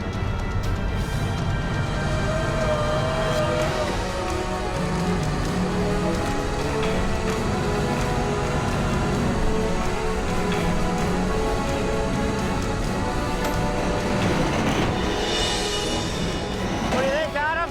Think it'll stay? Oh, yeah, he'll be good. Hey, Sammy, let him go.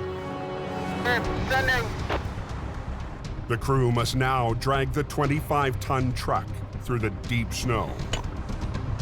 You get on the front end and we'll both pull. And you pull straight ahead. I'll pull it up and then you just kind of hold it, make sure she doesn't. Yeah, and I'll keep on the boom section. Okay. We're not gonna try to tear this up sideways up the bank. We're just gonna give it a nice long, sweeping pull out up on a nice angle. As he pulls ahead, I'm gonna kind of give him a hand and I'm gonna follow his radius. So he's gonna come out like that. It'll be the easiest on his equipment and easy on our equipment. We're gonna start her up. Jamie will swing the Rotator's boom, keeping the truck from tipping while Colin pulls it forward. After that bar, Brad, and then you can tell him he can send. There's one more truck coming up here. I'm gonna send him. Because we can't block the road, this traffic's moving. So I also use the Rotator boom on the side to winch it up as well. So we're both actually winching together. I'm gonna guess that truck is about 50,000, maybe 60,000 pounds. Pretty heavy.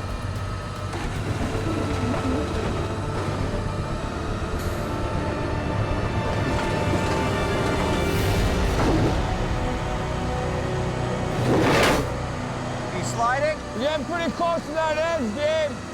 I had a pretty good lean on it. She was dragging. Yeah, Jamie, that's got me right down.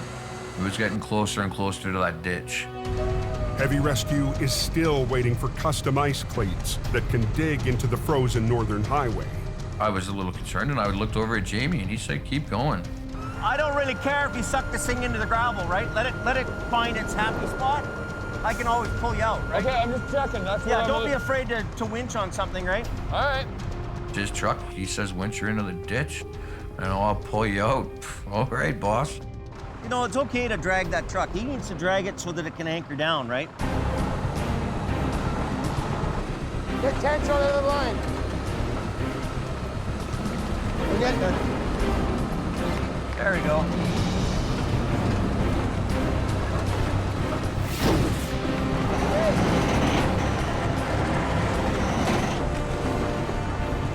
Coming though, we're almost home. Almost there. Beauty. Working out, eh? We're back.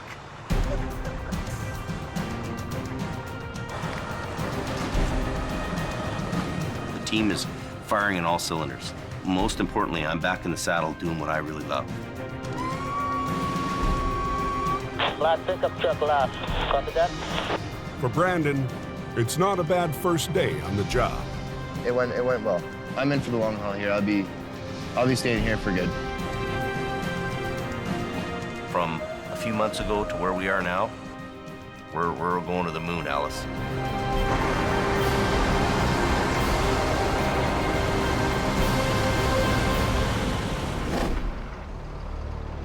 Back on BC's Highway 3. When we're ready, we'll shut it down, pull out, lock it in, and we'll lift it over. Okay. Howie's under pressure from the RCMP to clear a flipped lumber truck before nightfall.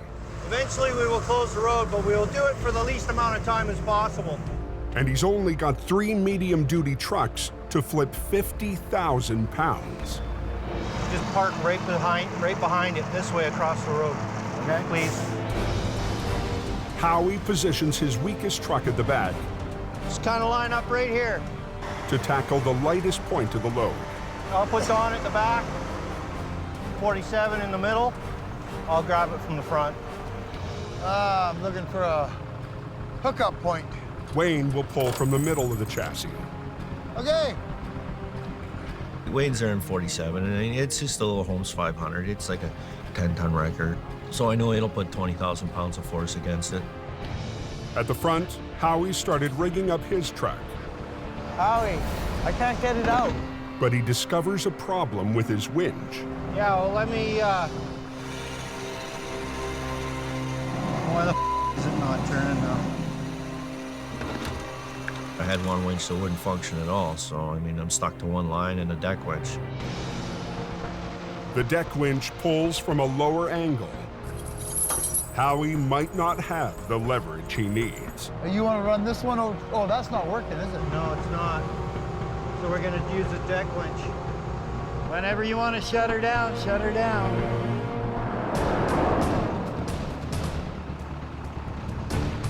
Okay. You think it's gonna go, buddy? Yep. All right. Honestly, I do. You all set? I'm ready to roll, yep.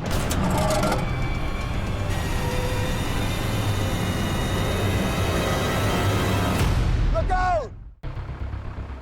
You think it's gonna go, buddy? Honestly, I do.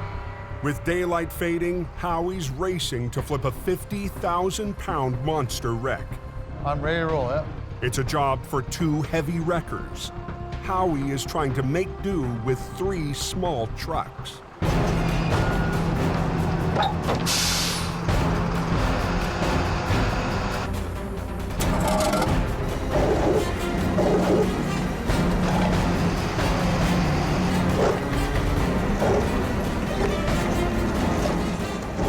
Come on, dude. Pull on it. Oh, I'm off the ground here. Once the truck started lifting the front tires off the ground, he started to panic. Keep going. Just keep going. I should put my wheel lift down. Just keep going. I'm gonna put my wheel lift down. Keep going. Keep pulling on it, man. Howie was like, just keep pulling, keep pulling. I'm like, Howie, it's not doing nothing. It's just pulling my truck in the air. I don't like this.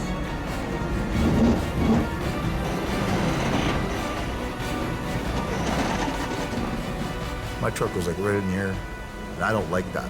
If your truck's this far off the ground and the cable snaps, it just goes kaboom. If your truck's this high off the ground and the cable snaps, it goes kaboom.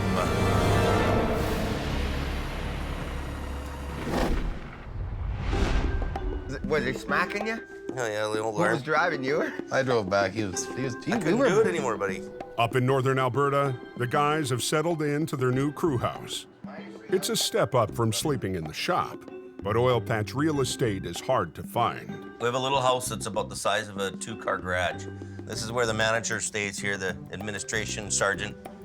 Big shot boss guy. He gets the big room and the big bed. This is our driver's lounge right here. So we all kind of stay right in this little area here. That's Adam's king chair there. Lee sleeps right here in his fold-out bed. Rented out chair. And this is rented out. Whoa, look at that. Yeah.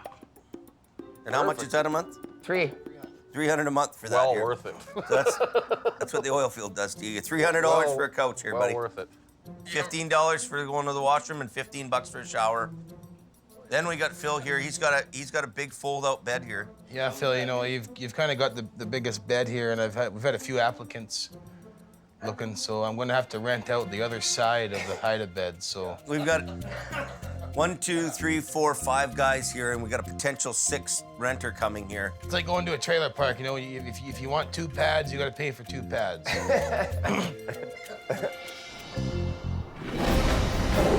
Come on, you. Back in BC, The pull on it. Howie is pushing his trucks and their operators to the max. Keep going. I'm gonna put my wheel lift down. Keep going.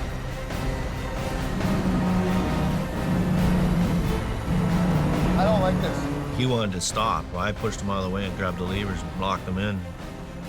I'm not gonna let the truck go over backwards. I'm gonna stop long before that happens. And as long as things are moving forward, keep pulling. Wayne lowers his wheel lift to brace the back end of his truck.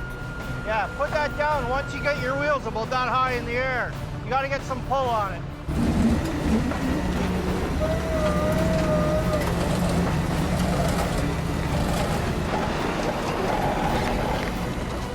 It just starts sliding towards me. Jam a board under that thing. When you get steel on concrete, it doesn't really grip. You need friction to keep it in place. Just stop it from skidding around. How are you doing? Slide. Yeah, it's gonna pull towards you. Go. Stand up. Keep going, Don. Okay. Howie, I don't want it to hit you. Keep going.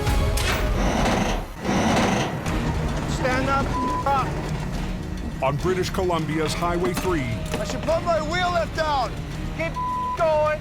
tensions are running high. Okay. Heavy Rescue is fighting to flip a B train. Go, keep pulling, man. With 3 small wreckers, Keep pulling on it, man. Howie refuses to give in. On it. Here it comes.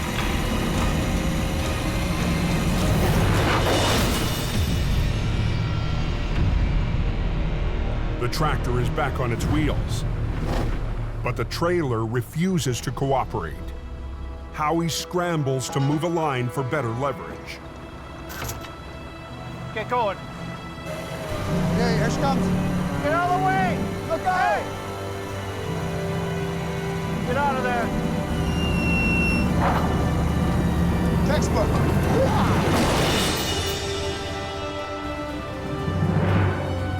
Somewhere in there's a physics lesson for the school classes.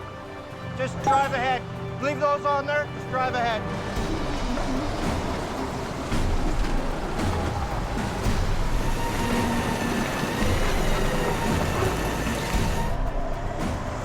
Come on. Okay, you can clear traffic out. I want to make sure they got a full open lane. Traffic is moving, but 3 lanes are still blocked. Happy that it's on its wheels. Until I get it completely out of the way, they're not going to be completely happy. Grab that big hook. Ready? Yep. Run. Howie, that's good. Howie hooks up to the tractor's tow pin and uses his deck winch to pull the truck back onto the road.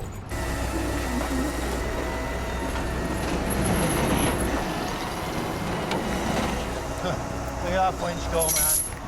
I love this truck more and more every day. Yeah, bull winch, yeah.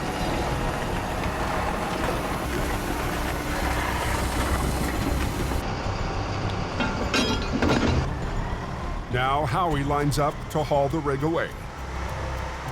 Here, right here. Right in the front. It's just a little glorified 1-ton, right? I'm trying to pick up the front end of a tractor. I'll just follow you with lights on. To get the highway open, Howie will have to haul the tractor and trailers to the nearest pullout. Sweet. At the top of Sunday Summit, the second highest point on the entire highway. The concern is that the truck and the trailers weigh 3 times as much as the truck I'm driving. Okay, let's go. Let's try this.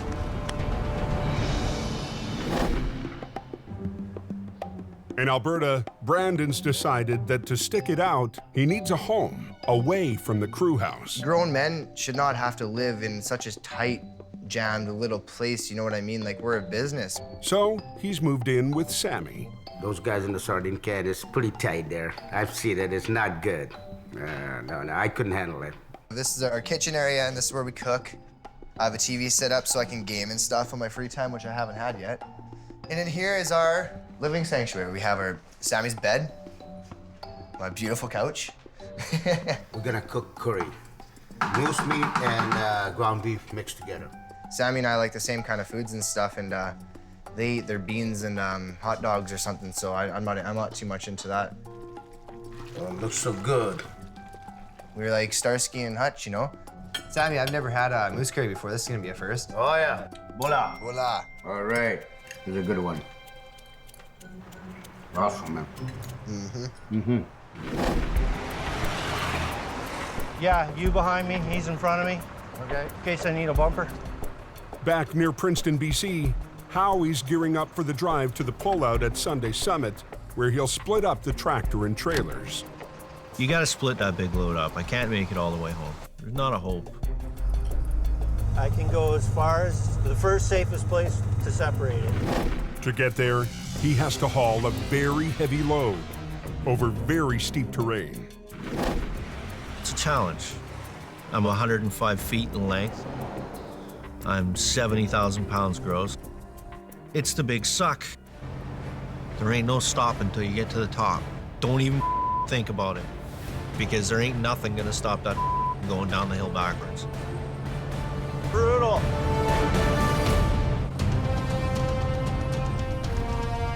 Brutal. It's a white-knuckle ride for Howie, hauling the wrecked lumber truck up a steep mountain pass. Probably 35,000 kilograms gross right now, which is pretty close to 70,000 pounds. If he loses momentum, the load could pull him back down the hill. Don't be stupid. Don't let it stall. The key is, don't stop. Not one bit is this idea. Howie's aiming for the closest brake check, where he can safely separate the tractor from the trailers. We're not free and clear until we hit that pullout, man. It's gonna be like a short-legged bulldog trying to run up the hill. It's gonna have its tongue hanging out by the time I get to the top.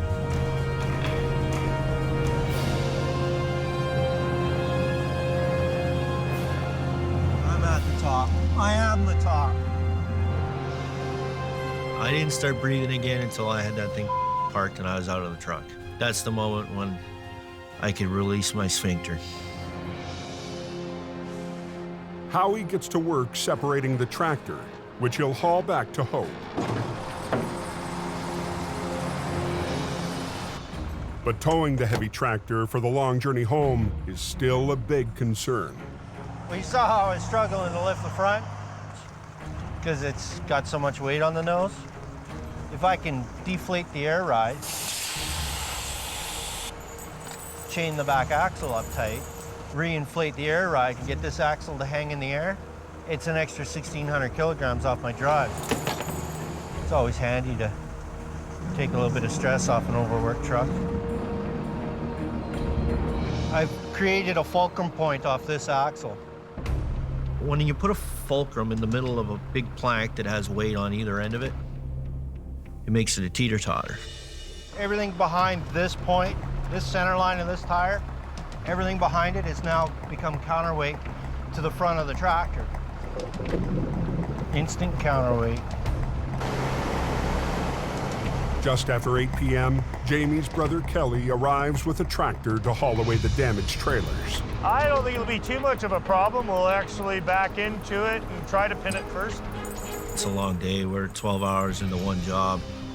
It's time to get it done. And the end is finally in sight. All I can hope for is that I'm an asset to the company and that I can make them some money so that I can make some money. I'm amazed we even got this accomplished.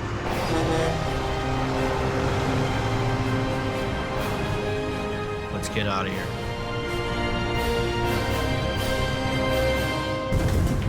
Next time on Highway Through Hell. Holy! A violent wreck. It's minus cold. Tests the new arrivals in Alberta. Get over! Back in BC. Watch out! Massive carnage. Chokes off 2 highways. See what we can do. Keep it going! And a pair of lone wolves Hang on a sec, Al. have to pull off the impossible.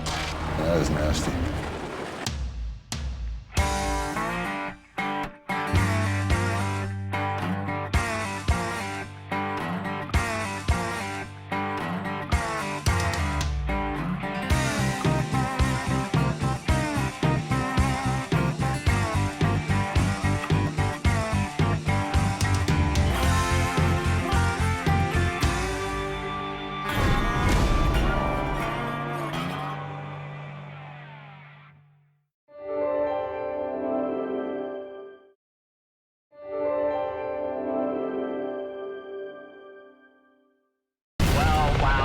This time on Highway Through Hell. We're on a dangerous road. A backcountry recovery puts Adam's crew Here we go. Put your back in a tight corner. Or is it just like black ice? Police take to the sky Get the highways open quicker. to solve a deadly mystery. He's gonna lose the truck. And Jamie's lone wolf Now what? Hey! runs into Heavy Rescue's top dog. The 15 minutes get rolled open because the highway guy is bitching. Are you kidding me? On the Highway Through Hell. The last line of defense is a heavy rescue team ready to tackle any disaster. Because closure is not an option.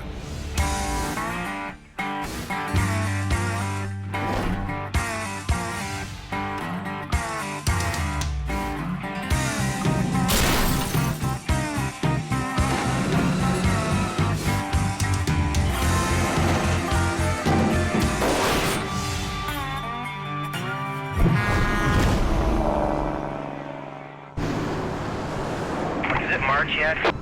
Oh, wait, it is. The winter wonderland. Late in the season, the temperature hovers near freezing. It's snowing pretty hard. A little bit of slushy compact up in front of you there. The weather on BC's Coquihalla Highway can change in an instant.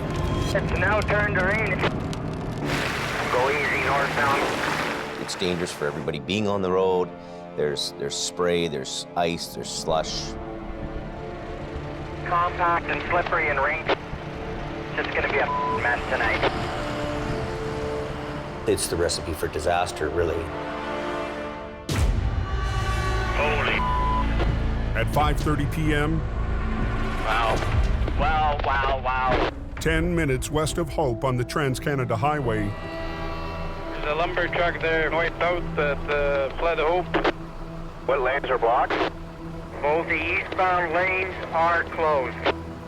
He caught a snowy edge and overcorrected and then just began a barrel roll.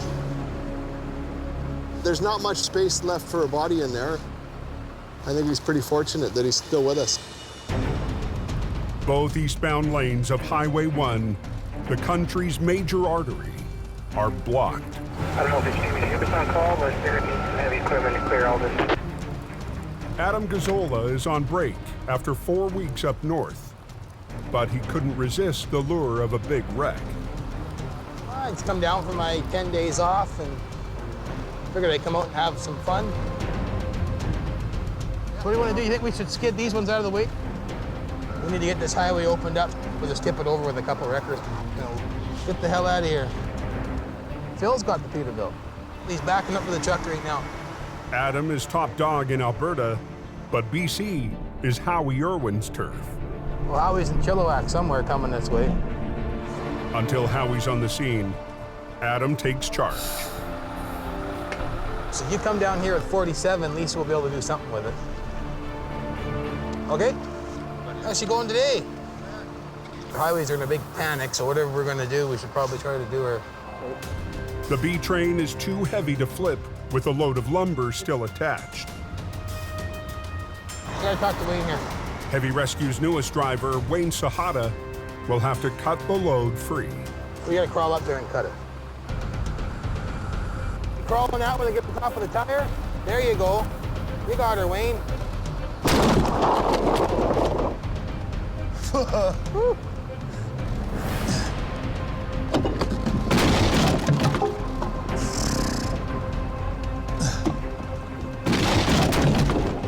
How about that last belly one there, Wayne? Which one? Is it loose? Must be. Good enough. Whew. Couple straps holding, but nothing major. They'll come off. Yeah, I'm right here now. At 6:15, Heavy Rescue's lead BC operator, Howie Irwin, rolls up in HR 66.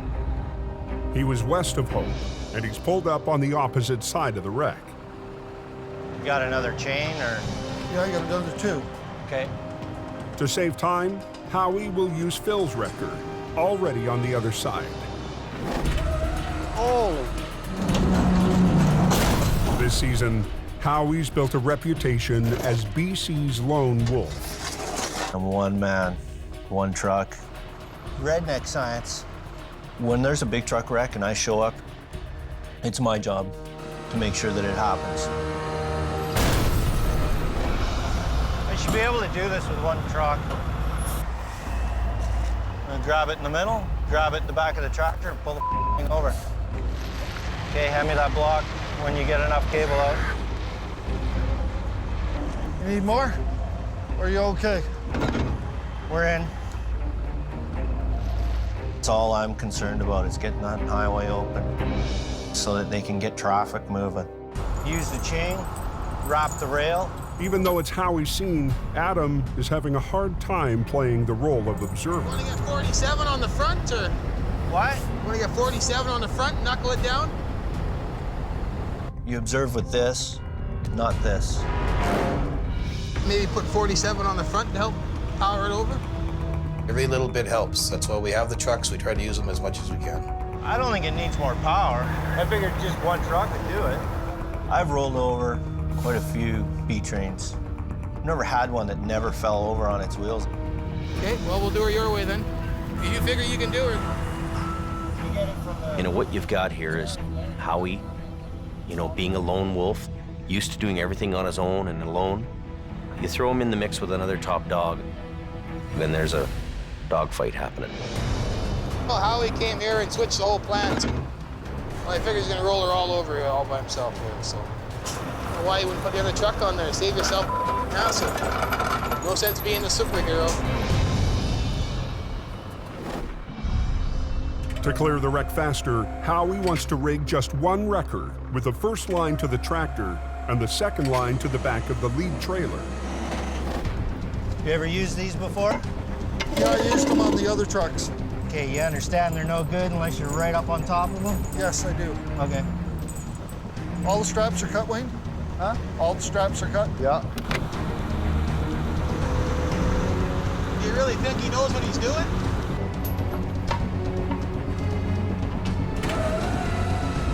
Try it. Okay, here we go.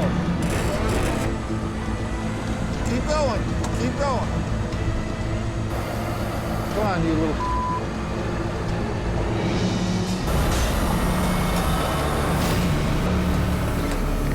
The wreck starts to slide, He's gonna lose the cut. but doesn't flip. Dog choke. Real. Oh. Just 45 minutes away, up near the top of the Coke, This is truly insane. Were you guys recommend chaining up for a smash, or they're in Fox Canyon, or before? the overnight traffic is thrown into chaos. Yeah, that's not good. The snow is like freaking seagulls in front of your face right now. And every time I see the snow coming down up here, I see that quiring. But tonight, the quiring on the road is Al's son, Kerry, helping out senior operator Gord Boyd. Let's get pulling. Fighting to keep the smasher clear.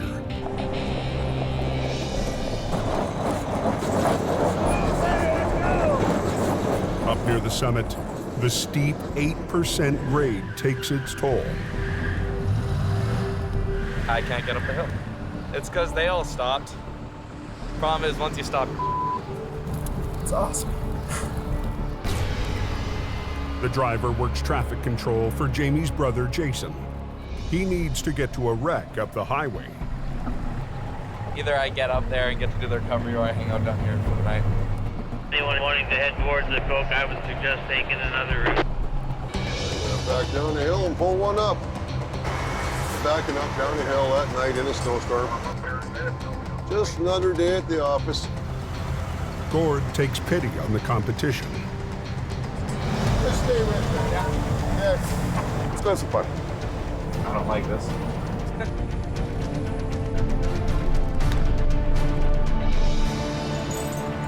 There you go. Okay, buddy, I'll just let Al phone Jason, they can sort it out. All right. Thanks, buddy. The color of the truck might be different, but we all end up putting our lives on the line on the side of the road.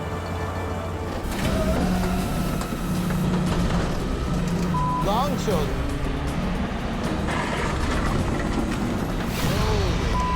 That's hard on her. Back down on Highway 1, Howie's gambled on a quick flip using one wrecker.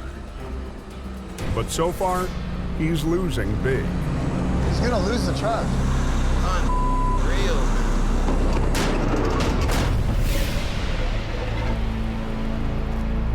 The wrecker should have enough weight to flip the empty trailer. You didn't cut all the straps, right? What? You didn't cut all the straps, I have right? no idea. Something's holding it in place. I know there is. I asked those guys, did you cut the straps? Yeah, we cut the straps. Howie takes a look for himself. Oh, that's why the problem is. Some of the straps are still holding. Anytime I show up at a wreck and it's still restrained to a flat deck, climb up on top, cut them from the top. That way the trailer can pull away and lay down. Just a cluster again. Adam's not waiting for Howie to cut any more straps. Spin around, let's get her backed up there. He pulls the salvage crew's backhoe into service to help the Peterbilt pull over the rear trailer. Gotta get over more if you can. And then positions Wayne and Truck 47 to tackle the front of the tractor. You bend that over, so you're gonna go. Yeah, I know.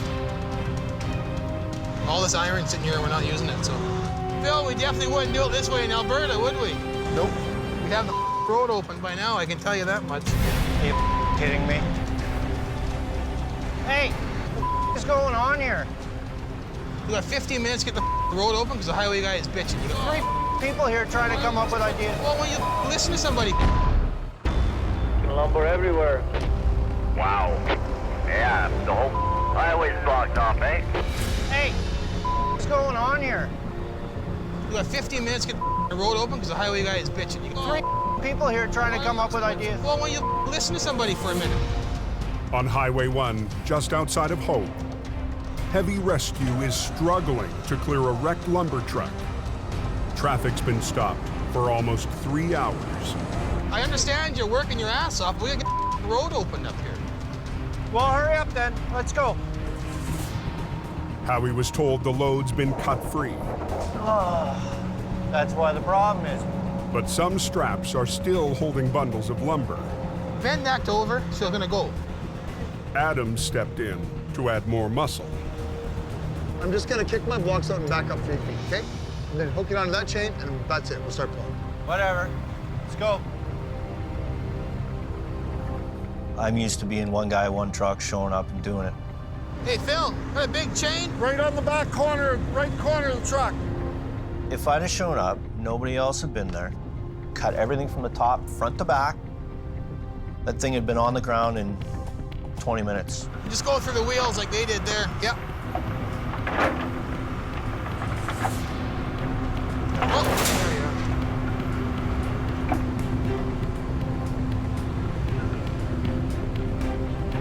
I'm gonna release my line and drive ahead. You should too. The B train slid during the first attempt. Now it could come down right on top of the wreckers. I don't want this truck falling over and landing on my truck. Is he ready? Yeah. Okay. But Howie's confident his wrecker is clear. I don't understand why he's not moving his truck ahead. Hey, look at that.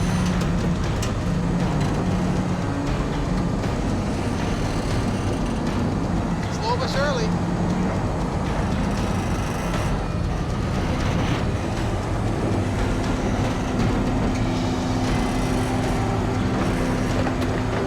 Come on, old girl. Keep going. Keep going. There it goes. Now he's so close, he's gonna hit the. How come you don't tell him that? I tried telling him that. He's gonna hit the truck.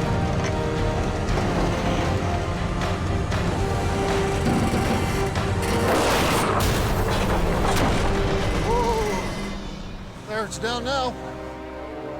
Did it hit the truck?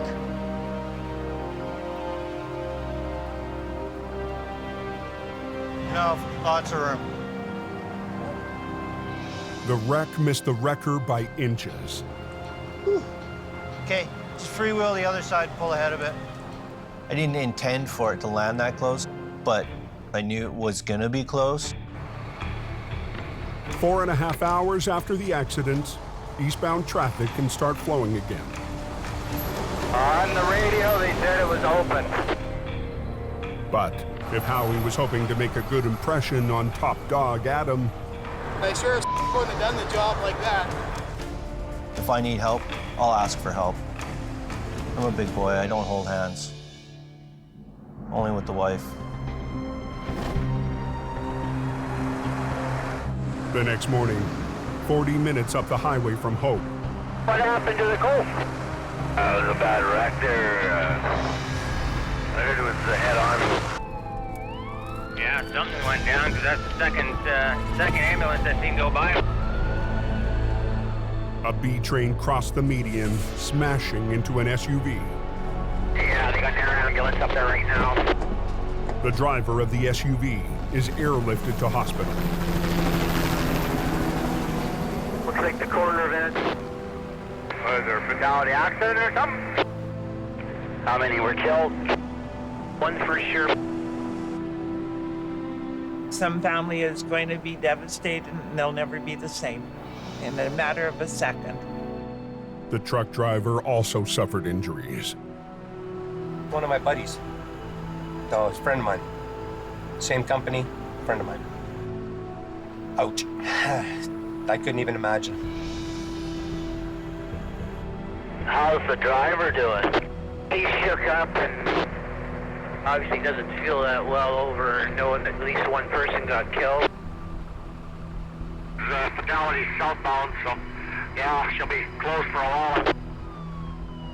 Probably won't open it until they finish their investigation. A serious accident requires a major investigation by a team of accident reconstructionists.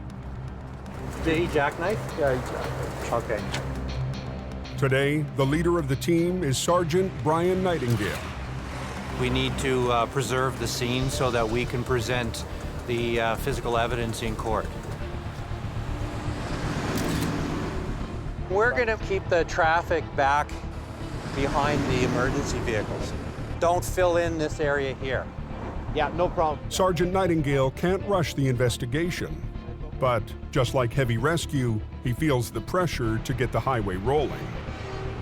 So it's pretty straight here, eh? Yeah. So the road, when you got here, was it in this shape or was it just like black ice? No, this would have been ice over here. Okay. There's no doubt about it. Pinpointing exactly where the truck lost control can help the team figure out how and why it happened. He's coming out of that curve back there. Okay. And I bet you that's where everything starts to go. Probably. Yeah, back in the curve. Because why would he lose traction on a straight stretch? Sergeant Nightingale needs to survey the entire accident scene for the full picture. We can put the UAV up and then we can get our aerial photos. Every time we shut down the highway, costs $1 million per hour in lost commerce revenue. Position, hold, engage. This way, I can do the whole survey of the scene just by taking it up in 10 minutes and taking it back down again. And the whole purpose is to get the highways open quicker. Investigators hope images from the drone will help provide the answers they need. One of the most important things of the scene is to get the proper kind of photographs.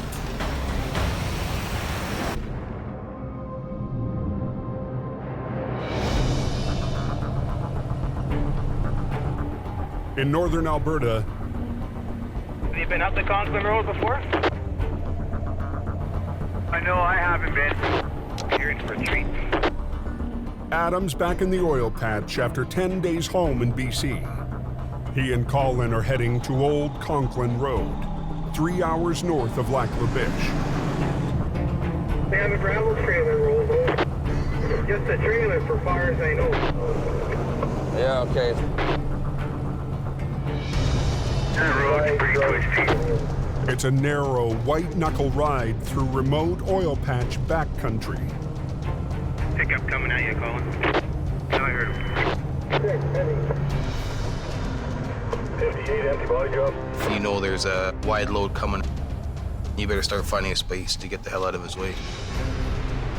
The trucks are hauling loads of gravel, used to extend roads over the muskeg into more remote oil fields. 35 loader pickup. These roads are narrow. There's protocol on them. Your record kilometer 31 too behind. Every kilometer, you need to call out where you are, Your record 37 behind. what kind of truck you are. You got to be careful. You got to watch your speed. That way, you know, two vehicles don't smash into each other. Colin's right on the 97 corner here. Just watch yourself. Recovering a loaded trailer will be tough enough. Yeah, we're here. But on this narrow road, it'll be almost impossible.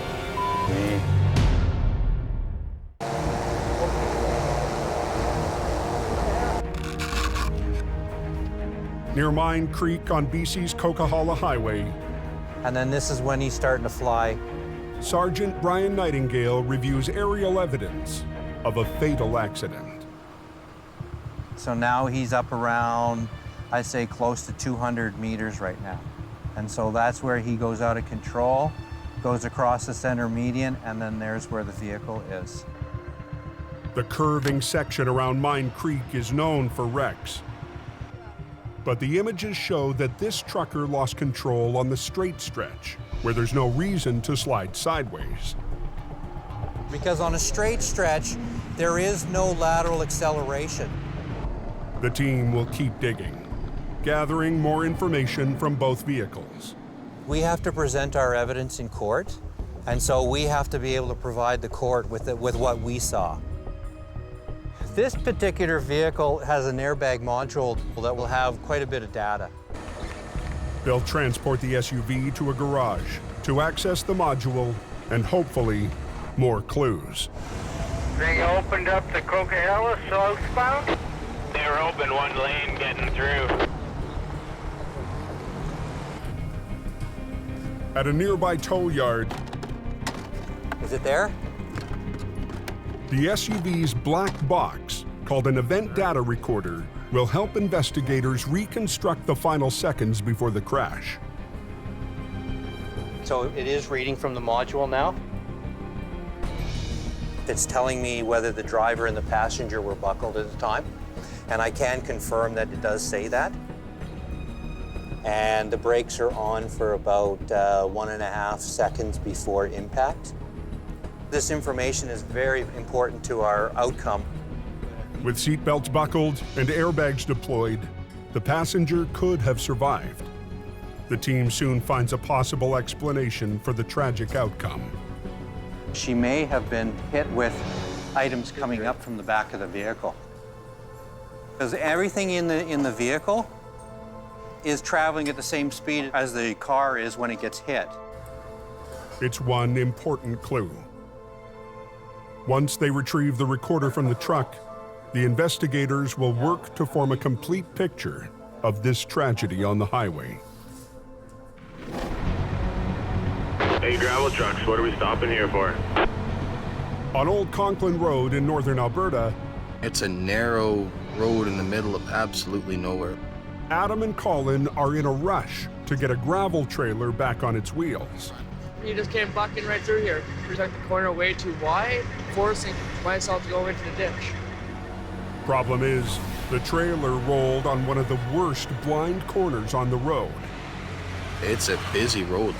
It's a haul road, right? Guys are hauling gravel out of there all winter. Okay, so you'll get you in here, pull down, and then I'll get on this back corner where looks like most of the weight is. But the heavy gravel is loose and will shift during the pull. Wrap that around one more time, make it shorter, you know? Right down here. Today, swamper Jamie McKelsey is helping Adam rig. So you don't tear the axle out? Oh. So you'll rip it right out of these bags, right? Pretty cozy down at 97. Slow right down, guys. Slow right down. We're on a dangerous road, narrow roads. Just gonna get this done and be on our way. Get your truck on the other side. It's a haul road. We can't have it closed for very long.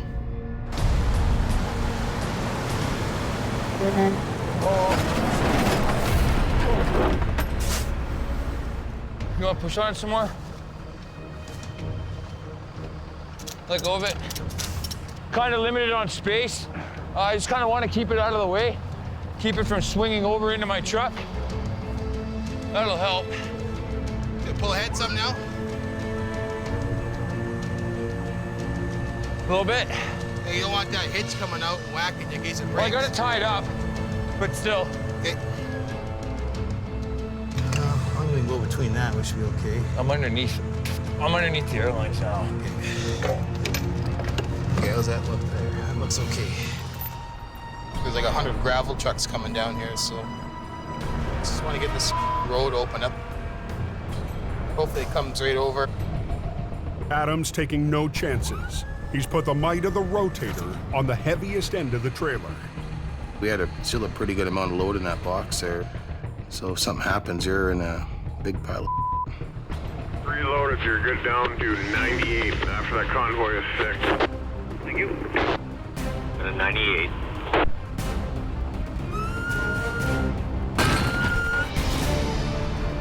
Yeah, go ahead, yeah.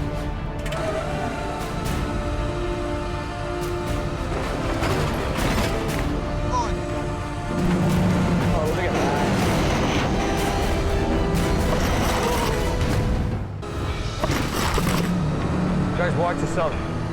On a remote road in northern Alberta, Come on, Adam, pull that thing over. heavy rescue is fighting to pull over a loaded gravel trailer. Are you gonna be okay there when it comes down? You have lots of room there when it comes down? It's tied up. Okay. But Colin's running out of room. If he stops to reposition, the trailer could topple. The gamblers are going to turn this thing back upside down again, and we're going to be back to square one. Keep going.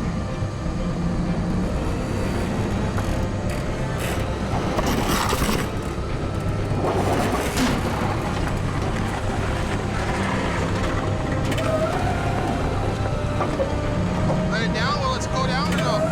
Oh, what? No, you're right on the boom. Ah. Well, it's caught on the boom, so it won't go down, come back down. That 97 is blocked off. There it is. Pretty slow, the guys standing around. You got an accident just ahead of you there, southbound in Granny Lane. On Highway 5 in BC, Howie gets word of a wreck near Othello.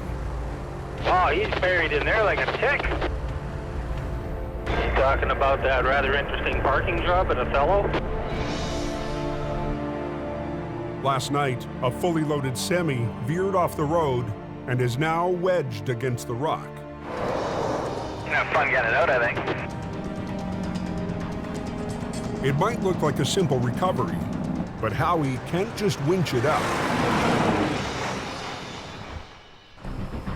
There's only 4 feet between him and the rocks on the other side. So if I was to hook onto it and just start pulling it up the hill, it would automatically want to go away from the truck towards the rocks. After last week's struggle, the lone wolf has decided he needs help. We all got to work together. You can't be a one-man army. I try, but there's certain times where you know you're outgunned. You either gotta add another gun or get a bigger one. The weapon Howie needs is the Rotator, with its vertical lifting power, but it's hours away working in Alberta. Here he comes. Fortunately, there's a backup. Jamie's brother Jason has one. Well, what do you think? I think he's not coming out with damage, without damage. You guys are all fired for having dirty trucks. Jamie shows up to oversee the recovery. I just want to grab the front, get him to grab the back, and just park it on the shoulder behind me, basically. Yeah, I think he should follow with you. Yeah, well, that's what I mean. If He needs the team to help him in this case, so he's got to learn to be with the team and make this happen, because it's beyond a one truck, one guy job. The only damage to the truck is on the front end of the trailer, and Jamie wants to keep it that way. There's quite a bit of value in this truck, so the goal is to bring it out and not do any more damage to it. Truck's gonna start coming up on that right front wheel, right where he's standing right now. Howie will tackle the tractor with HR-66, but the heavy lift might be more than it can handle. HR-66 is a 25-ton hydraulic wrecker. It has limited capability for recovery. A 25-ton truck is a tow truck. This is really a two-rotator job. Lift this whole unit up and bring it on the road like this. Jamie and Jason have worked major recoveries together with both rotators. So let's go up high. It's the perfect setup for lifting a semi straight upward and onto the road. Wow. Problem is we don't have a second rotator here. We're just gonna have to work with what we got. They don't want to damage the undercarriage or the fairings, which improve wind resistance. He drove it into the ditch at such a shallow angle that he didn't wreck anything on the bottom half of the trailer. I got to get it out of the ditch without trashing it. This much of a side pull, I wouldn't be sticking out too far, right? Yeah. All right, here we go.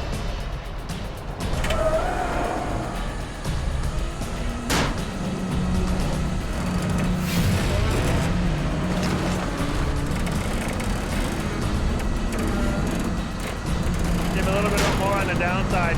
Keep it level. There you go, yeah.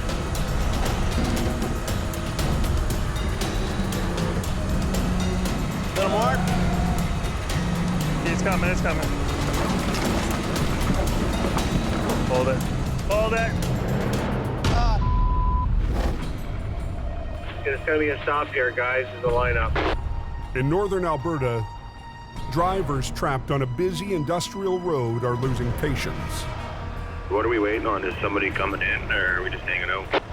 We're costing them guys money. If we don't get that out of the ditch and off the road, you know, those guys might miss free trips, right? And that means money to a guy that has a truck payment. Heavy Rescue is racing to flip the gravel trailer, but the trailer's hitch is jammed against the wrecker. It's held up against your booms. When you pull ahead, it's either gonna go that way or it's gonna come this way. Colin needs to release his winch and move his wrecker. So my fear is when you pull ahead, it's gonna go down again. Freewheel and go ahead. Go easy on the clutch, there's just metering.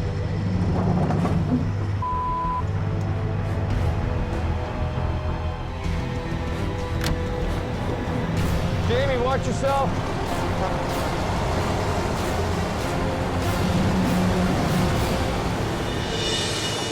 Okay, hold there. Is he hooked up? Are you hooked up? Just about.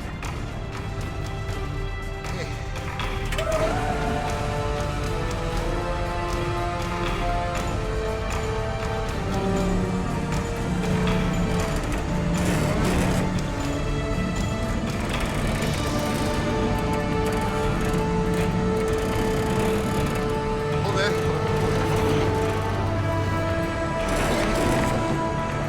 There we go. We're all good. You can unhook.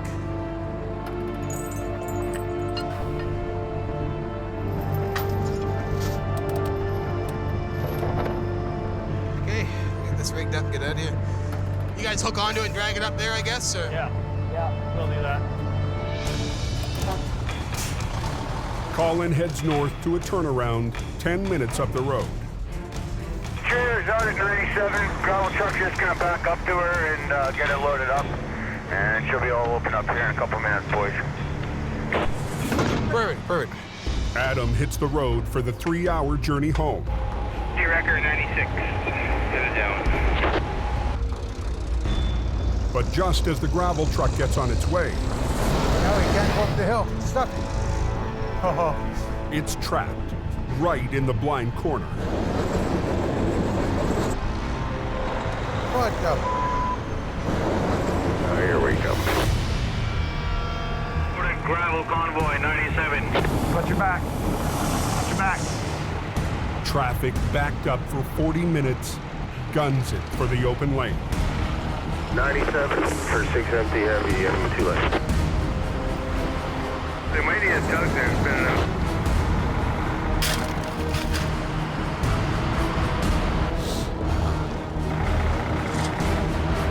This road's open. Everything's fine there? Copy? Coming on this corner here right now. Watch out.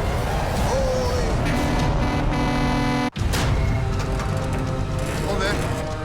In Alberta, heavy rescue has pulled a gravel trailer back on the road.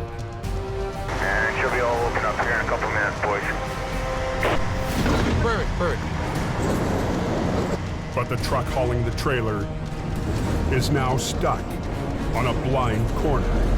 Here we come. 97 for 6 empty heavy and 2 left. Just keep coming. Coming on this corner here right now.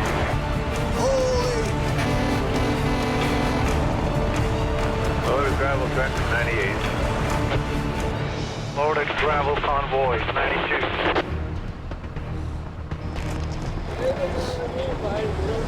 No, I know, eh? They don't give it.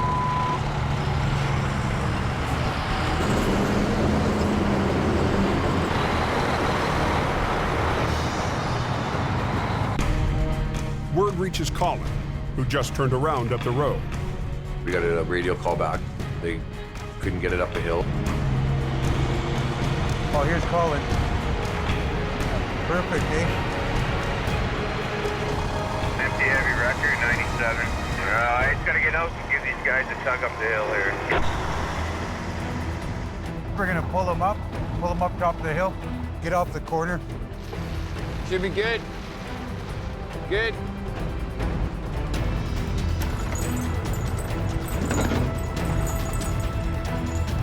Give me that. Put her on the ground. Let's give her. You ready? You bet. Just helping these guys out, you know, it's what we do, right? Back on the road. Never leave a man behind. Over on BC's Coquihalla Highway, It's coming on the frame. Howie, you're gonna need some lift. What's that? You're gonna need some lift. Howie and crew are trying to recover a loaded semi without wrecking its fairings. It's brittle, it's plastic, it's not gonna stand up to any kind of abuse. So the problem we've run into now is the fairing starting to bite into the bank. That piece could be worth $4,000 or $5,000. So for $4 or $5 grand worth of damage, we're better off to put the line in there and lift it properly. This thing is very expensive, and the possibility for creating more damage to the unit is very possible if you don't handle it right. We didn't want to do any more damage. If we hook me up and I can pick up that, right, a little bit, just dangle it so it gets a little bit more in the air. So I'll just come in here and swing over and give you a little pick. Jason plans for a re-rig, running straps to the front of the trailer to help Howie lift it out. He'll flip around like that, take a little bit of pressure off on it, and actually lift it over that way in order to pull it out. You wanna get that one over? Yeah, I want it over. Push it up, Howie. Yeah. Oh, watch her. I got you. So you climbing up, James? Yeah. You come up, eh? I'm gonna move it back to the landing gear, eh? Yeah, man. What? I tell you, this trailer is not looking very good up here. There's a lot more roof damage than really is apparent, and it goes for quite a ways. The veer angle of the two lines would actually push on the top corners of the trailer, collapsing it in. I just know that's gonna end up getting squished. Let's set up one spreader bar and pick it up at the landing gear on both sides. You know, you're still gonna accomplish the same thing. The front corner is so damaged. I'm scared of it. A spreader bar allows a trailer to be lifted vertically from its base, taking pressure away from the fragile walls. But rigging the spreaders... And they're the same length? What's this say? It doesn't say foot length on it. means more time on the highway. Yeah, 20. That's a 20. Just join them together, and we'll go in about here. We'll put an angle iron in here. Okay. Are we good? Keep going slowly. Angle irons will prevent the straps from cutting into the frame. Okay, go ahead.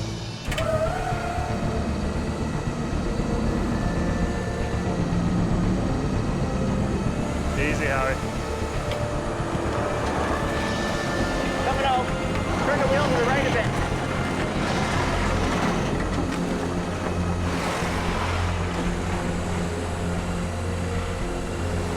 Hold it.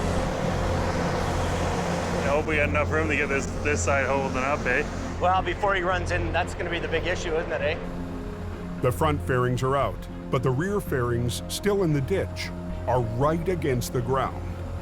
The problem is, we need to move ahead with this, get on the pavement here without damaging that fairing. This is our next issue. We got to keep it off the ground, from rubbing the ground, basically, as it's coming over the bank. Okay, we're ready. Now he's going to go ahead now, eh?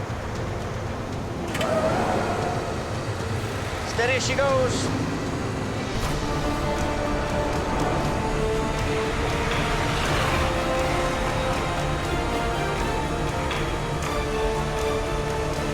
Keep going. Pull ahead. Go look at the other side. The trailer's suspended in midair with all its load. Those are real critical moments for us. Hold on, Howie.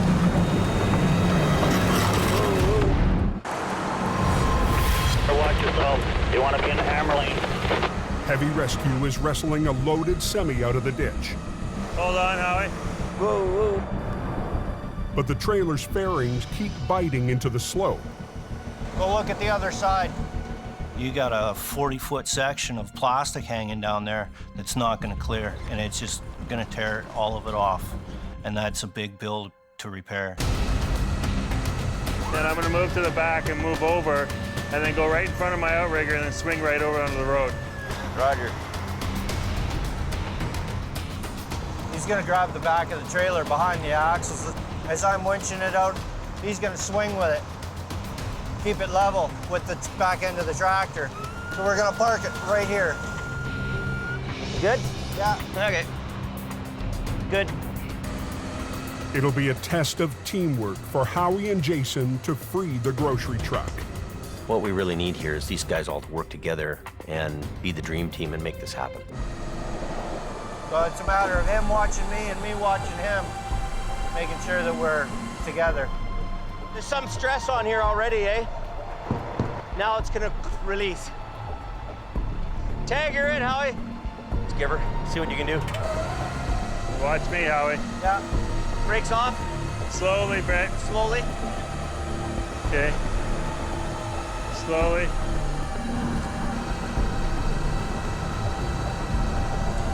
It's coming, it's coming. It's coming. Keep going.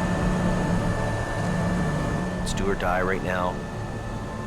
Almost 40,000 pounds hangs in the balance.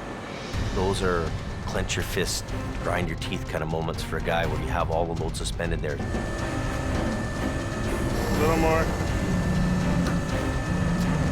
Oh yeah, buddy. Yeah, that's nice. That's nice.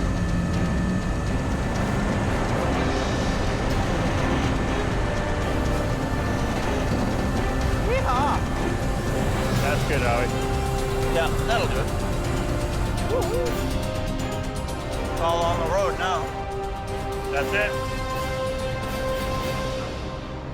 It's nice when they're successful. We just lifted a fully loaded trailer out of a 4 or 5 foot ditch down here without any further damage, making the right decisions. We come out with a happy ending. And a lesson learned for Jamie's lone wolf. When you're dealing with major incidents, major recovery work, team is the answer. Enough room for us fat guys to get back. You have to work together to score the goal. Can't just be one guy carrying the ball all the way down the field.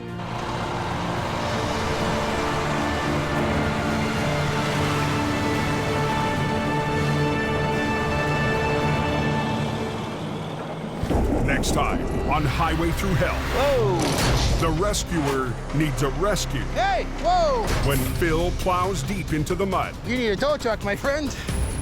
A Coquihalla rookie Uh-oh, this is not good. fights to make it up the Smasher. We don't want to stop. We do not want to stop. Come on, baby. And Arctic winds attack both oil patch highways, Down with the boom. forcing heavy rescue I want to get this highway reopened. Wild, Dave. to divide its forces.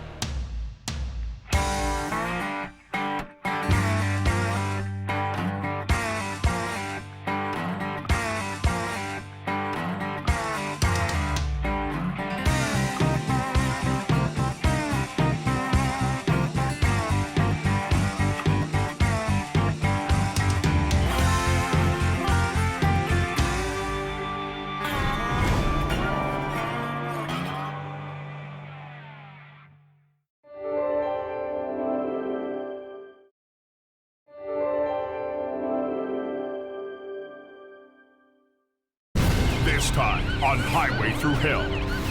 All over the road. The biggest wreck of the season It's a damn tangled mess. explodes on Jamie's doorstep. Yeah, Jamie and his rotator must be all excited. But it's all up to Howie. Highway's closed. Like the fist of God came down on it. And in a blinding storm, And this is just the beginning of it. there's no end of trouble. It's like a reoccurring nightmare. On the Highway Through Hell, the last line of defense is a heavy rescue team ready to tackle any disaster. Because closure is not an option.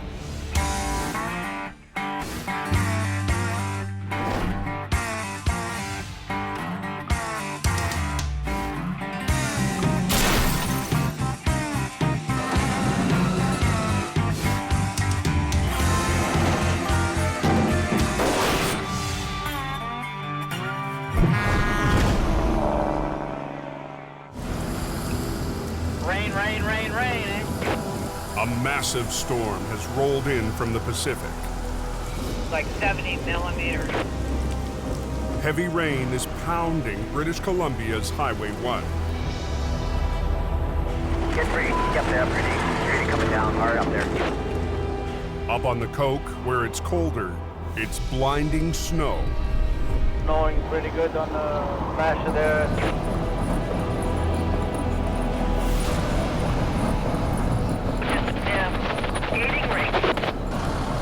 The storm is so extreme, authorities have issued a snow protocol, And this is just the beginning of it. There's 30 to 40 centimeters that are supposed to fall tonight. putting police, heavy rescue, and highway maintenance on high alert. Up at the VSA Highway Maintenance Yard, Getting ready for protocol? the call has gone out for extra plows. Get it hooked up to the truck. Up. Go keep them roads safe for the public. On the Smasher, the timing couldn't be worse. It's the height of the overnight freight run, and more than a dozen spinners are spread across the hill. They can't get a hold of Jamie Davis? Clearing's up there. Al Quiring is doing all he can to keep the trucks moving. When they call for the protocol, you have to be there to make sure that highway stays open, and if you're not, it just becomes chaos. The first one on his hook, A heavy load of lumber jackknifed just below the summit. I'm happy this is a good day of fishing, that's for sure. Try and get this guy backed off the road here. There's no time to waste. And as fast as you can keep slaying the dragons, they keep coming. Beautiful. One down, many more to go. And we got lots of lineup back there.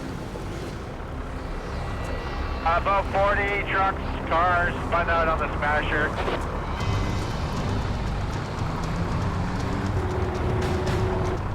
We got a bus now too in the problem. I'll give him a little shove.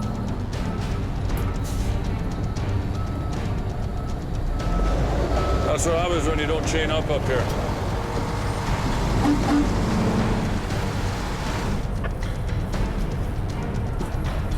So watch this guy's blocking the highway here. How much weight you got in there? About 60. As soon as we start rolling, start picking up gears. In less than an hour, Al drags 3 trucks to the top. 625 from Convoy. Go ahead for 625. I'm just going to be clearing the top of the hill here. You want me to back down and start working the other side there from the top? There's at least one ship truck down here that'll need you. We were just here. It's like a reoccurring nightmare. The storm isn't letting up. Al's in for a long night, and help is a long way away. Jamie, gone to Alberta. Isn't that incredible? Almost white out here. New highway policies have cut Jamie's BC business in half, so he's heading north, following his Rotator. Well, Adam called and wanted the Rotator out in Alberta. There's a job waiting for the Rotator, and it needs to be there for 7 a.m. in the morning. I'm gonna go up and deal with some stuff in Fort Mac. I doubt it'll be busy. It's certainly not busy here at all. So anyway, while I'm gone there, can you look after things for me? Sure. Appreciate it. With the Rotator gone, Jamie has left his Hope operation in the hands of new hire, Howie Irwin, and a single aging wrecker, HR 66. It's not the easiest being one guy, but you just have to be confident in your skills. And 10 spun outs on the hill. But nobody expected the storm in BC to be this severe. They're making a chain up going up the Smasher. Down the mountain, it's 5 degrees warmer, enough to make it a very different storm. Rain down here. I did listen to drivers having to chain up on the hill, and they're in blizzard conditions. With trouble on the Coke, most of the traffic decides to run Highway 1. I'll take the canyon. Yeah, I'll do the canyon every time. Its lower elevation means no snow, but it's narrow and winding. And in heavy rain, it's a handful. You can't see very well. Trucker Harold Freemuth is running the number 1 with a load of pulpwood. Your visibility's limited. You have to slow it down. But then there's always the other guy. I've seen so many close call accidents. It's crazy. Tango 32, can you run a BC marker for me, please? Because of the storm, Highway Patrol has sent extra officers out on the road. People still do just insane speeds. It doesn't take long for Constable Jim Halliday to make his first stop of the night. Hi. Well, it's pouring rain out, man, and you're doing 140. You have your license, insurance, and registration. You understand that you're getting a ticket today, right? Why are you doing 140 in the pouring rain? You think that you're invincible. Nothing's gonna happen to you. It's just after 9:15. One is closed. We had a liquor wreck at Flood Hope Road. When Howie answers an urgent call. Freaks all over the road. It's a damn tangled mess. I was gonna go home and hang out for the night with the wife and cuddle in a nice warm bed, and as soon as I make a plan to leave, something else happens. What I heard was a truck jackknifed, got sideways, and another truck drove through it. Howie doesn't have far to go. The wreck is close to Jamie's yard. Everybody's coming off the highway now.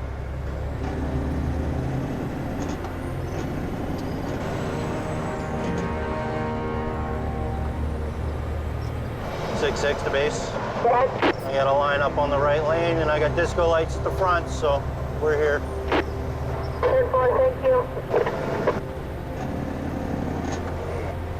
Highway is closed. Like the fist of God came down on it. I'm all by myself.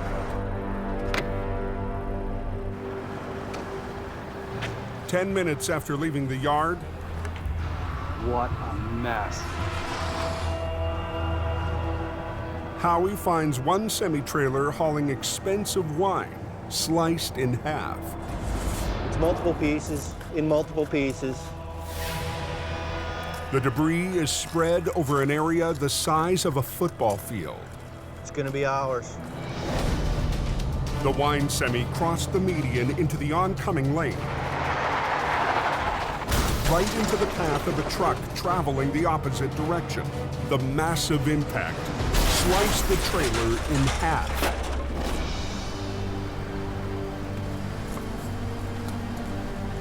I'm lucky to be alive anyway. At the wheel of the second truck, Harold Freemuth. Yeah, I'll do the canyon every time. Who's fought through 2 hours of twisting roads and driving rain. But then there's always the other guy. Seen the trail ending outside at the last minute. I couldn't stop. Said, oh my God, oh no. Hit the brakes and went right through it.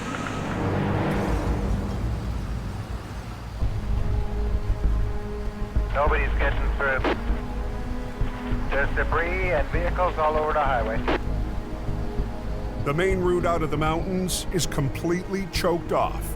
We need to really get this mess cleaned up as soon as we can. And the biggest wreck of the season is in the hands of one man and one truck. It's a monster crash. As soon as you're all by yourself, game on. No rotator, no backup. And now I'm neck deep in. What a mess that is. You're not gonna go anywhere for hours on one. Just outside of Hope, BC, the worst wreck of the season. Yep, she's closed westbound.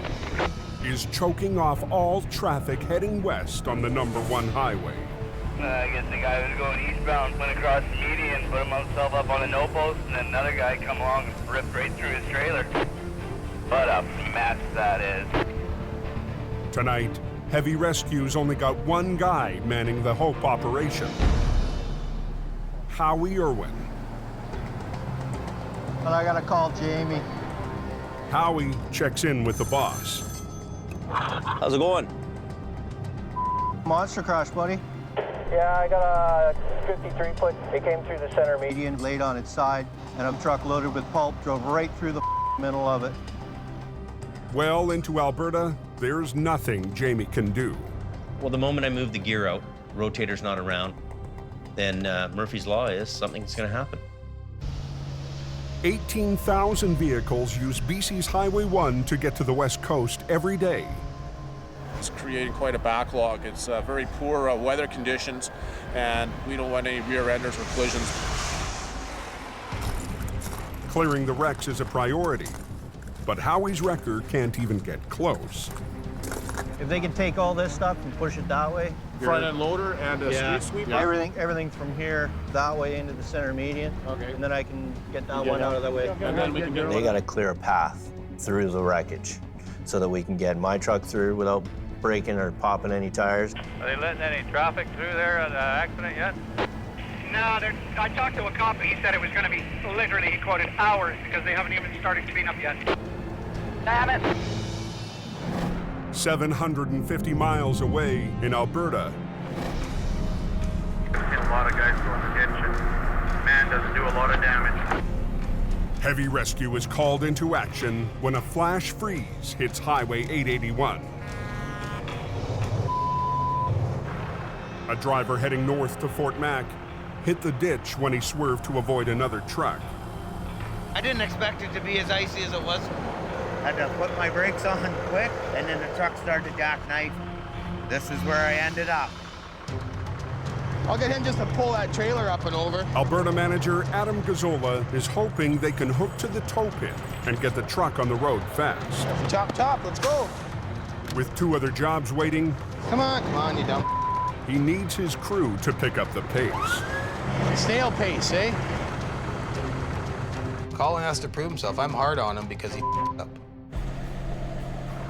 He's a pretty spirited man, so you better have some tough skin. Let's watch that hook. Keep pulling her over. I'm gonna hip check him off the wrecker here pretty quick. Hang on. But Colin's trouble tonight has nothing to do with his lack of experience. Oh, the rear axle's broke out of it. We're just gonna come in here and pull on the trailer to suck this back end out. Hey, Colin! The tractor's rear wheels are working like an anchor, dragging in the snow.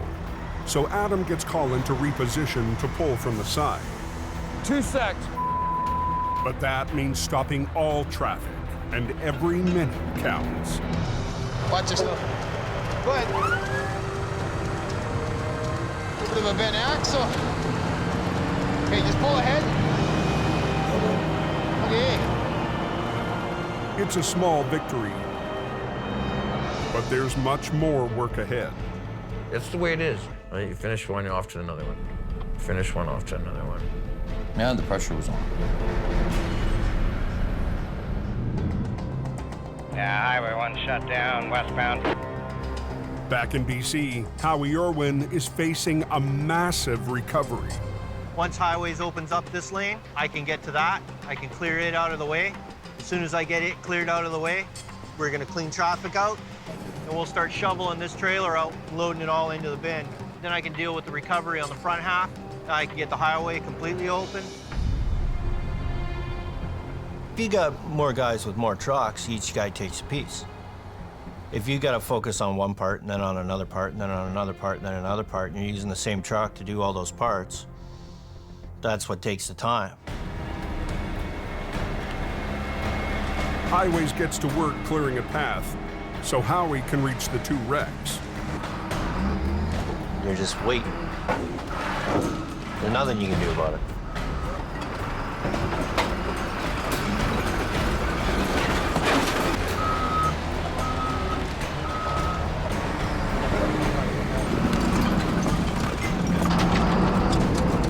An hour after his arrival, Thank you.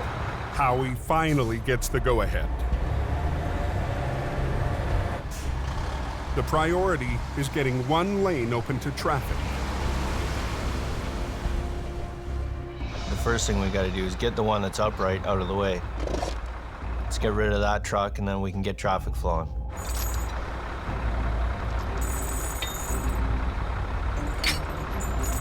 It's on the hook. Yeah, needs air. But the semi's air supply has flatlined. I gotta put some air in it. It's out of there.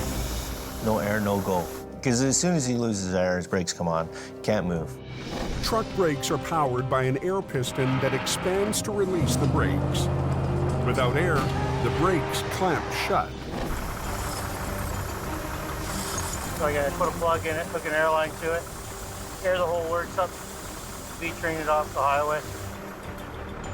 The damaged semi can't generate its own air pressure. So Howie runs an airline from his wrecker. The highways guys are getting a little antsy. I'm gonna move it out right now. Are you taking the whole thing? Yeah. Okay. I'm doing it as fast as I can. I'm one man, one truck.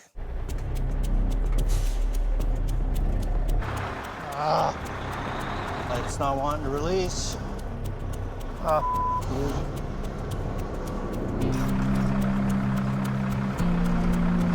Trailer's not wanting to release. It's now been 2 hours since the accident. And the lineup on westbound Highway 1 Come on. is building. Every time there's a stoppage in traffic, it's always pressure, because there's always a cop standing there or highways guy tapping his foot, looking at his watch. Go. I'm waiting for air. Air? It's taking forever. It doesn't want to release the trailer for me. I can get the tractor to release. The trailer doesn't want to come with me. You're not going to go anywhere for hours on one. Up in Alberta, Snow covered with large sections of black ice here. Copy that, thank you. Heavy Rescue's northern crew is already on their 5th job of the night. I was following the traffic.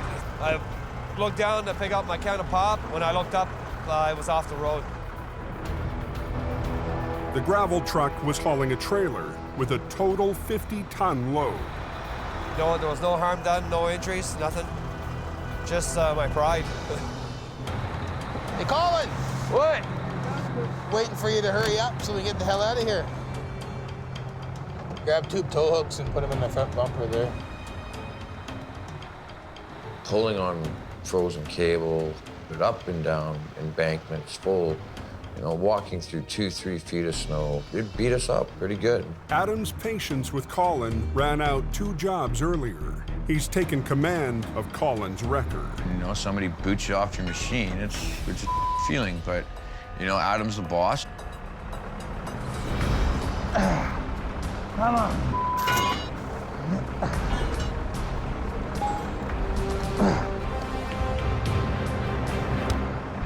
Adam wants to pull the truck forward and up to the road. And fighting a 50-ton payload, he'll need the driver to help with some added power. Put it in low gear, he's gonna pull you out together.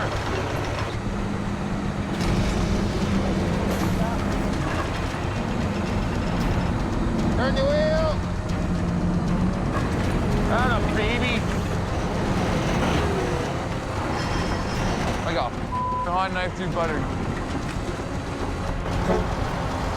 Decent, Jimmy, decent. We're gonna move on to our next one now. Babysit the tribe down to the road. Come on, boys. Let's go.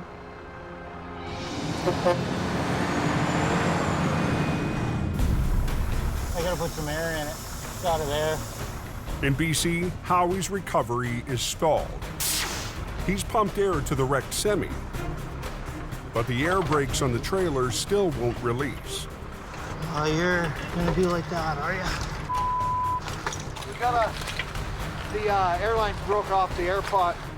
The culprit is a broken fitting on one of the brakes in the center axle, letting the air escape. You got an air pot fitting? For which? The fitting busted off the center axle, the far side. Just gotta be different. It won't happen.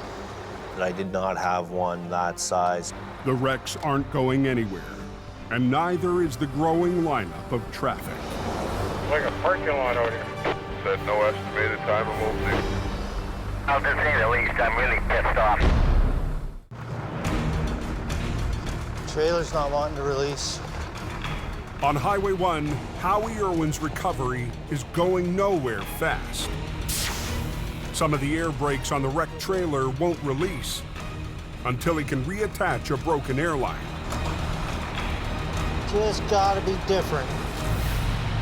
But he doesn't have the right part. Around. You feel the pressure, but you'll have to stay focused on the job. And it's a monster job.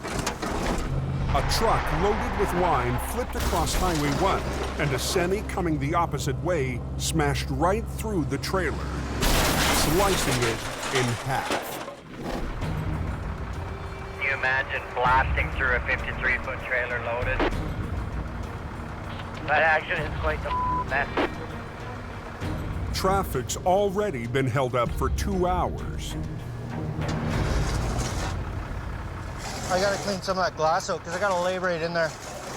It's shards of glass everywhere. I'm worried about cutting myself because if I cut myself at a point where I need attention, everything stops. I grabbed my zip ties, identified the hose that was leaking the air, folded it over, zip tied it off. We got the leak stopped. Howie's quick fix will allow some of the brakes to release, but the rest are still stuck. Without compressed air to power the brakes, the only way to release them is mechanically, with a specialized bolt that reefs the brakes free. Come on. But it takes valuable time. I got 2 caging bolts in here, so hopefully that should be it. Come on. At 12:30 a.m., 6-6, I got it mobile. 3.5 hours after getting the call, Howie gets one wreck off the road. All right. You let traffic go. Looks like traffic's moving here. Have they got a lane open now? One lane is open to relieve congestion, but it's only temporary. It's one down, another one to go. Howie will have to wait on the rest of the recovery. Watch it. Okay, we're gonna load the back of your truck up in a bit. The insurance company wants the $500,000 worth of wine salvaged. There's 15 to 20 feet of trailer there, and it's full, right from the opening to the front wall. Watch it, Jim. It's broken open cases, it's individual bottles, and I know what it's like playing pickup sticks. It's the same thing when you're picking up bottles. It's one piece at a time.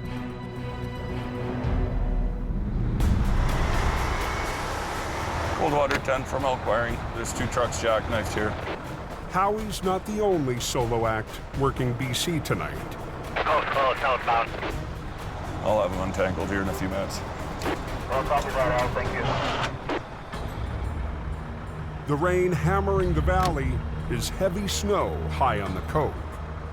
When I'm working on a Coquihalla corridor, it's a very dangerous place, and a lot of accidents happen as a result of a chain reaction. I was following a semi-truck who was sliding the whole way down the hill, and then all of a sudden he jackknifed and hit the curb, came across the entire road. There was a semi-truck coming behind me. Really lucky I put it in reverse and slid out between the two of them before they slid into each other. You're okay? I'm fine, sir. Okay. You're empty? Yep. I'm just gonna grab your ass trailer there and straighten you up. And you're okay? Yes, sir. Okay, we'll just get you tangled up. There's probably about 45, 50 trucks sitting there waiting already. We want to clear this out as quickly as possible. When the highway's closed, it's costing money, and I don't want them pointing at me. You got winter tires on here? The driver of the car doesn't need a tow, but Al needs her out of his way. Very slowly, just go ahead and you can go past that guy, and I think the road will be clear for you. Very slow. Stay up in that soft stuff, okay? Don't use your brakes. Come on. Just let it roll slow, slow, slow. Put it in the first gear. All right, I think you're on your own all the way down, but just, you know, use the fluff as your friend. Welcome to the highway through hell. I'm glad you escaped. So this guy ready to roll? Al needs to get the 2 trucks out of the way fast, so he decides to teach the driver an old trick. Just put your truck in gear and steer yourself up against the no post. Leave your trailer brakes on. Just get it going. Leave your trailer brakes on. By locking the rear wheels on the back trailer, friction will help pull the long B train straight out of its jackknife. Come on, up against the wall. Saving Al from hooking up for a time-consuming tow. Come on, keep coming. Keep coming. If he just skids his wheels, you know his tires are gonna bump into the no post and he's gonna get hung up. And as soon as he gets hung up, because he's getting hung up at the back, the momentum is 2 vehicles, just like a rope, it'll automatically just straighten itself out. Okay, my friend, you're gonna do that too. With the first truck out of the way, Al decides to try it a second time. Trailer brakes on. Just stay about that far away from the wall. Keep coming. Keep coming. Yeah, You're good, you're good, you're good. All right, boys, let's roll. Al's trick has just cost him 2 paying jobs, I'm gonna go down the other way. but saved 45 minutes of towing time. 2 trucks down, 20 more to go. Let's roll. One problem to the next.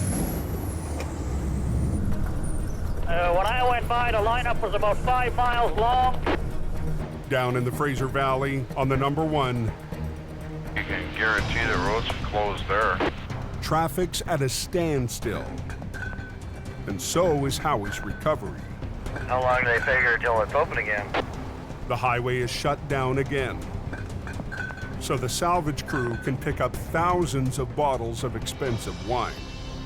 Well, anything you can save it. Anything that's broken, shovel it into a garbage bin. While he's waiting, a new problem catches Howie's attention. Well, fuel cap's dripping. I'm thinking, well, maybe it's just not screwed on tight enough. Yeah, grab a hold of it, try to twist it on further. Boosh, off it comes. I got a 3.5-inch hole, pissing diesel out all over my leg. Oh, he's got a piece of plastic. The fuel cap is the wrong size for the tank. You get the cap back on, Alan? No, I'm working on it. The badly maintained semi continues to produce more headaches and delays. It was more than half full and pouring out quickly. Oh, that is a mess. It's 2:30 a.m. in BC. Sitting here waiting for this road to open. Overnight freight is still backing up on Highway 1 westbound. Hey guys, park in the back. Stopped dead when a semi tore a trailer load of wine in half. 5 hours after he got the call, Heavy Rescue's Howie Irwin has his hands full Cap doesn't even fit on the truck. with a wrecked and poorly maintained semi. Don't touch it. Even look at it. Highways is feeling the pressure from truckers to get the road open, I'm sitting on number 1 in that friggin' lineup. even if that means plowing good wine into the ditch. We're not going to keep the highway closed forever, so you got to get traffic going through your single lane. Yeah, that's quite the mess. Next question, was it good wine? But the insurance company isn't letting up. At $40 a bottle, they want to save as much wine as possible. And I'm stuck in the middle waiting for the stuff to be picked up. So kind of stuck in between a rock and a hard place, or a closed highway and a wine bottle.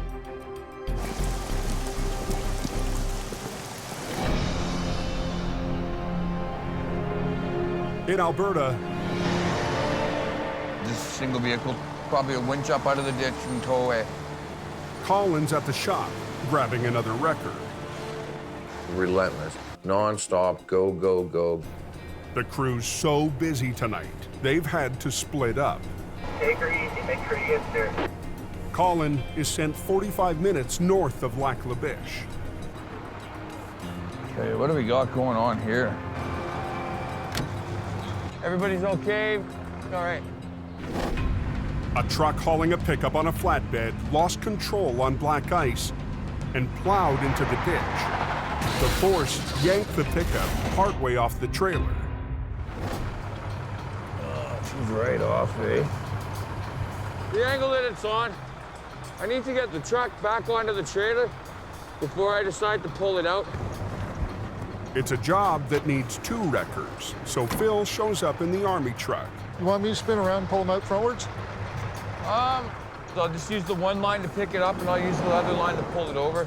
It's an easy maneuver if they shut down the whole highway, but Colin's determined to keep one lane of 881 flowing. So he'll redirect and anchor one of his lines to Phil's truck to pull sideways, while his second line will do the lifting. Guess we could do that. We'll just run a chain to a snatch block right there. But keeping the traffic moving comes with risk. It's just a 2-lane road. It's very narrow. One of the worst highways I think I've ever kind of played on.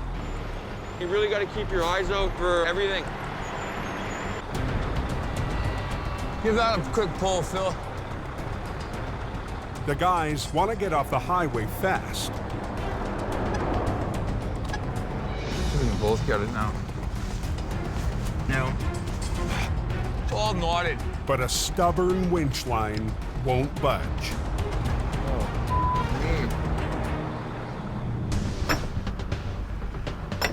It's 3 a.m. on the wine-soaked stretch of Highway 1 in BC. So what are we gonna do with the highway closed? So how long do you figure? As soon as they're done, I'll start working on recovering it. The highways guys, it always happens too slow for them, and they want it to go quicker. You got a big wall of it going? After 3 hours, the salvage crew finally has the wine bottles out of the way. Okay, I'm gonna bring my truck through here. But the highway remains closed until Howie clears away the mangled rig. He's called in a flatbed to haul what's left of the broken trailer. See if you can reach it through that. Just pop it down through that next hole.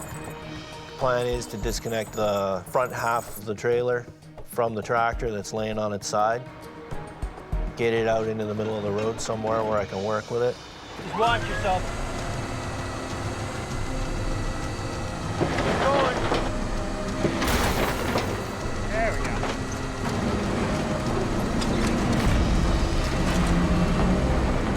Look at that. God, it's gonna work in our favor. Oh yeah. The front piece of the trailer's free and in a good position to get it onto the flatbed. Just put it in here because there's a gusset right here. Will it go? Oh yeah. Perfect. Fastest way to do it is hold one end of it in the air, scoop it up like a spatula, drop it on there, pitch a couple straps, and get it moving down the road. Keep coming!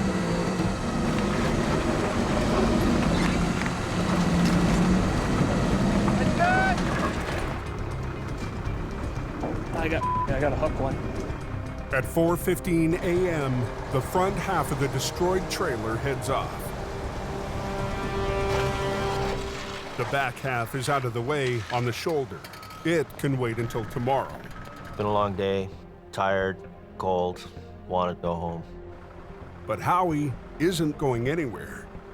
Where the truck crashed through the no post, below the highway along the river there, is train tracks. They're concerned that this is going to roll down there and land on the tracks.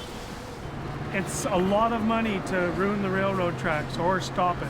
So anything you touch with the railroad, bad. Millions and billions of dollars at stake, and you their up in your.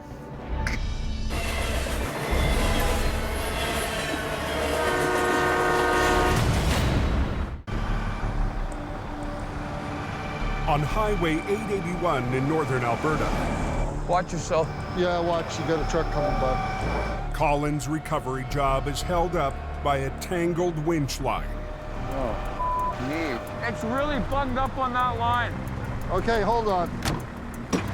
To pull it free, he hooks up to Phil's army truck. Back out nice and slow.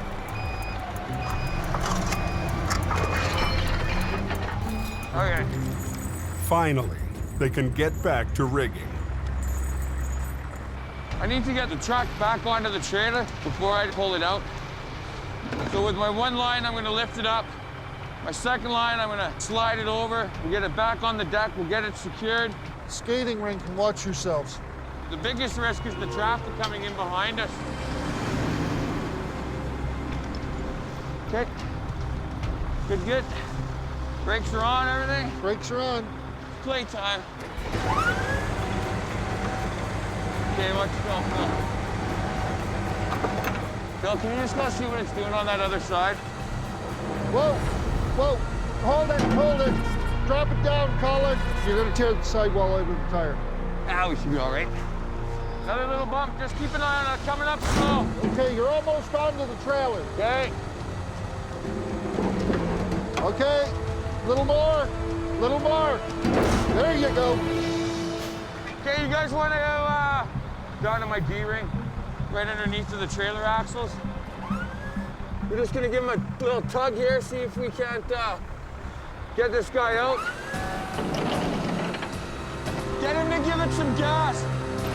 Okay, give it a little bit. Gently, gently, gently. Whoa, whoa, whoa, whoa, whoa, whoa, whoa, whoa.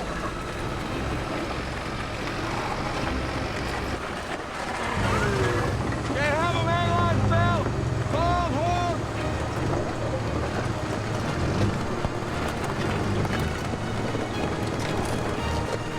Can't hold it there. Okay. I'm starting to learn. I'm starting to be a little wiser. I'm gonna go. Okay. Highway 1 West is still closed. Down in BC, Howie Irwin's night is far from over. It's going to be a couple more hours before they open that up. It's been 6 hours since the wreck happened. Howie needs to clear the flipped tractor that's hanging over the no post. I don't know which way to pull on it. But it's on its side and perched on the edge of a steep embankment directly above an active rail line. You're concerned that this is going to roll down there and land on the tracks. You shut down a train track and you're screwing with the country's economy. It's the perfect job for the Rotator, which could lift the wreck straight up and back onto the road. But after weeks with no work, the Rotator shipped out less than 24 hours ago for a big money job in Alberta. Howie has to flop the tractor on its wheels, but he's worried about the full fuel tank. When you have concrete poking up everywhere, where do you drop it? Despite the risk, it's got to get rolled over. Ready? No. Is that accident cleaned up? No, they're still cleaning up. Howie Irwin is trying to clear a damaged tractor off of Highway 1. I don't know which way to pull on it. But without the lifting power of Jamie's Rotator, he has to flip it onto its wheels. Well, you got to make it fit in there without puncturing the full fuel tank. Ready? I didn't have any room to maneuver.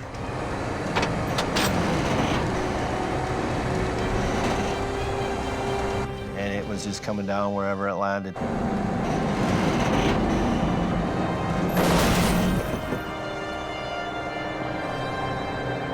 It was close. I was happy. I was so happy. You couldn't believe how happy I was. But the job's not done yet. Now he's got to get the tractor back on the road. I need to be able to lift all that up, skid it along on its front frame horns, set it down.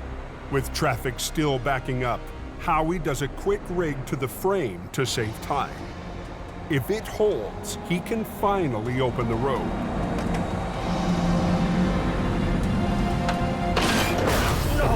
No.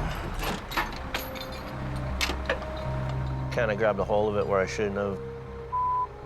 And the bolts didn't hold and pieces went flying. Well, it wasn't exactly what I had in mind, but... Well, the chains held, the cross member didn't. Broke all the bolts off. That's my own fault. I should have known better than to grab it just by the back end like that. Took the chains that were attached to it, just grabbed it by the next piece up that's solid and keep going. I really want to get the road open. I'm hoping the chains hold this time.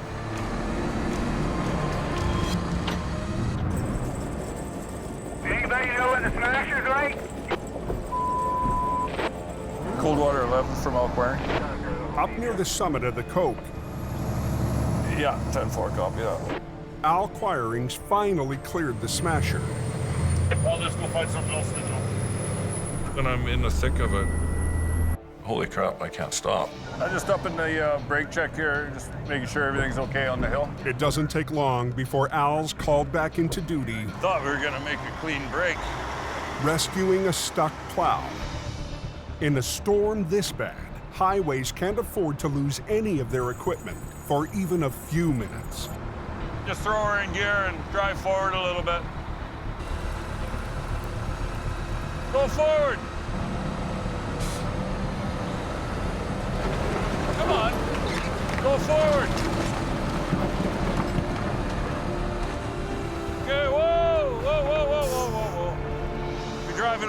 tow truck attached.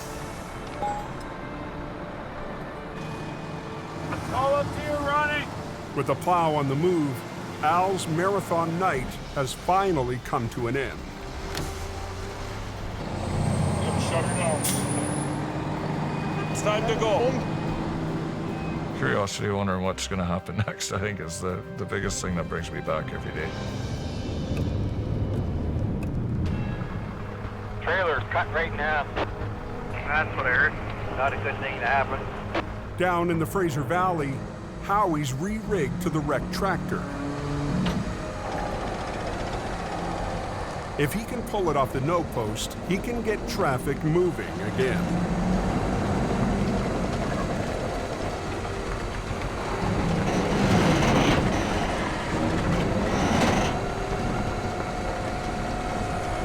Did that work? Yeah. I'd take this as a win.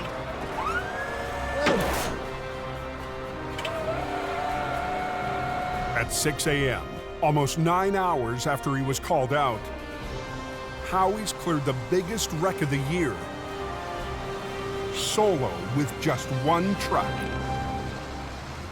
He's got big shoulders. He carried the weight here. He was a warrior. And I'm proud of him.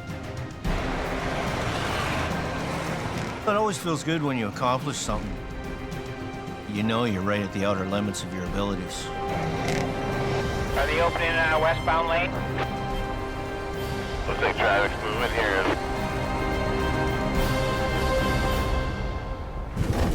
Next time on Highway Through Hell. Good to go. Here's your one chance, Fancy. Don't let me down. Heavy Rescue's toughest oil patch wreck Hold it. puts the Rotator to the test. Hey. You don't get a job just because you're Sonny Boy, right? The rookie fights to join the A-team. It's either you do or you don't. I have to do. And back in BC, somewhere in there, there's a physics lesson. A monster wreck overwhelms Keep going. the man and machines left behind. I don't want it to hit you. Keep going.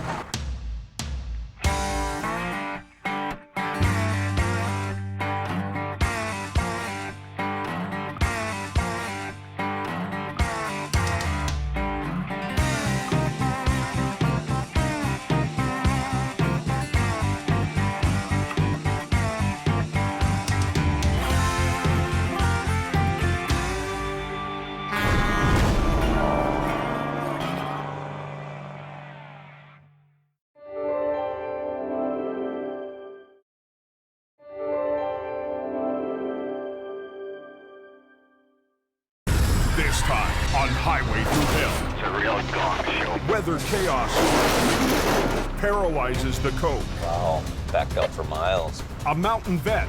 How do we get out of here? And a city boy. How's my front wheel? They're good. Battle an icy hill. Get out of the... Get out of it! And the Alberta crew faces a recovery big enough Don't roll back, whatever you do. to beat their biggest record. Oh! And Adam. I don't think we're gonna get him. On the Highway Through Hell. The last line of defense is a heavy rescue team ready to tackle any disaster. Because closure is not an option.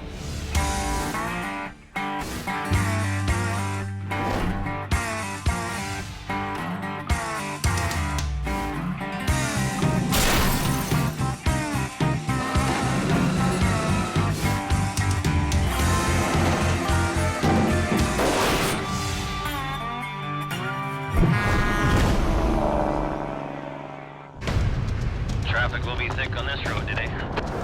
Apparently it's a real gong show. 2 days before Christmas, a sudden storm is slamming British Columbia's Coquihalla Highway. The compact snow turns into compact ice, and they can't put enough sand down on it quick enough on this highway. Cold air hit, froze solid. We now have concrete. Trying to get it off is a real problem.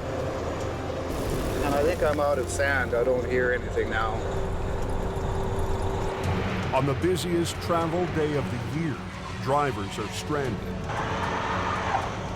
You know, it's nice and sunny down on the coast, and you get up on top of the mountain, and it's a hell zone. I passed a pickup truck, and then all hell broke loose. My husband just hit the black ice just now and the truck spin. This road is a sheet of ice.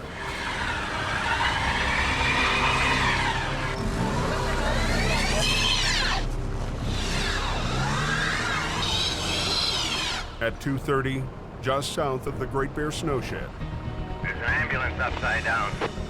the icy road claims its first casualties. They can't even get out the accident. Blocked up so bad. Just down the hill from the ambulance, two semis have tangled up in the slow lane. Nobody's gonna make it up this hill. This hill's just way too slippery. Traffic is at a full stop. What, you're not even plowing it or sanding it, doing anything? They can't get by all the trucks? So is the road closed? Yeah, it's gonna be a while. But down at Jamie Davis Heavy Rescue, the Rotator is sitting idle. We're not on rotation right now, and the trucks are all parked at the yard lined up. Jamie's competition is on exclusive police call for 2 weeks, so he's just another driver trying to get through the mountains. It tears me up to be in a situation where I can't provide a service to the public that the public deserves. Bugs me.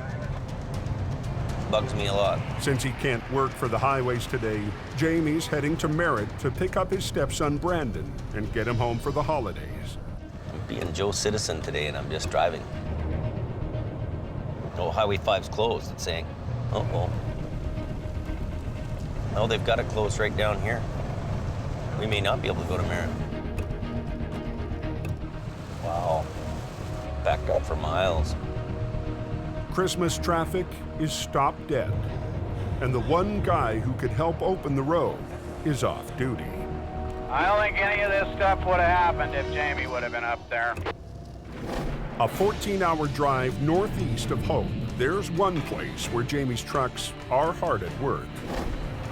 Where's this load of traffic? On the highways that form a lifeline to the oil fields of northern Alberta.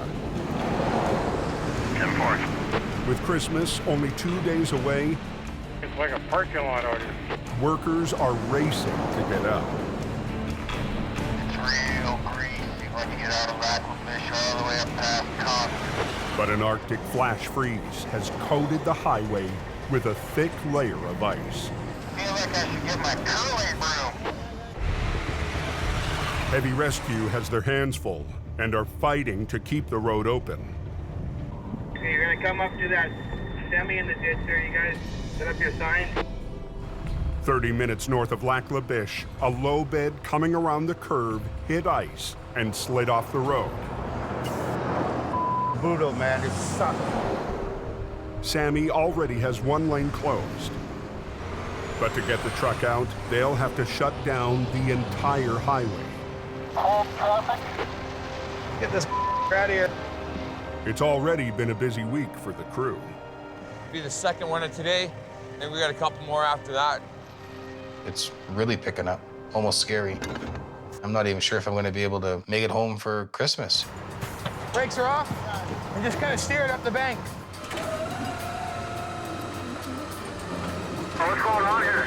The road's closed both ways. Put your boom down. Boom in.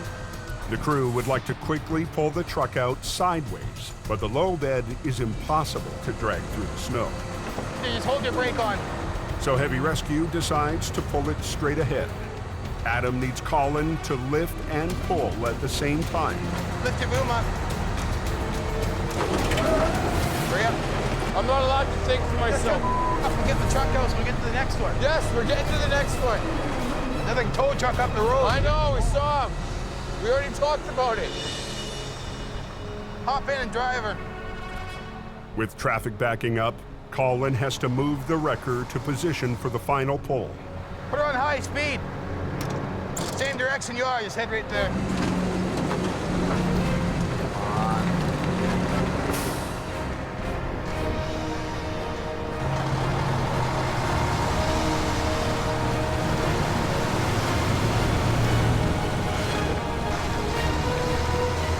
That's how you do it. In just 15 minutes, Adam and Colin have cleared the wreck. Okay, Sammy, send your traffic. So we either need Visa or MasterCard or American Express. But they can't head to their next recovery until they collect payment. Okay, it's 4520.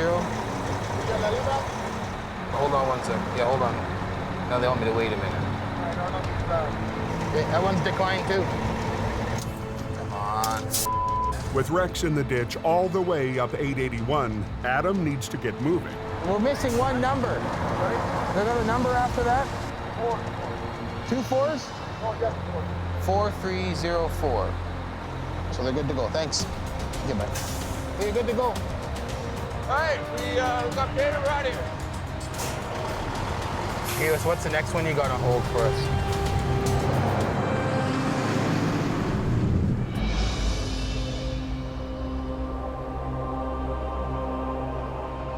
Hey, I just heard they shut the Coke down. Is that right, guys? Yes, it is closed. Multi-vehicle accident. Ambulance upside down. Back on the Coke, the highway has now been blocked for 2 hours. Oh, this is crazy. Dozens of trucks hauling Christmas freight are trapped. And holiday travelers are in for a long day. I haven't been trapped on the highway like this before, no. I should have took the Fraser Canyon. Jamie Davis is still stuck in his pickup truck at the back of the line. This is a weird experience waiting in traffic like everybody else. Jamie's competitors are on police rotation today, and getting the highway open is solely up to them. There's extreme times when things go crazy here, and you need to have a full complement of equipment and people to deal with it. This could be what I would describe as Armageddon in our world. But the competition seems to have trouble just getting started. The tow truck driver was trying to put the chains on the truck, and I'm thinking it was the wrong chain for the wheels. He started chaining up, and then I see they take it off. So I don't know if they wrong size chains or what, but he took off the chain, so he made her up somewhere. Some of the stalled truckers could drive out if they'd chain up. Full water tank, Glenn. Highway manager Richard Enns is getting tired of waiting. When I got here, he finally started putting them on, but didn't know how, and here we go. Bit of a nightmare. And it oriented. Up near Portia, a northbound truck loses traction on the hill. I'm trying to get some chains on now, but I just don't want this guy come smashing at me. Yeah, I'm just waiting to make sure that it's safe before I get under there. Look at this, look at this. You see why I don't want to go there? I have to just keep watching my back. That's the reason why I don't want to go under my truck.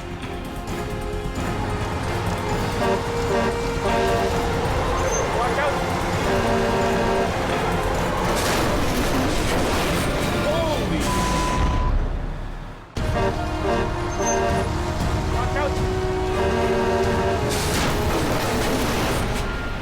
5 minutes south of Box Canyon in BC, 3 separate accidents have shut down the Coquihalla Highway.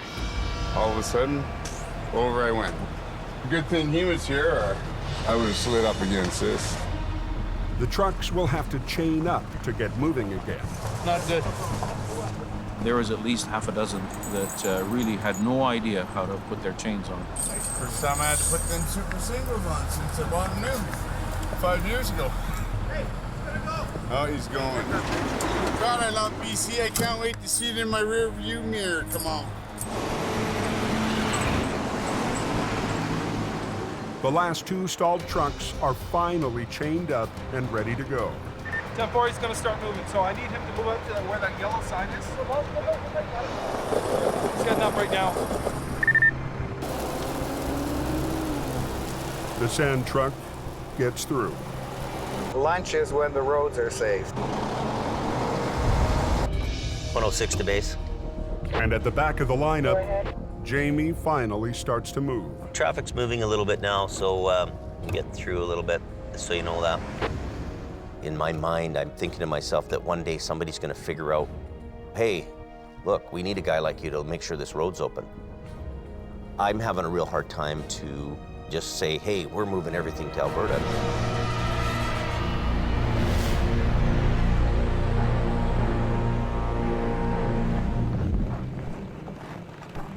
The next morning, in Lac La Biche, Alberta, Adam is heading home to spend Christmas with his family. Well, don't anything up. All right, I won't. But that means leaving rookie Colin in charge. Sooner or later, there has to be a time where the young'un grows up and then goes on his own. Think before you do. Get going. Jamie held my hand for a little while, and I grew up and I went on my own. All right, okay, well, take it easy. Have a safe drive. Take care. See you guys later. Drive safe, eh? It feels good that Adam feels comfortable enough to leave me in charge. And it's good that those guys get out of here, too. Peace and quiet.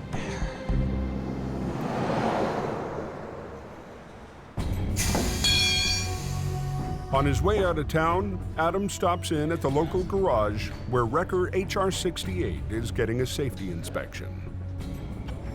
When HR-68 left BC, it was supposed to be ready to go for an Alberta inspection. And they supposedly went through that truck with a fine-tooth comb. Jamie's new mechanic prepped the truck for its trip north. We're changing all the fluids to make it so that Adam can go all over Alberta. And once he gets to Alberta, I don't really give a because he's out of range. Are you guys making out with this thing? So far, we found 3 wheel seals gone. Yeah, they just done them rear ends too before we brought them up here. Is that right? Yeah. Now, the inside of this tire has oil on it. Okay. That indicates a wheel seal leaking inside, so we'll be pulling this one apart. The wheels are ready to fall off, axle seals were leaking, and nobody ever caught it and hope. I've told them straight out, this is going to fail. I'm a little bit pissed about the rear end stuff. It's not putting Adam in the Christmas spirit on his way home for the holidays. See, they were just done 3 weeks ago. Now my truck is going to be down for a couple days getting that stuff fixed that should have been done in Hope.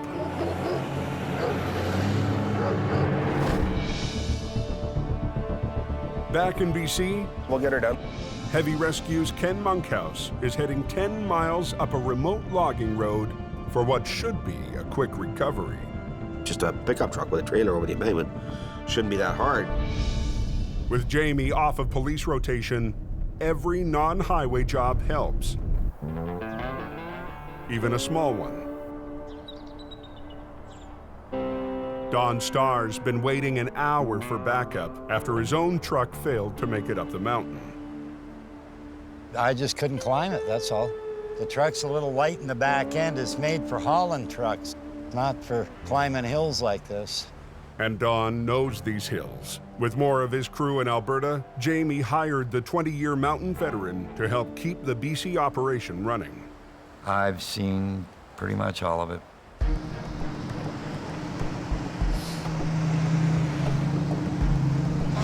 I was.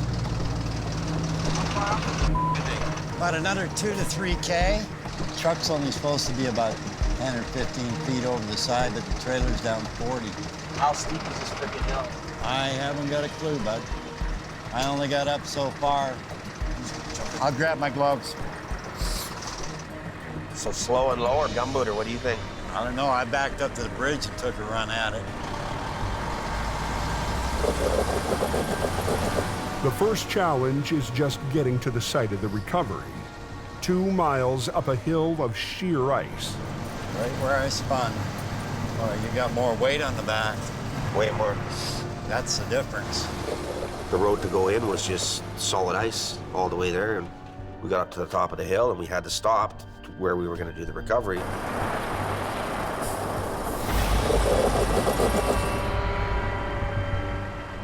We're sitting on sheer ice. Can't go backwards, can't go forwards. We can't do anything. Helping this guy is not really an option now, because I won't be able to back up that hill. No, that's out of the question. We could never get a bigger tow truck in there to do the recovery on it, and you're not going to get a bigger truck in there anyways because the road's so bad and it's so narrow and it's so covered in ice. But Ken and Don realize their problem is a lot bigger than not being able to recover the pickup. It's got a layer of ice right underneath. You can see where your chains were digging. How the f do we get out of here? I don't know what to do here, Don. I really don't. This is sheer ice. There's a big steep embankment over here. There's a nice big ditch over here. You can't get nothing in front of it. If I try to come back down backwards, you need to end up in the ditch or over the embankment and die.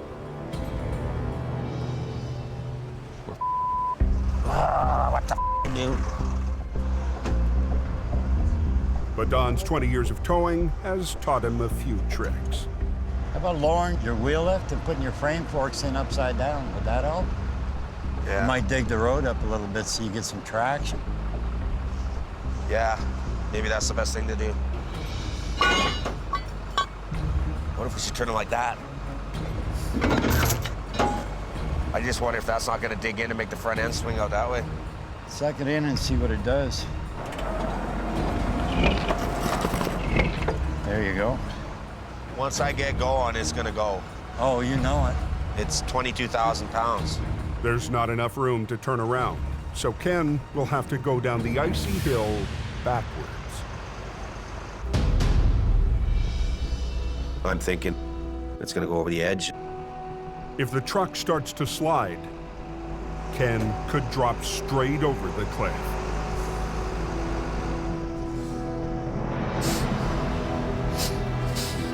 Straighten her up.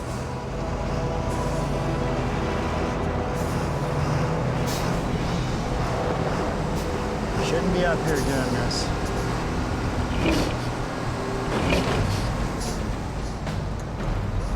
Right at that real snotty part.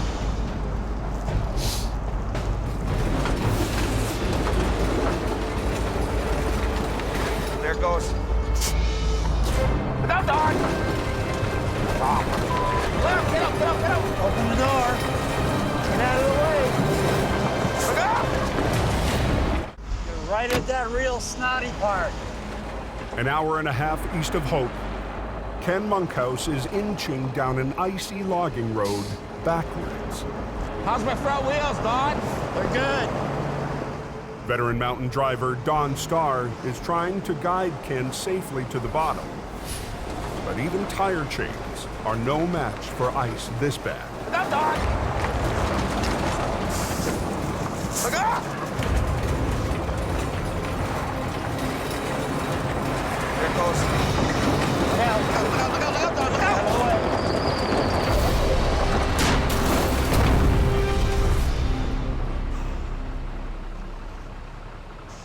Well, we almost made it. He just started backing down and it just started sliding. You got no control at that point. It went into the ditch side of the mountain. We were very lucky that it went in there. Well, I think we just the wheel left, to be honest with you. she buried. I thought that wheel lift had helped, but, well, it did until it got to that snotty part. Yeah. You never give up. There's always a way out. I got an idea. What's that? Route the wheel lift. Keep your wheels turned the way they are. Lift the rear end up and push her out. You think that might work, or will it lift it? All right.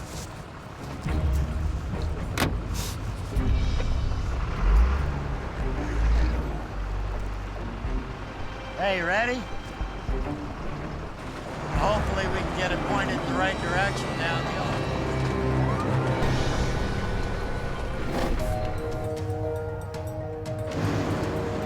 Just east of Hope, Adam's on the final leg of his trip from Lac La Biche. I'm heading home to see my wife and kids, and 30 days of being away from home. But the faulty wheel seals on his Alberta wrecker are still on his mind. Front wheel was ready to fall off because the bearing was like, imagine them wheels coming off at 100 kilometers an hour. Jamie's mechanic in Hope checked out the truck before it left BC. And he was supposed to go through the whole thing. You know, you expect to find a few little things, maybe different standards in Alberta, but to find out there was major things wrong that were no-brainers, that pissed me off. What's the matter? It cost $6,000. You were the one that done the pre-trip on the truck before it left. The brakes, I look at this stuff, right? You would have noticed that everything was leaking. How could I notice? Because the oil was pulling out of all four wheels. Didn't it go through a motor vehicle inspection? Well, yeah, it did up there. That's why it failed and cost $8,000. You were told to pre-trip the truck before it left. I don't have control of this. Yeah, so you're just a mechanic. You just walk around and, you know, you take the door handle. Oh yeah, it works. Yeah. I checked the brakes. You should have checked the front hub before it left here. The front wheel almost came off. Would have killed somebody. No, I tightened one side up. Did you check the other? Obviously not. They were tight when they left here. Oh yeah, it was tight, all right. Well, I didn't know that there was work done on the front hubs. Weren't you told to do an inspection on the truck before it left to make sure everything was good? I did. Simple question. Were you told to do an inspection? A motor vehicle inspection, no. Were you told to do an inspection on the truck before it left? Yes, and I did that. No, you didn't. Like, if it was up to me, you'd be packing your tools and going home. Pack them. Give me a ride home, I'll go. You're not even worth a ride home, you. Hey, you find something real funny about wheels coming off and almost killing somebody? I don't. Well, then don't chuckle when I tell you something. You're supposed to check the truck before it leaves here. Oh. Because of you almost killed somebody because you didn't check the truck out.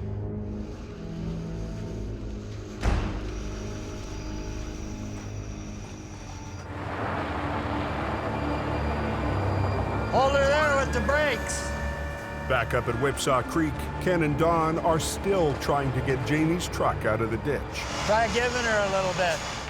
With night falling and the temperature dropping, they're running out of time. Okay, hold it. Got it. Don't stop. Just turn your wheels this way. Straighten them out. Okay, you're headed down. It's all yours, Ken. I only thought that we could get the truck straight on the edge of the road, not out of the ditch. But when it came out of the ditch, we're going all the way. We're not stopping. Ken has to make it down a mile of sheer ice with a 400-foot drop at his side. Failure is not an option. If you go over the embankment, no one's gonna find you. Back in town, Adam's long day is almost over. He can finally put his work problems aside. He's gonna come home and surprise my little girl. She hasn't seen me in about a month. I think she'd be very excited.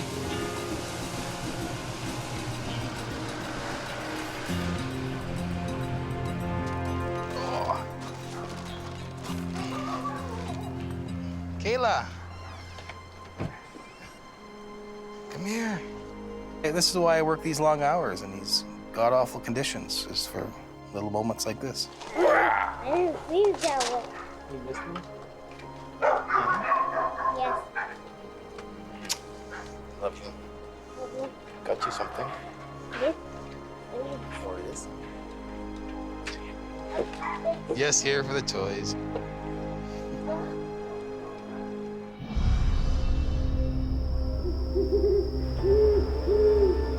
Are those forks still down? Those wheel lift forks still down? Back up the logging road, Don and Ken are on the move again. How's it feel? He wants to take off, but you know what? They've reached the top of the steepest stretch of the icy hill. I'm thinking I'm not gonna let this truck go over the embankment after all we did to get it down to where it was. I don't like to fail, and I don't like looking stupid. Take her in low, low, and idle down. What I'm doing. City drivers, not saying that they're not good operators. You just have to watch out for them, because if you don't, somebody can get hurt or even killed. How's my front wheels, Don? They're good. Don watches for any signs of slippage. The road's so bad, and it's so narrow, and it's so covered in ice. I was just thinking we're gonna die. It's pretty weird. Real slick. As Ken inches down the hill, No. momentum takes over. Get out! Look out! Get out of here! How's it feel? He wants to take off. At Whipsaw Creek, Ken Monkhouse is inching down a steep stretch of an icy logging road. Take her in low, low, and idle down. What I'm doing. just steps away from a 400-foot drop. Get out! Once again, his 5-ton starts to slide out of control. Get out of But this time, Ken stays behind the wheel. Ken!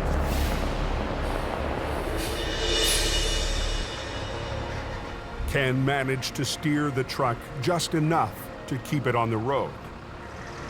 Buddy, I wouldn't have rode her that far. You done a hell of a job. I feel a lot better when we're back on pavement. I thought she was gone. I thought so too. Death-defying, let me tell you that right now. If Ken hadn't have pulled that out, that truck would have been gone over the side. That was crazy, man. What a ride. Brave man, I wouldn't have rode her down. But he did. And he kept it under control, too. Want to get out of here, get back on the road. 7 hours after arriving on the mountain, Ken and Dawn are back where they started. Nightmare.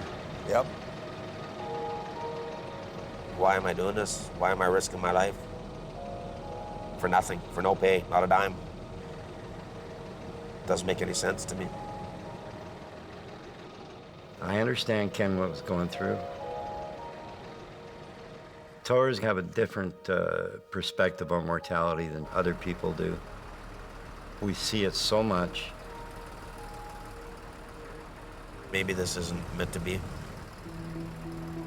They didn't get the wreck, but they got away with their lives.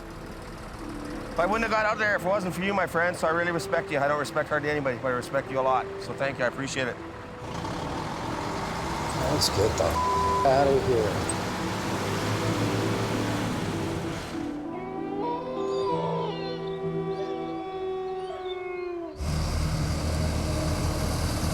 But when the guys get back to the shop empty-handed, it only adds to Jamie's frustration.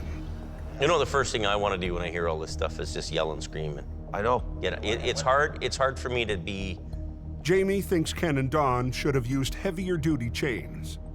I don't think that putting doubles or triples on there would have made a difference, Jamie, because it was just that frickin' icy. I'm honestly thinking I got 2 guys up there that should know what they're doing and should be able to pull us off. Another no-money day. Yeah, there was an accident I heard on the southbound side. Yeah, it's a super beat gravel truck. At 11 p.m., 2 hours up Alberta's Highway 881, Colin heads to his first solo recovery. 40 kilometers north of Conklin. We have a gravel truck in the ditch. All by myself right now. With Adam on days off, Heavy Rescue needs Colin to deliver and keep the roads open over the holidays. I should be able to do it all by myself. I'm pretty confident in my abilities. I don't want to be too cocky, but I pretty much, mastered it. Don't need guys like Adam barking at me that I'm doing it wrong. Oh, yeah, he is out there, isn't he? Nice. Well, let's go take a poop. So you came in that way? Just spun it around? The gravel truck, towing a loaded quad wagon, hit the brakes to avoid a passing sea can, hit ice, and spun off the road 100 feet down into the ditch. You're lucky you missed the pole. Holy cow. this forward line, so I'm just pretty close. Yeah, well, I'd like to pull you forward, but we got the pole in the way, right? So I'm not going to be able to get lines on you because we won't clear the pole with your trailer. So the best thing for me to do is we just back the whole thing right out. You get it? Because there's so many articulating points on it, there's an articulating point on the trailer, and then there's an articulating point at the fifth wheel. It can be a little tricky. This would be good right here. Since Adam's away, Colin has to be his own boss. Suck it up, buttercup. That'll do there. Okay, where's that blocking tackle? Without any swampers, he'll need the driver to help steer. Just one guy in the truck driving, maybe you can sort of act as communication as well. It can be a big responsibility when you're pulling out a $100,000 truck And these are guys that have never done what we're doing. All right, driver, the dump truck, you can release the brakes. Your trailer's gonna slide just a little bit down towards the hill. It's all good. I have a line on you. If Adam's there, then I'm following his orders and, you know, my ass is covered. See if you can straighten out the dump truck, get it even with the trailer. But if Adam's not there, then I'm the one that's in charge. I'm the one that's responsible. Oh, what's she doing? Turn your wheels to the right, please. Dump truck driver, turn your wheels to the right, please. There we go. Come to me. After just 20 minutes, Collins got the truck up to the edge of the ditch. Now he needs to freewheel the winch and reposition to pull the truck up onto the road. Can I get you to put all your brakes on? The driver has to keep his brakes locked or the truck will roll right back to the bottom of the ditch. All your brakes are on, dump truck driver. Okay, 10-4, I'm just we're gonna do one more movement here. Whoa, brakes! Put your brakes on, apply your brakes, please. Thank you, I thought you said you did that.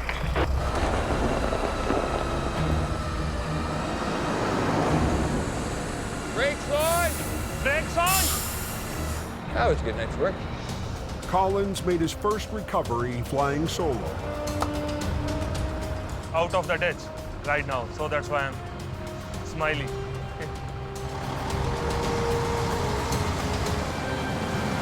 Happy customer. That's important. Okay, let's get out of here.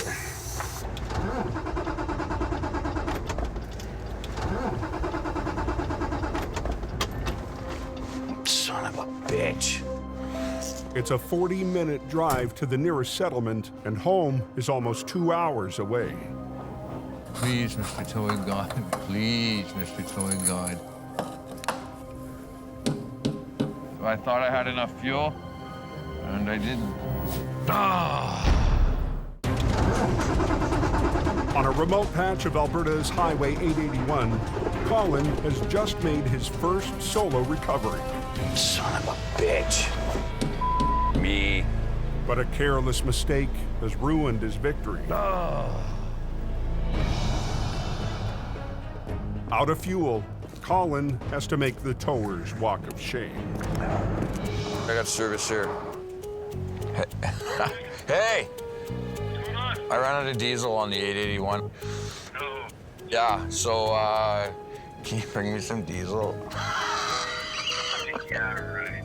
No, I'm serious, dude. It'll take 2 hours for Colin's friend to make the trip with a jerry can, time that Colin can use to think about his mistake. This is what we'll get remembered for.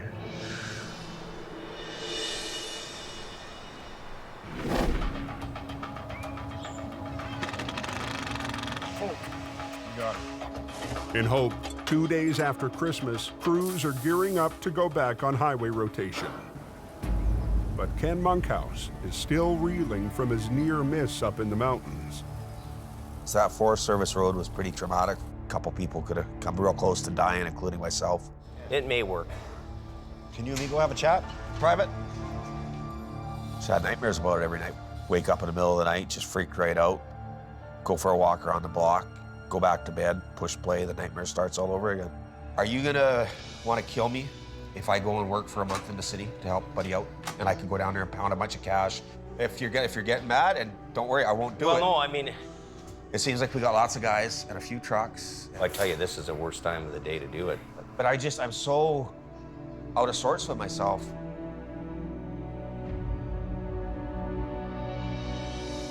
Yeah, go ahead, go ahead. Are you sure? Yep. Okay, thanks, buddy. It's a thing because tonight we got to have guys on the go. It's just another thing that you just don't need to happen.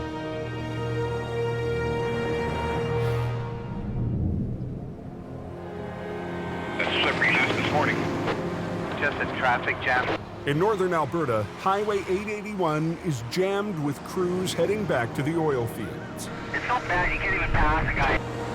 Whereabouts exactly is this accident? Extremely slippery. 30 miles north of Lac La Biche, heavy rescue arrives at the scene of a complex wreck. A bucket truck for stringing power lines is down. Yeah, he ain't gonna be driving that home. The top-heavy truck caught a wheel in the soft snow, veered down the steep embankment, and flipped over on its side in 3 feet of snow. Holy buddy, she's deep. Adam arrived back from BC early this morning. The clients want him to recover the truck without damaging the fiberglass boom arm, worth $250,000. Thanks, Bill, Adam. Nice to meet you, Bill. You too, man. You're dealing with big dollar equipment, huge companies. Yeah. You can't hold customers up. You got to get their out of the ditch. You got to move in. People want it now and now and now. But the work can't start until Colin arrives with a record. Colin's probably ran out of fuel somewhere between here and there. I don't know what it is with fuel in that man. All right, well, we're here on the scene. Put together a little plan of action and get this thing out of the ditch. But Adam's not letting Colin live down last night's mistake. Why didn't you fill it up when you went to Edmonton and back? I did fill it up when I went to Edmonton. So you fill it up when you come back from Edmonton? No. Why not? Don't I always harp you about fuel? Yeah, you harp me about everything. At the end of the day, I really like the guy. I like working with him. I just kind of wish he would progress a little more. We're probably lucky to have him because he takes all the constructive criticism I give him. There you are, see? There, pumpkin. He can call me all the nicknames he wants to call me. If Adam's picking on you and being a bully, it's because he loves you. He's a big dirty, this one. We're not gonna hurt nothing going around that. That'll give us a bit more lift too, right? The thing is with a bucket truck, they're a lot heavier, they're a lot taller. Once they flop onto their side, they're a lot harder to get back onto their wheels. It's a hard pull, like just because the angle we're on and... Yeah, you've got the tandem and the medium-duty wrecker when you should have 2 tandem wreckers up there. Phil will get on the front end when he gets here, front end Phil. Flipping the top-heavy boom truck would be the perfect job for the Rotator, but all Adam has is Colin's record and Phil's 5-ton, nicknamed the Army truck. Technically, we don't have the equipment to do this job properly. All we can do is work with the stuff we have. It is what it is. It's Adam's call. It's Adam's show. And what if I look like an idiot or I can't do it? That's what I worry about. To even make the attempt, Adam has to shut down one of the most important economic lifelines in the country. And when you get backed up, then we'll shut the road down and we'll both get into place. Copy that. Okay, hold all traffic. They wanted to have a picnic in the center line, so they closed it. Adam, you want me to start bringing that in now? Bring her in, yeah.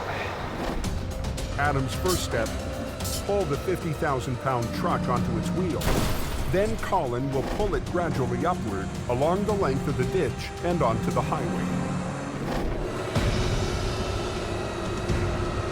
Pulling. Let it go on your right one.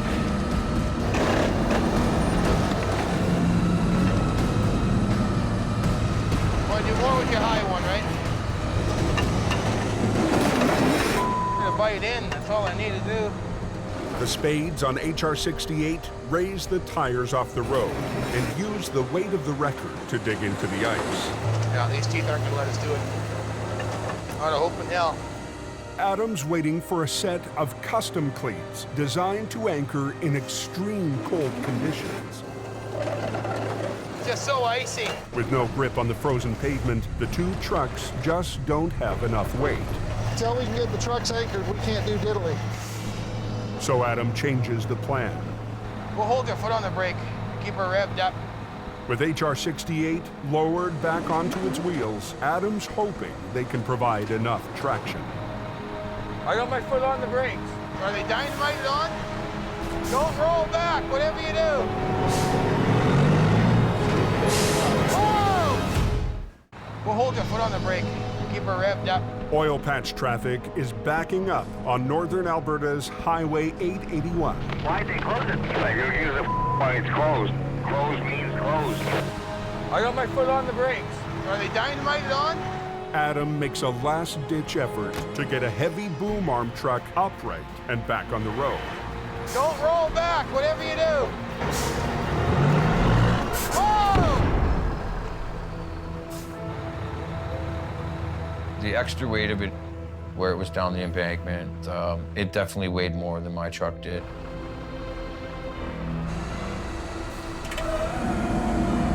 I don't think we're gonna get her. Get back your lines off, we're done.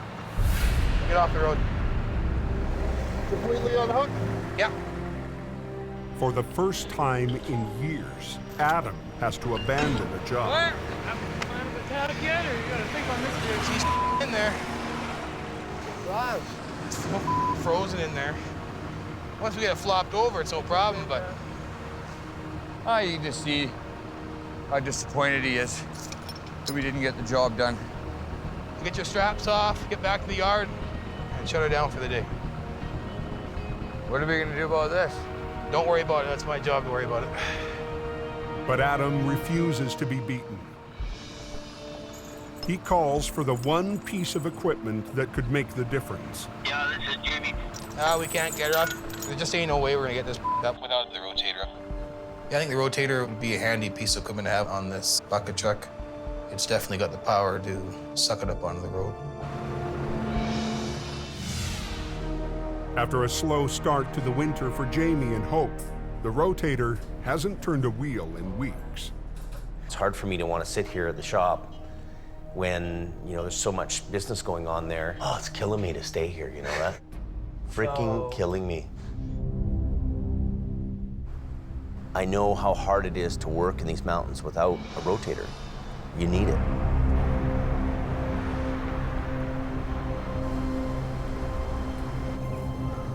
The next morning, Jamie makes a bold move. There's a job waiting for it. I have work for this truck. We've come to realize the responsibility that we have to keep those highways open, keep that transportation flowing on those highways. But Jamie's responsibilities in Alberta could come with a big cost on the Coke. The Rotator has always been our flagship vehicle here, our best, biggest, baddest recovery machine that separated us from everybody else. Moving our flagship Rotator to Alberta, it's a hard decision for me to make because I know that I may need it here at some point in time.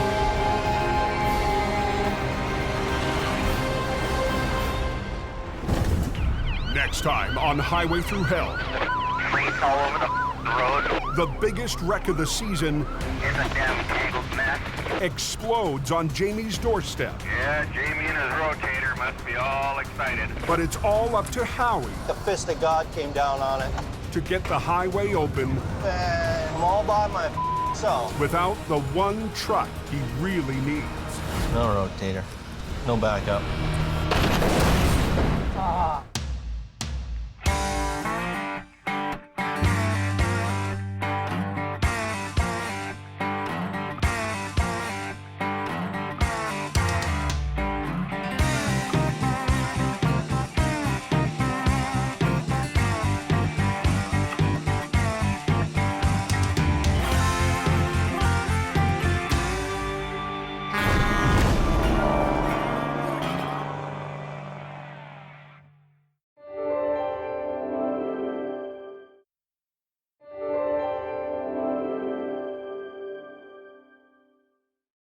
This time on Highway Through Hell.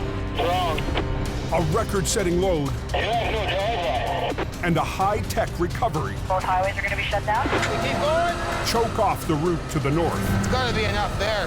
What do we got here? A simple job for Colin Release all your brakes. turns into a marathon Okay, go ahead. and a loaded semi It's coming. It's gonna go here. on a narrow curve Watch yourself. cuts it close for Jamie. On the Highway Through Hell, the last line of defense is a heavy rescue team ready to tackle any disaster because closure is not an option.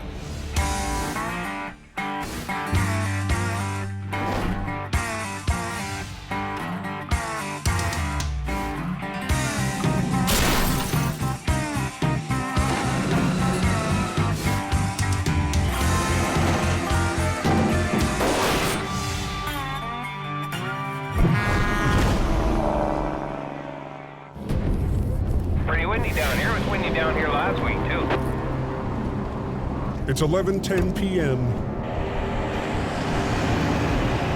and truckers in northern Alberta are facing another night of brutal conditions.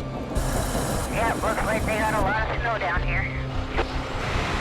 Yeah, they're calling for like 20 centimeters or something there tonight. Minus 40 winds and heavy snow are blasting the oil patch. We got snow squalls in with that wind. It's chaos out here. Turning the roads into an ugly mix of snow and ice. All the driving lanes are totally covered in snow there.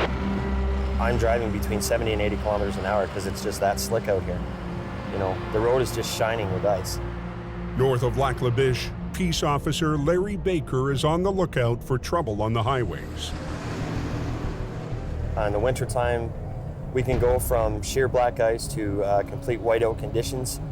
You can go from a bone-dry road to 2 inches thick of snow, all within the matter of seconds on any of these highways out here.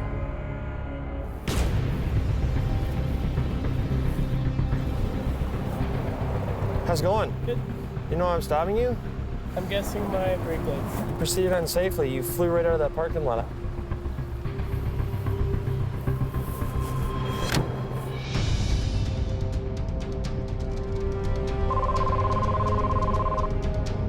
Go ahead. Just after midnight, Officer Baker gets a call. Rollover on Highway 881. 10-4. Caller stated that they're hauling radioactive materials. Yeah, just to confirm, you guys are just past Golden Sands turnoff? Just as you're going to turn right, you won't miss it. Copy that. The truck is a mobile lab that uses a radioactive isotope to analyze rock in oil and gas fields. There's only 2 seats and there were 3 guys. Whoever was in the back really would have gone for a ride. Fortunately, the driver and passengers walked away, but everyone is on edge. There's still a small amount of radioactive material on board. We're not too keen on that, but we'll approach cautiously and see what we got. Heavy rescue swampers Kevin Ritchie and Jamie McKelsey have never faced this kind of wreck. How close is it, Kevin? I'm not sure, but it ain't gonna turn my hair green because I ain't gonna get that close if I don't need to be. Not a boring business by no means. We're at the junction then? Yeah, 10-4. There's always something going on and the challenges it brings. It was a heavy piece of iron that rolled 5 times. I was like, holy, I'm lucky the guy didn't kill himself. Yeah. Where did he go through? Right there. So it was definitely mangled. There was parts all over the place, just like a battle zone there. The truck missed a stop sign, made a hard left, ran off the road and slammed into the ditch, rolling 5 times. Just heads up, tows here, and the Geiger counters arrived as well. Within minutes of the crash, a safety team is on scene to confirm there are no leaks. Big companies in Alberta take emergency response training and safety very seriously. Dave, do you get those details about radioactive material on that vehicle? It sounds like it's still intact. There's no screwing around when it comes to a big wreck. What they're doing is just to make sure that the radiation levels that are acceptable that come out of the vehicle on a normal basis are still there. The truck is built to contain the small amount of isotope in a secure compartment. It did the job. There are no leaks. They do have a reading outside the vehicle, but it's within acceptable level. With no risk from exposure, heavy rescue gets to work. Deep, eh? We're gonna try and flip it over and then bring it up, but it's gonna be a bit. So, chain goes through again, as usual.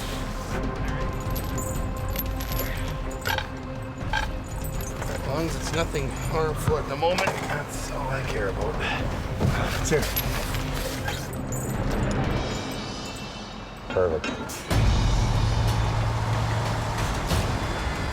Adam needs to position at a right angle to the wreck, closing down both lanes of the highway.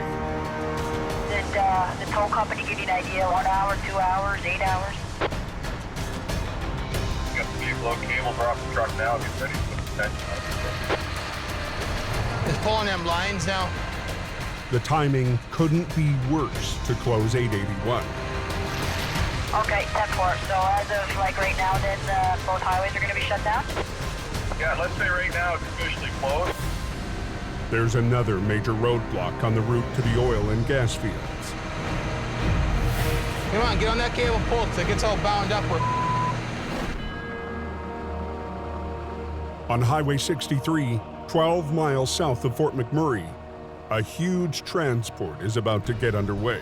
2 solvent tanks, each 4 stories high and weighing almost as much as a 747. Jelly, eh? Dan Kosowin is the field supervisor for tonight's record-setting move. To move everything steady, you're going to use about 1,600 horsepower. So that's about 3 trucks per unit. So you got 1 pull truck and 2 pushing from the rear. There we go. The convoy will travel up 63, all the way through Fort Mac and continue on to a site 40 miles north. We're going to start our entry onto this highway here fairly shortly. Yeah, you brakes off. We ready to roll ahead? Everybody's clear. Okay, here we go. Okay, here we go, Kevin. The tanks will create new jobs, and the transport company is ready for this challenge.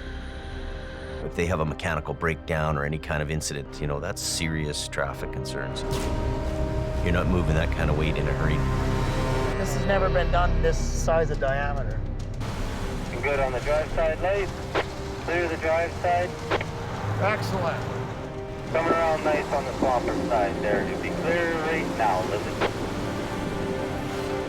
Shutting all northbound traffic right through town, all side roads, all intersections are going to be a complete shutdown with the RCMP and our pilot cars. You can start bringing it over. You're there now. Everything's reacting smoothly there, Kev? Everything's looking good, reacting good. Keep pushing a little bit, Peter, just a little bit, come on. Okay, you mean you can't? Stop. Wrong.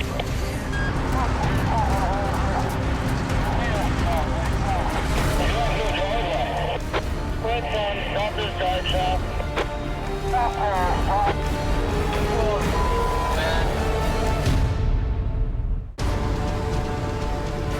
You can start bringing it over, you're there now. Keep pushing a little bit, Peter, just a little bit, come on. On Highway 63 in Fort McMurray, the route north to the oil and gas fields. Stop. Wrong. The biggest wide load to ever travel this highway has ground to a halt. You guys do a driveway. Quick down, stop this drive shaft. The lead push truck on the first tank has lost its drive shaft. If they can't get it moving, even heavy rescue won't be able to help. You're looking for more than a guy like me to come and help. That's big issues, you know. They're in a league of their own, these guys. Pull that drive shaft out already? There's a hill just ahead. If the crew can't move the 320,000-pound load, 63 could be shut down for hours. So that fell right on the ground, so now he's got no drive support at all, so he can't do nothing.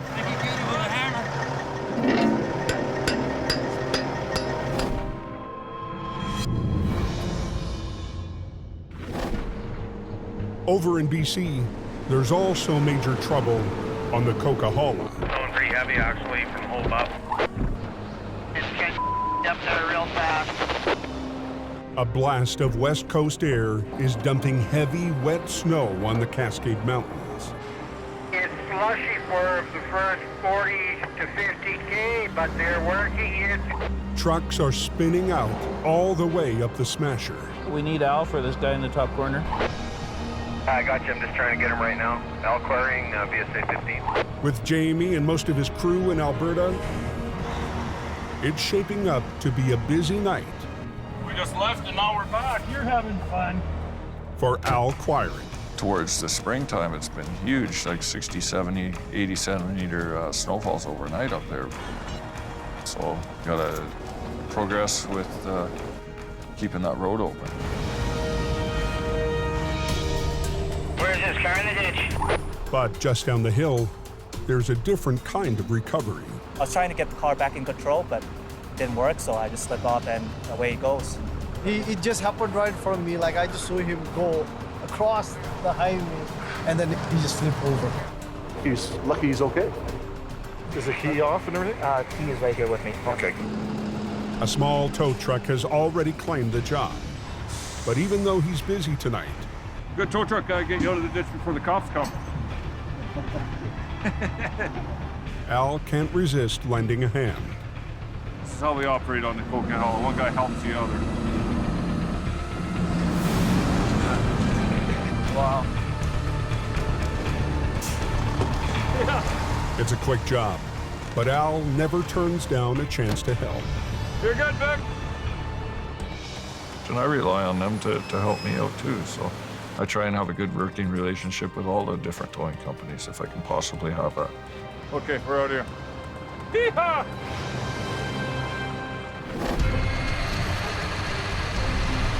Let's go, hey! Back on Highway 881 in Alberta. Gonna try and flip it over and bring it up, but it's gonna be a bit. Heavy rescue has shut down both lanes to get a mobile lab back on its wheels. Yeah, somebody was saying it's gonna be another couple hours and the highway's completely closed. We gotta go more. More? Okay. Come on, get on that cable pull, because it gets all bound up. The race is on to reopen the road to traffic. Keep going. But hauling heavy lines through deep snow is slow work. Just wait till you get a bit, Jamie, and then it'll be easier to walk with it. You still can't go anywhere because the road's blocked.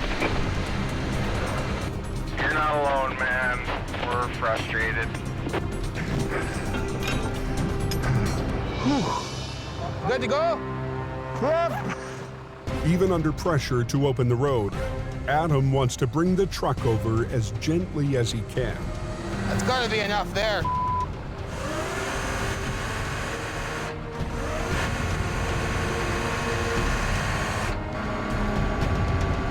Take lots of slack off now.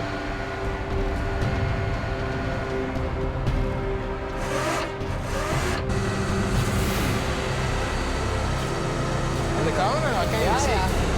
Rolling over. Oh, yeah.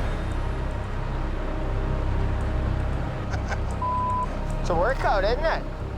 Now they have to get the truck up to the road, but the heavy snow is going to make it a tough pull.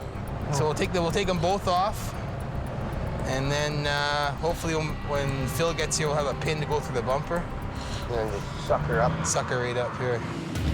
You won't be back up beside me. HR 68 rolls up to help, but not with its usual operator. It's good for now. Phil Renault is filling in for Colin, who's on a rare night off. It's different. Anything you do in the towing industry is never, cut and dry, never routine. Lower your truck down a bit.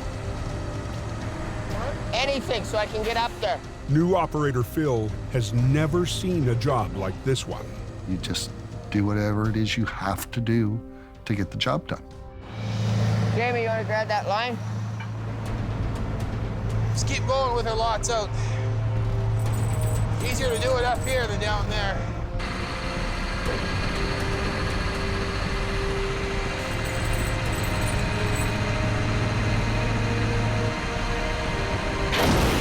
Hang on, Phil, stop. Okay, let's go. That pin fit okay in that bumper? Oh yeah, the pin's in good. It's all safe. Kevin, we're good to go. 10-4. Go!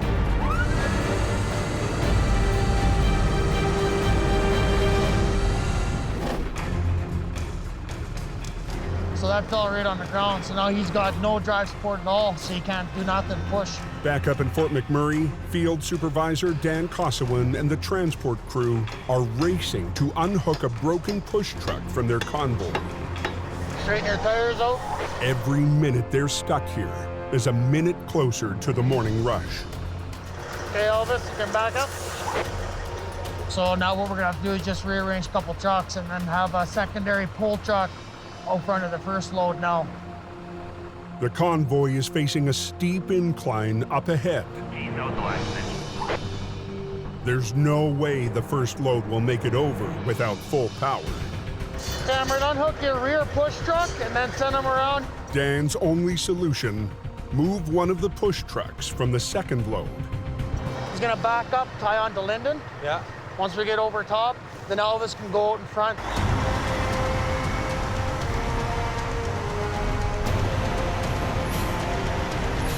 There we go, boys. You're just coming tight there now.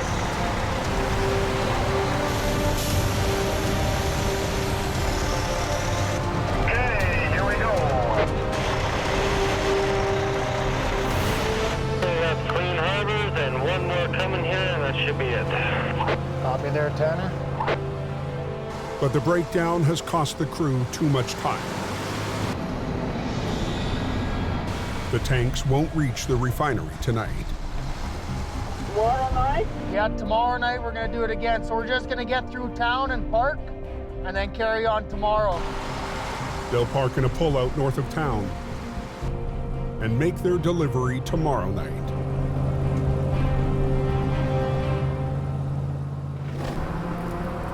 On Highway 881, just north of Lac La Biche, Kevin, we're good to go. 10-4.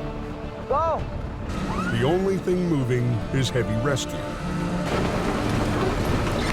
No set steering. We only got one tire on the truck. Phil works with Adam to pull the high-tech rig straight up the slope. He's pulling this direction, and I'm pulling this direction, which is keeping the truck into a center line coming up to us.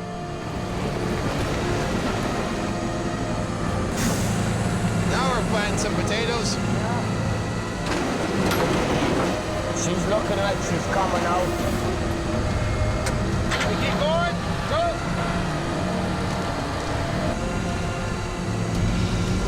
Hold her, hold her, hold her. Too much, too much. Yeah. But once they get the truck up the hill, The whole rear end's on that thing. The back axles on the truck were damaged. The front axles on the truck were damaged. The truck was not towable. That thing is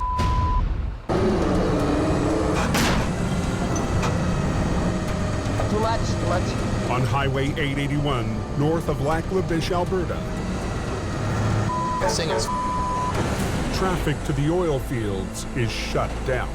Well, the axles on the truck were damaged. The truck was not towable. Adam has to find another way to move the truck out fast. We're gonna try to lasso that trailer, I guess. Sitting outside his gate there. You want me to go get it? Adam and Kevin have gone to get the flatbed because bent axles and flat tires, and there's no way that I'm going to tow it in with the way it is. Morning rush is just 2 hours away. No, you can't go anywhere. You're pretty much stuck just like everybody else, buddy. Now that the truck is upright and on the road, the crew can safely access and remove the cylinder holding the isotope. They were told it could not be left there, so let's get it out. Kevin arrives with the flat deck so they can finish the job. Don't stop. Whoa! Make that hook up short, eh?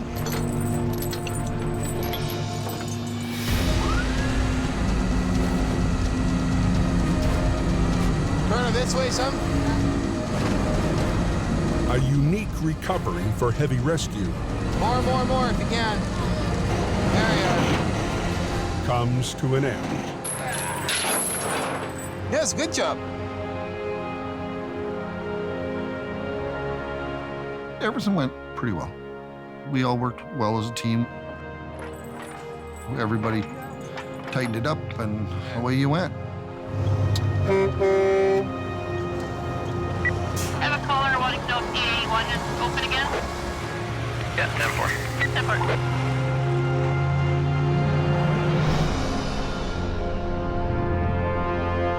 The next morning, 800 miles away in BC, Jamie gets set for a comeback 3 months in the making. They've got it ready for me to go. Bruce's old truck has been out of commission since Howie ran it into a ditch on his first job. That's bad there. That's hard to fix. Whole fuel tank too, eh? It was sideways on me before I even got to the corner. The entire back end of the wrecker had to be rebuilt. Is it? There you go. Earn your stripes here, Jamie Davis. Howie worked to earn his way back into Jamie's good books. Howie won. Bruce's truck. 0. You win. Perfect. You know what else you can do when you get in the truck? Oh, no. Hang No, on, no, no, no, no. Just one thing. Make sure you do a circle check. Circle check. When you get in the truck. That's permanent marker, you know.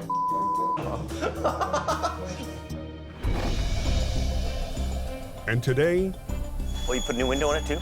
Cool. the truck will finally get back on the road. We need the thing to work. It works, and it's all fixed up now. You know, I'm really just happy to get the truck back into service. We really need this truck on the road, and I've missed it all winter long, so I've lost revenue for the whole winter. You know, we need it to pull a trip for us right now. Thanks a lot. Take her easy.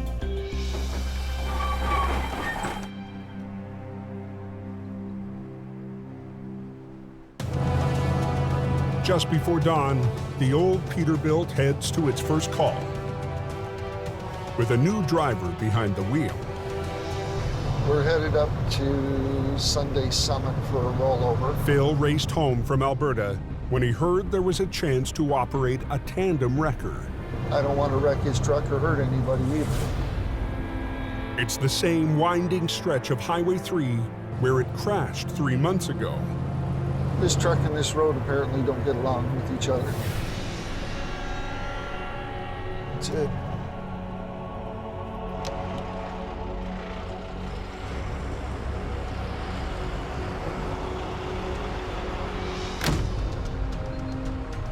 Well, it's just a crushed cab. He just came around the corner a little too quick. When the grocery truck hit a sharp bend, it lost control, flipped on its side, and skidded to the foot of a rock bluff. Just see a little bit of freight, and then there's a bulkhead for the cold. A recovery on this blind corner will be too dangerous without backup. I'm definitely gonna need help.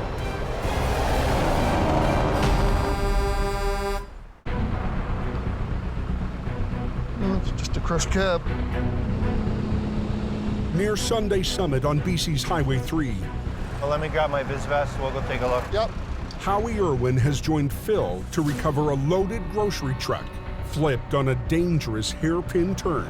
Back door blown open?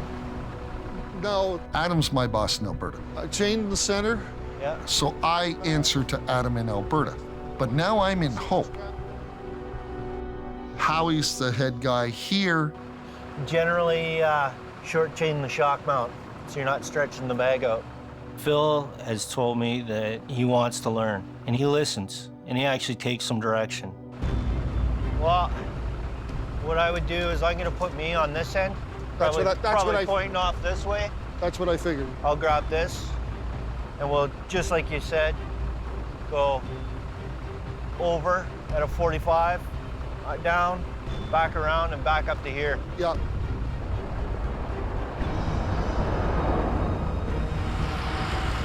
At 7 a.m., It's got some issues. I'll walk you through it. Jamie joins the crew. I think you We'll should go see. where the weight is. We'll see. Here, we'll start Have at a the quick back. look. Okay. I would just chain that to here, Yep. and then power buckle it like you're doing. Chain up the axle, Yep. and then let's just give it a try. The load inside the trailer is the wild card.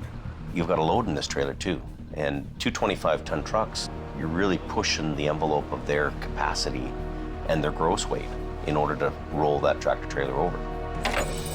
The basic idea behind rigging it is to exert the same force against it that caused it to fall over in the first place. So all that energy that it took to slam it onto its side, we have to do the same thing in reverse to stand it back up. Under the force of the pull, the loose cargo could shift and overroll the trailer. I don't think they're going to have an easy job of this. If their second tandem hadn't made it back onto the road, they wouldn't stand a chance. Hey, Howie, because you got the boom, you should do the trailer. Want me to do the back? Yeah, you know, you can use a high line on the strap and a low line on the bottom. And we'll put him on the tractor. Okay. Okay? Using HR-66 with its extendable boom, Howie will lift the heaviest part of the trailer, the rear, while Phil and his wrecker pull over the front. For two tandems, it's going to be tough.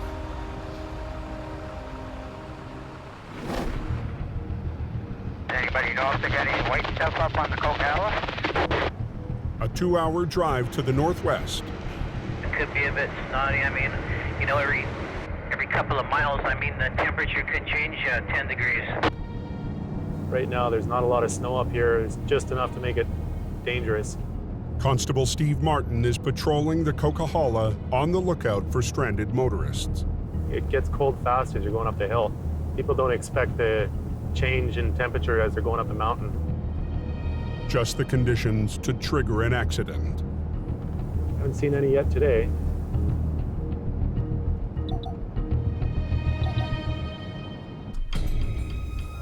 I think I spoke too soon. So he just hit the slush and lost control, or? All right.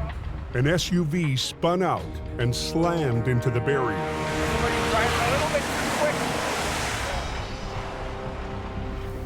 Where are you coming from today? Coming from Kelowna? The driver's in a rush to get towed away. He might have a reason. How come it smells like marijuana in here?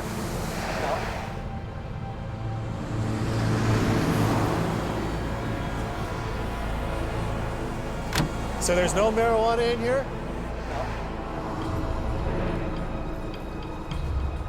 It smells like marijuana in the vehicle, and I'm just making sure there isn't any. I could smell it as soon as I walked up to the vehicle, and that's my grounds for searching the vehicle.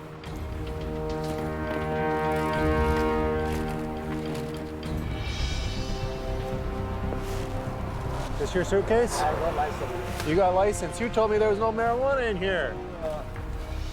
Maybe I don't know. Maybe you don't know. You lied to me. No, sir, because the guy maybe he put it here, but license. You knew it was here because you brought the license up to me as soon as I opened up that bag. You're lying to me. Right now, you're under arrest for possession of marijuana. Do you understand that? Come with me. The driver has a medicinal license, but it doesn't cover this amount. But he's only allowed to be in possession of 900 grams. And there is a lot more than 900 grams in this suitcase. Dryer sheets in an attempt to mask the smell. Inside is a large quantity of marijuana.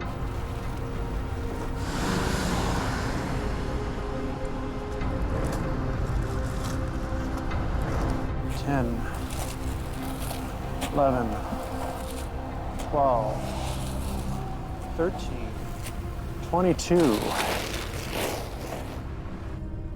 One of Jamie's competitors will haul away the car, but the driver's travel plans just went up in smoke. We will be putting forward charges for possession of marijuana for the purpose of trafficking. Typical for this job. It goes from not a lot going on to everything going on.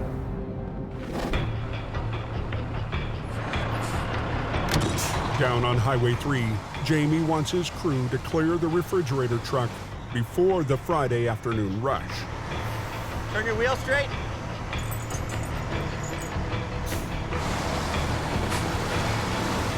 Try to get some lift on that boom, eh? Yeah.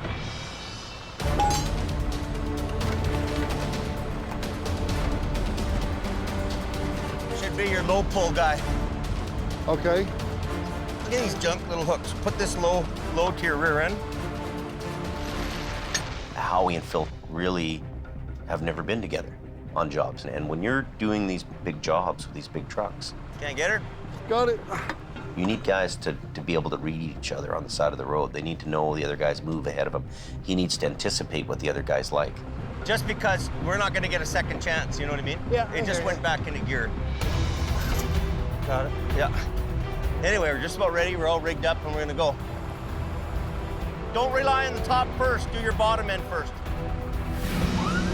They're a little rough around the edges on this job, and Phil, you know, good hard worker, gonna get out there and do the job, but he doesn't really know how to make the 750 sing. Okay, I'm gonna show you something right now. So what I'm doing here is I'm coaching these guys with the equipment they have to make this wreck happen. You just keep doing this till your truck slides back. See how it slides? Okay, sliding back, next one. Do a little bit, right? Okay. Then stop, next one. All right. Okay? Just keep doing it that way. Okay, go ahead. It's coming, it's gonna go here. It's gonna bounce, right? Oh, it's gonna wall up. And as the rig starts to move, Jamie sees that the new team has made a critical mistake in the rigging. Just. You know what's gonna happen here, eh? Snatch block's gonna be under the tire. Howie needs a block of wood to prop up the tire. Stand back. Just try to throw it under there. But the positioning Pulling it right down. Keep pulling her, buddy. is off. Watch out, get out of there. Watch yourself, Jamie. Anybody heard an update on Highway 3? No closed. On a narrow stretch of Highway 3, heavy rescues completely blocked off the road, It's gonna bounce, right? Oh, it's gonna wall up. trying to flip a loaded grocery truck. You know what's gonna happen here, eh? Snatch block's gonna be under the tire. But Jamie sees that he needs to prop up the tire before it hits. Watch yourself, Jamie. Watch out, get out of there.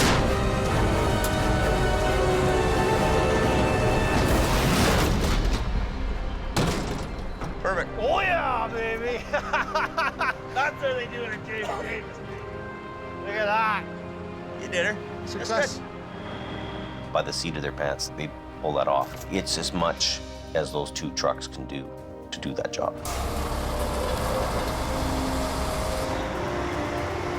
Okay, so as soon as he gets off the road, I'm gonna do single lane, okay? Okay. You know, that wasn't very long closure for a, this is a loaded tractor trailer, so, instead of unloading it, we were able to bring it up with the load in it.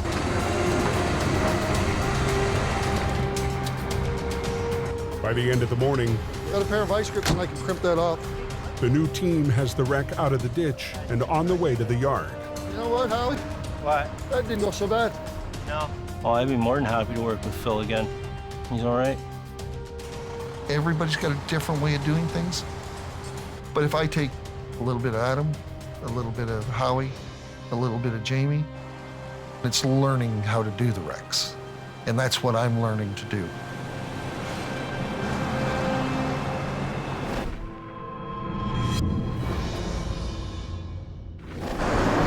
Just glad I got good chains and new snow tires. I'm ready for this now.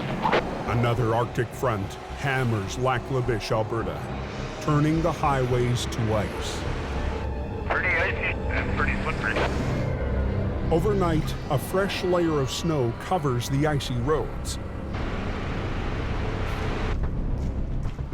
At 7:30 a.m., it's Colin McLean's turn to be put to the test.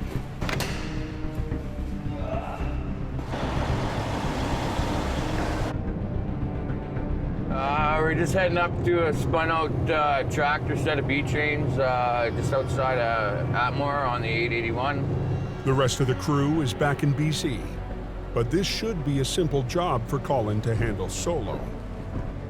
What Adam expects out of me is professionalism, to be able to go out there and get the jobs done and not wreck anything.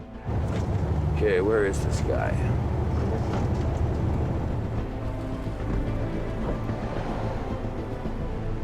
Let's light her up. See what we got, boys and girls. It's showtime. What do we got here? We we've had something else go on here. Colin discovers there are other drivers in need of help.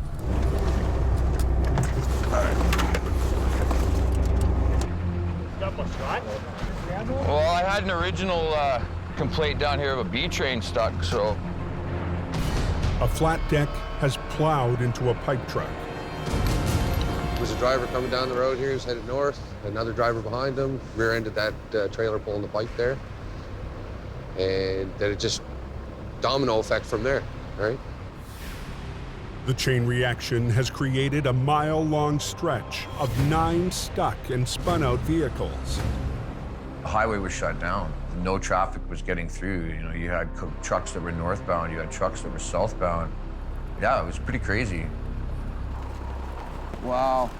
Just wow. Chaining up is definitely going to give us the advantage over most of the other trucks here in the area right now. If the tow truck's stuck in the ditch, well then that would have been really bad. But Colin can't even find his customer. Hello. Hey, Carl, how you doing? Did you see are you here? Yeah, I'm on the other side of the ambulance. Is that you on the other side there? Yeah, there's 4 of us here, so you're gonna be busy. Colin will have to clear a path through the carnage. But before he can even get started, Oh! That's okay. Tow truck's here.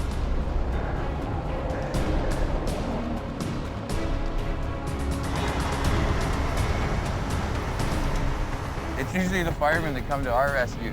Now we get to go to theirs.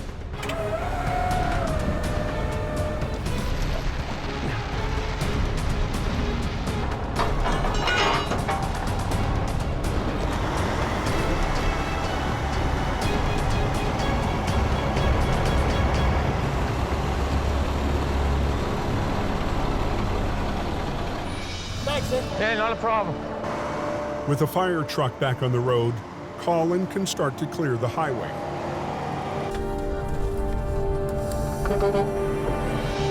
First, he needs to move the 2 trucks from the initial accident.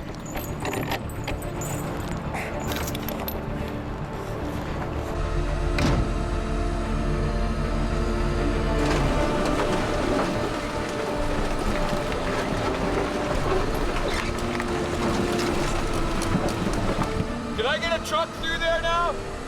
Yeah.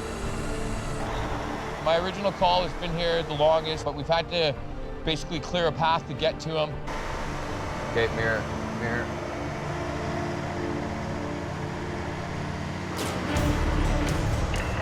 The tanker swerved to avoid the accident and ran into the ditch. It's not looking good. It's not looking good at all. All right, Carl, let's get you the Dodge. There's no pins on my front bumper.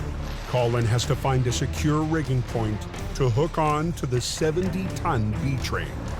You still can't go anywhere because the road's blocked. The moose bumper, I don't know. Wouldn't hook onto the moose bumper. That front axle running low line. Okay. Yeah, I got this.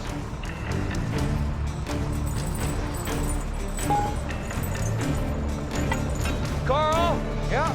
You turn the wheel all the way to the right? Yeah. Good. Colin chains up to the front axle, near the wheel that's off the road. Turn the wheels to the left.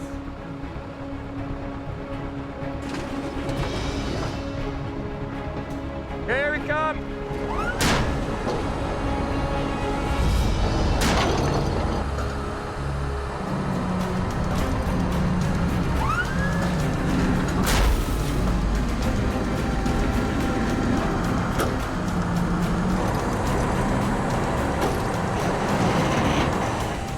The tractor's on solid ground.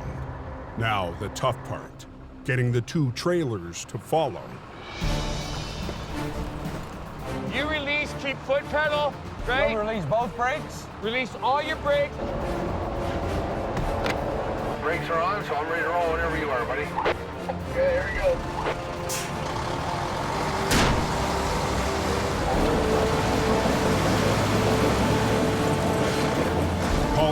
the driver to help out with some extra power.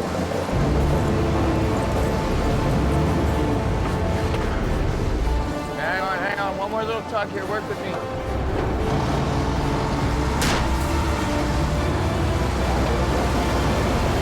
Carl, hang on. You're just spinning.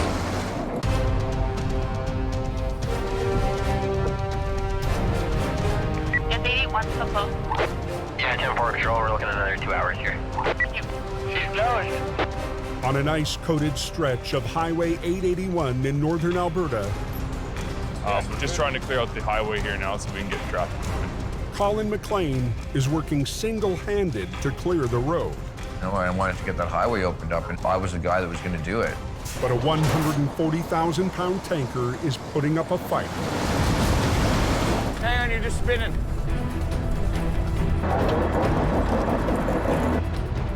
I'm just worried about that bridge going down into the shoulder there, because that's a lot of weight. If the tanker slides back down, it could drag Colin's record down with it. Colin re-rigs to pull more evenly from both ends of the axle. Put both winch lines on you. This time, he wants to make sure the driver gets some traction. Is it the right way? Wrong side. Told you I'm a rookie. We're good? Yeah. Speed the truck the way it is right now. Yeah. You ready? Yeah, all good.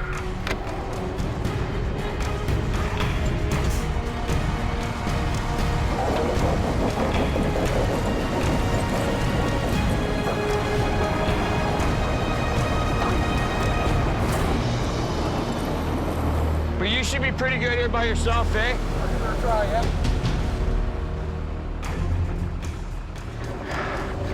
We haven't even put a dent in what we need to do today.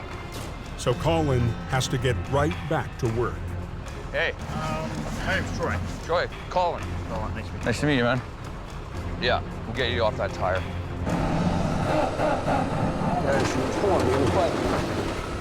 We're getting it. Plugging away. After 8 hours on the scene, You're up again. Colin will make 9 recoveries In neutral, off the brake. Don't touch anything. and open the highway. It was a good test for me knowing that I could do it. You know, that I accomplished that in that day by myself. There's a few new guys to heavy rescue this year. They're new to the trade. There's no better way to learn this job than actually doing it. 1 year from now, he'll be a totally different guy. I'm just one man.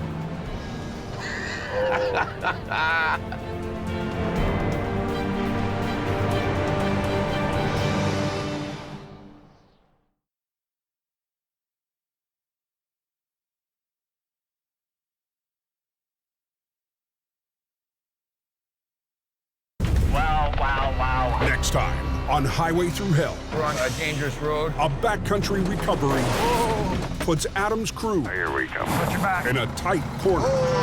Was it just like black ice? Police take to the sky Get the highways open quicker. to solve a deadly mystery. He's gonna lose the truck. And Jamie's lone wolf Now what? Hey! runs into heavy rescues topped up. We got 15 minutes to get the road open because the highway guy is bitching. Are you kidding me?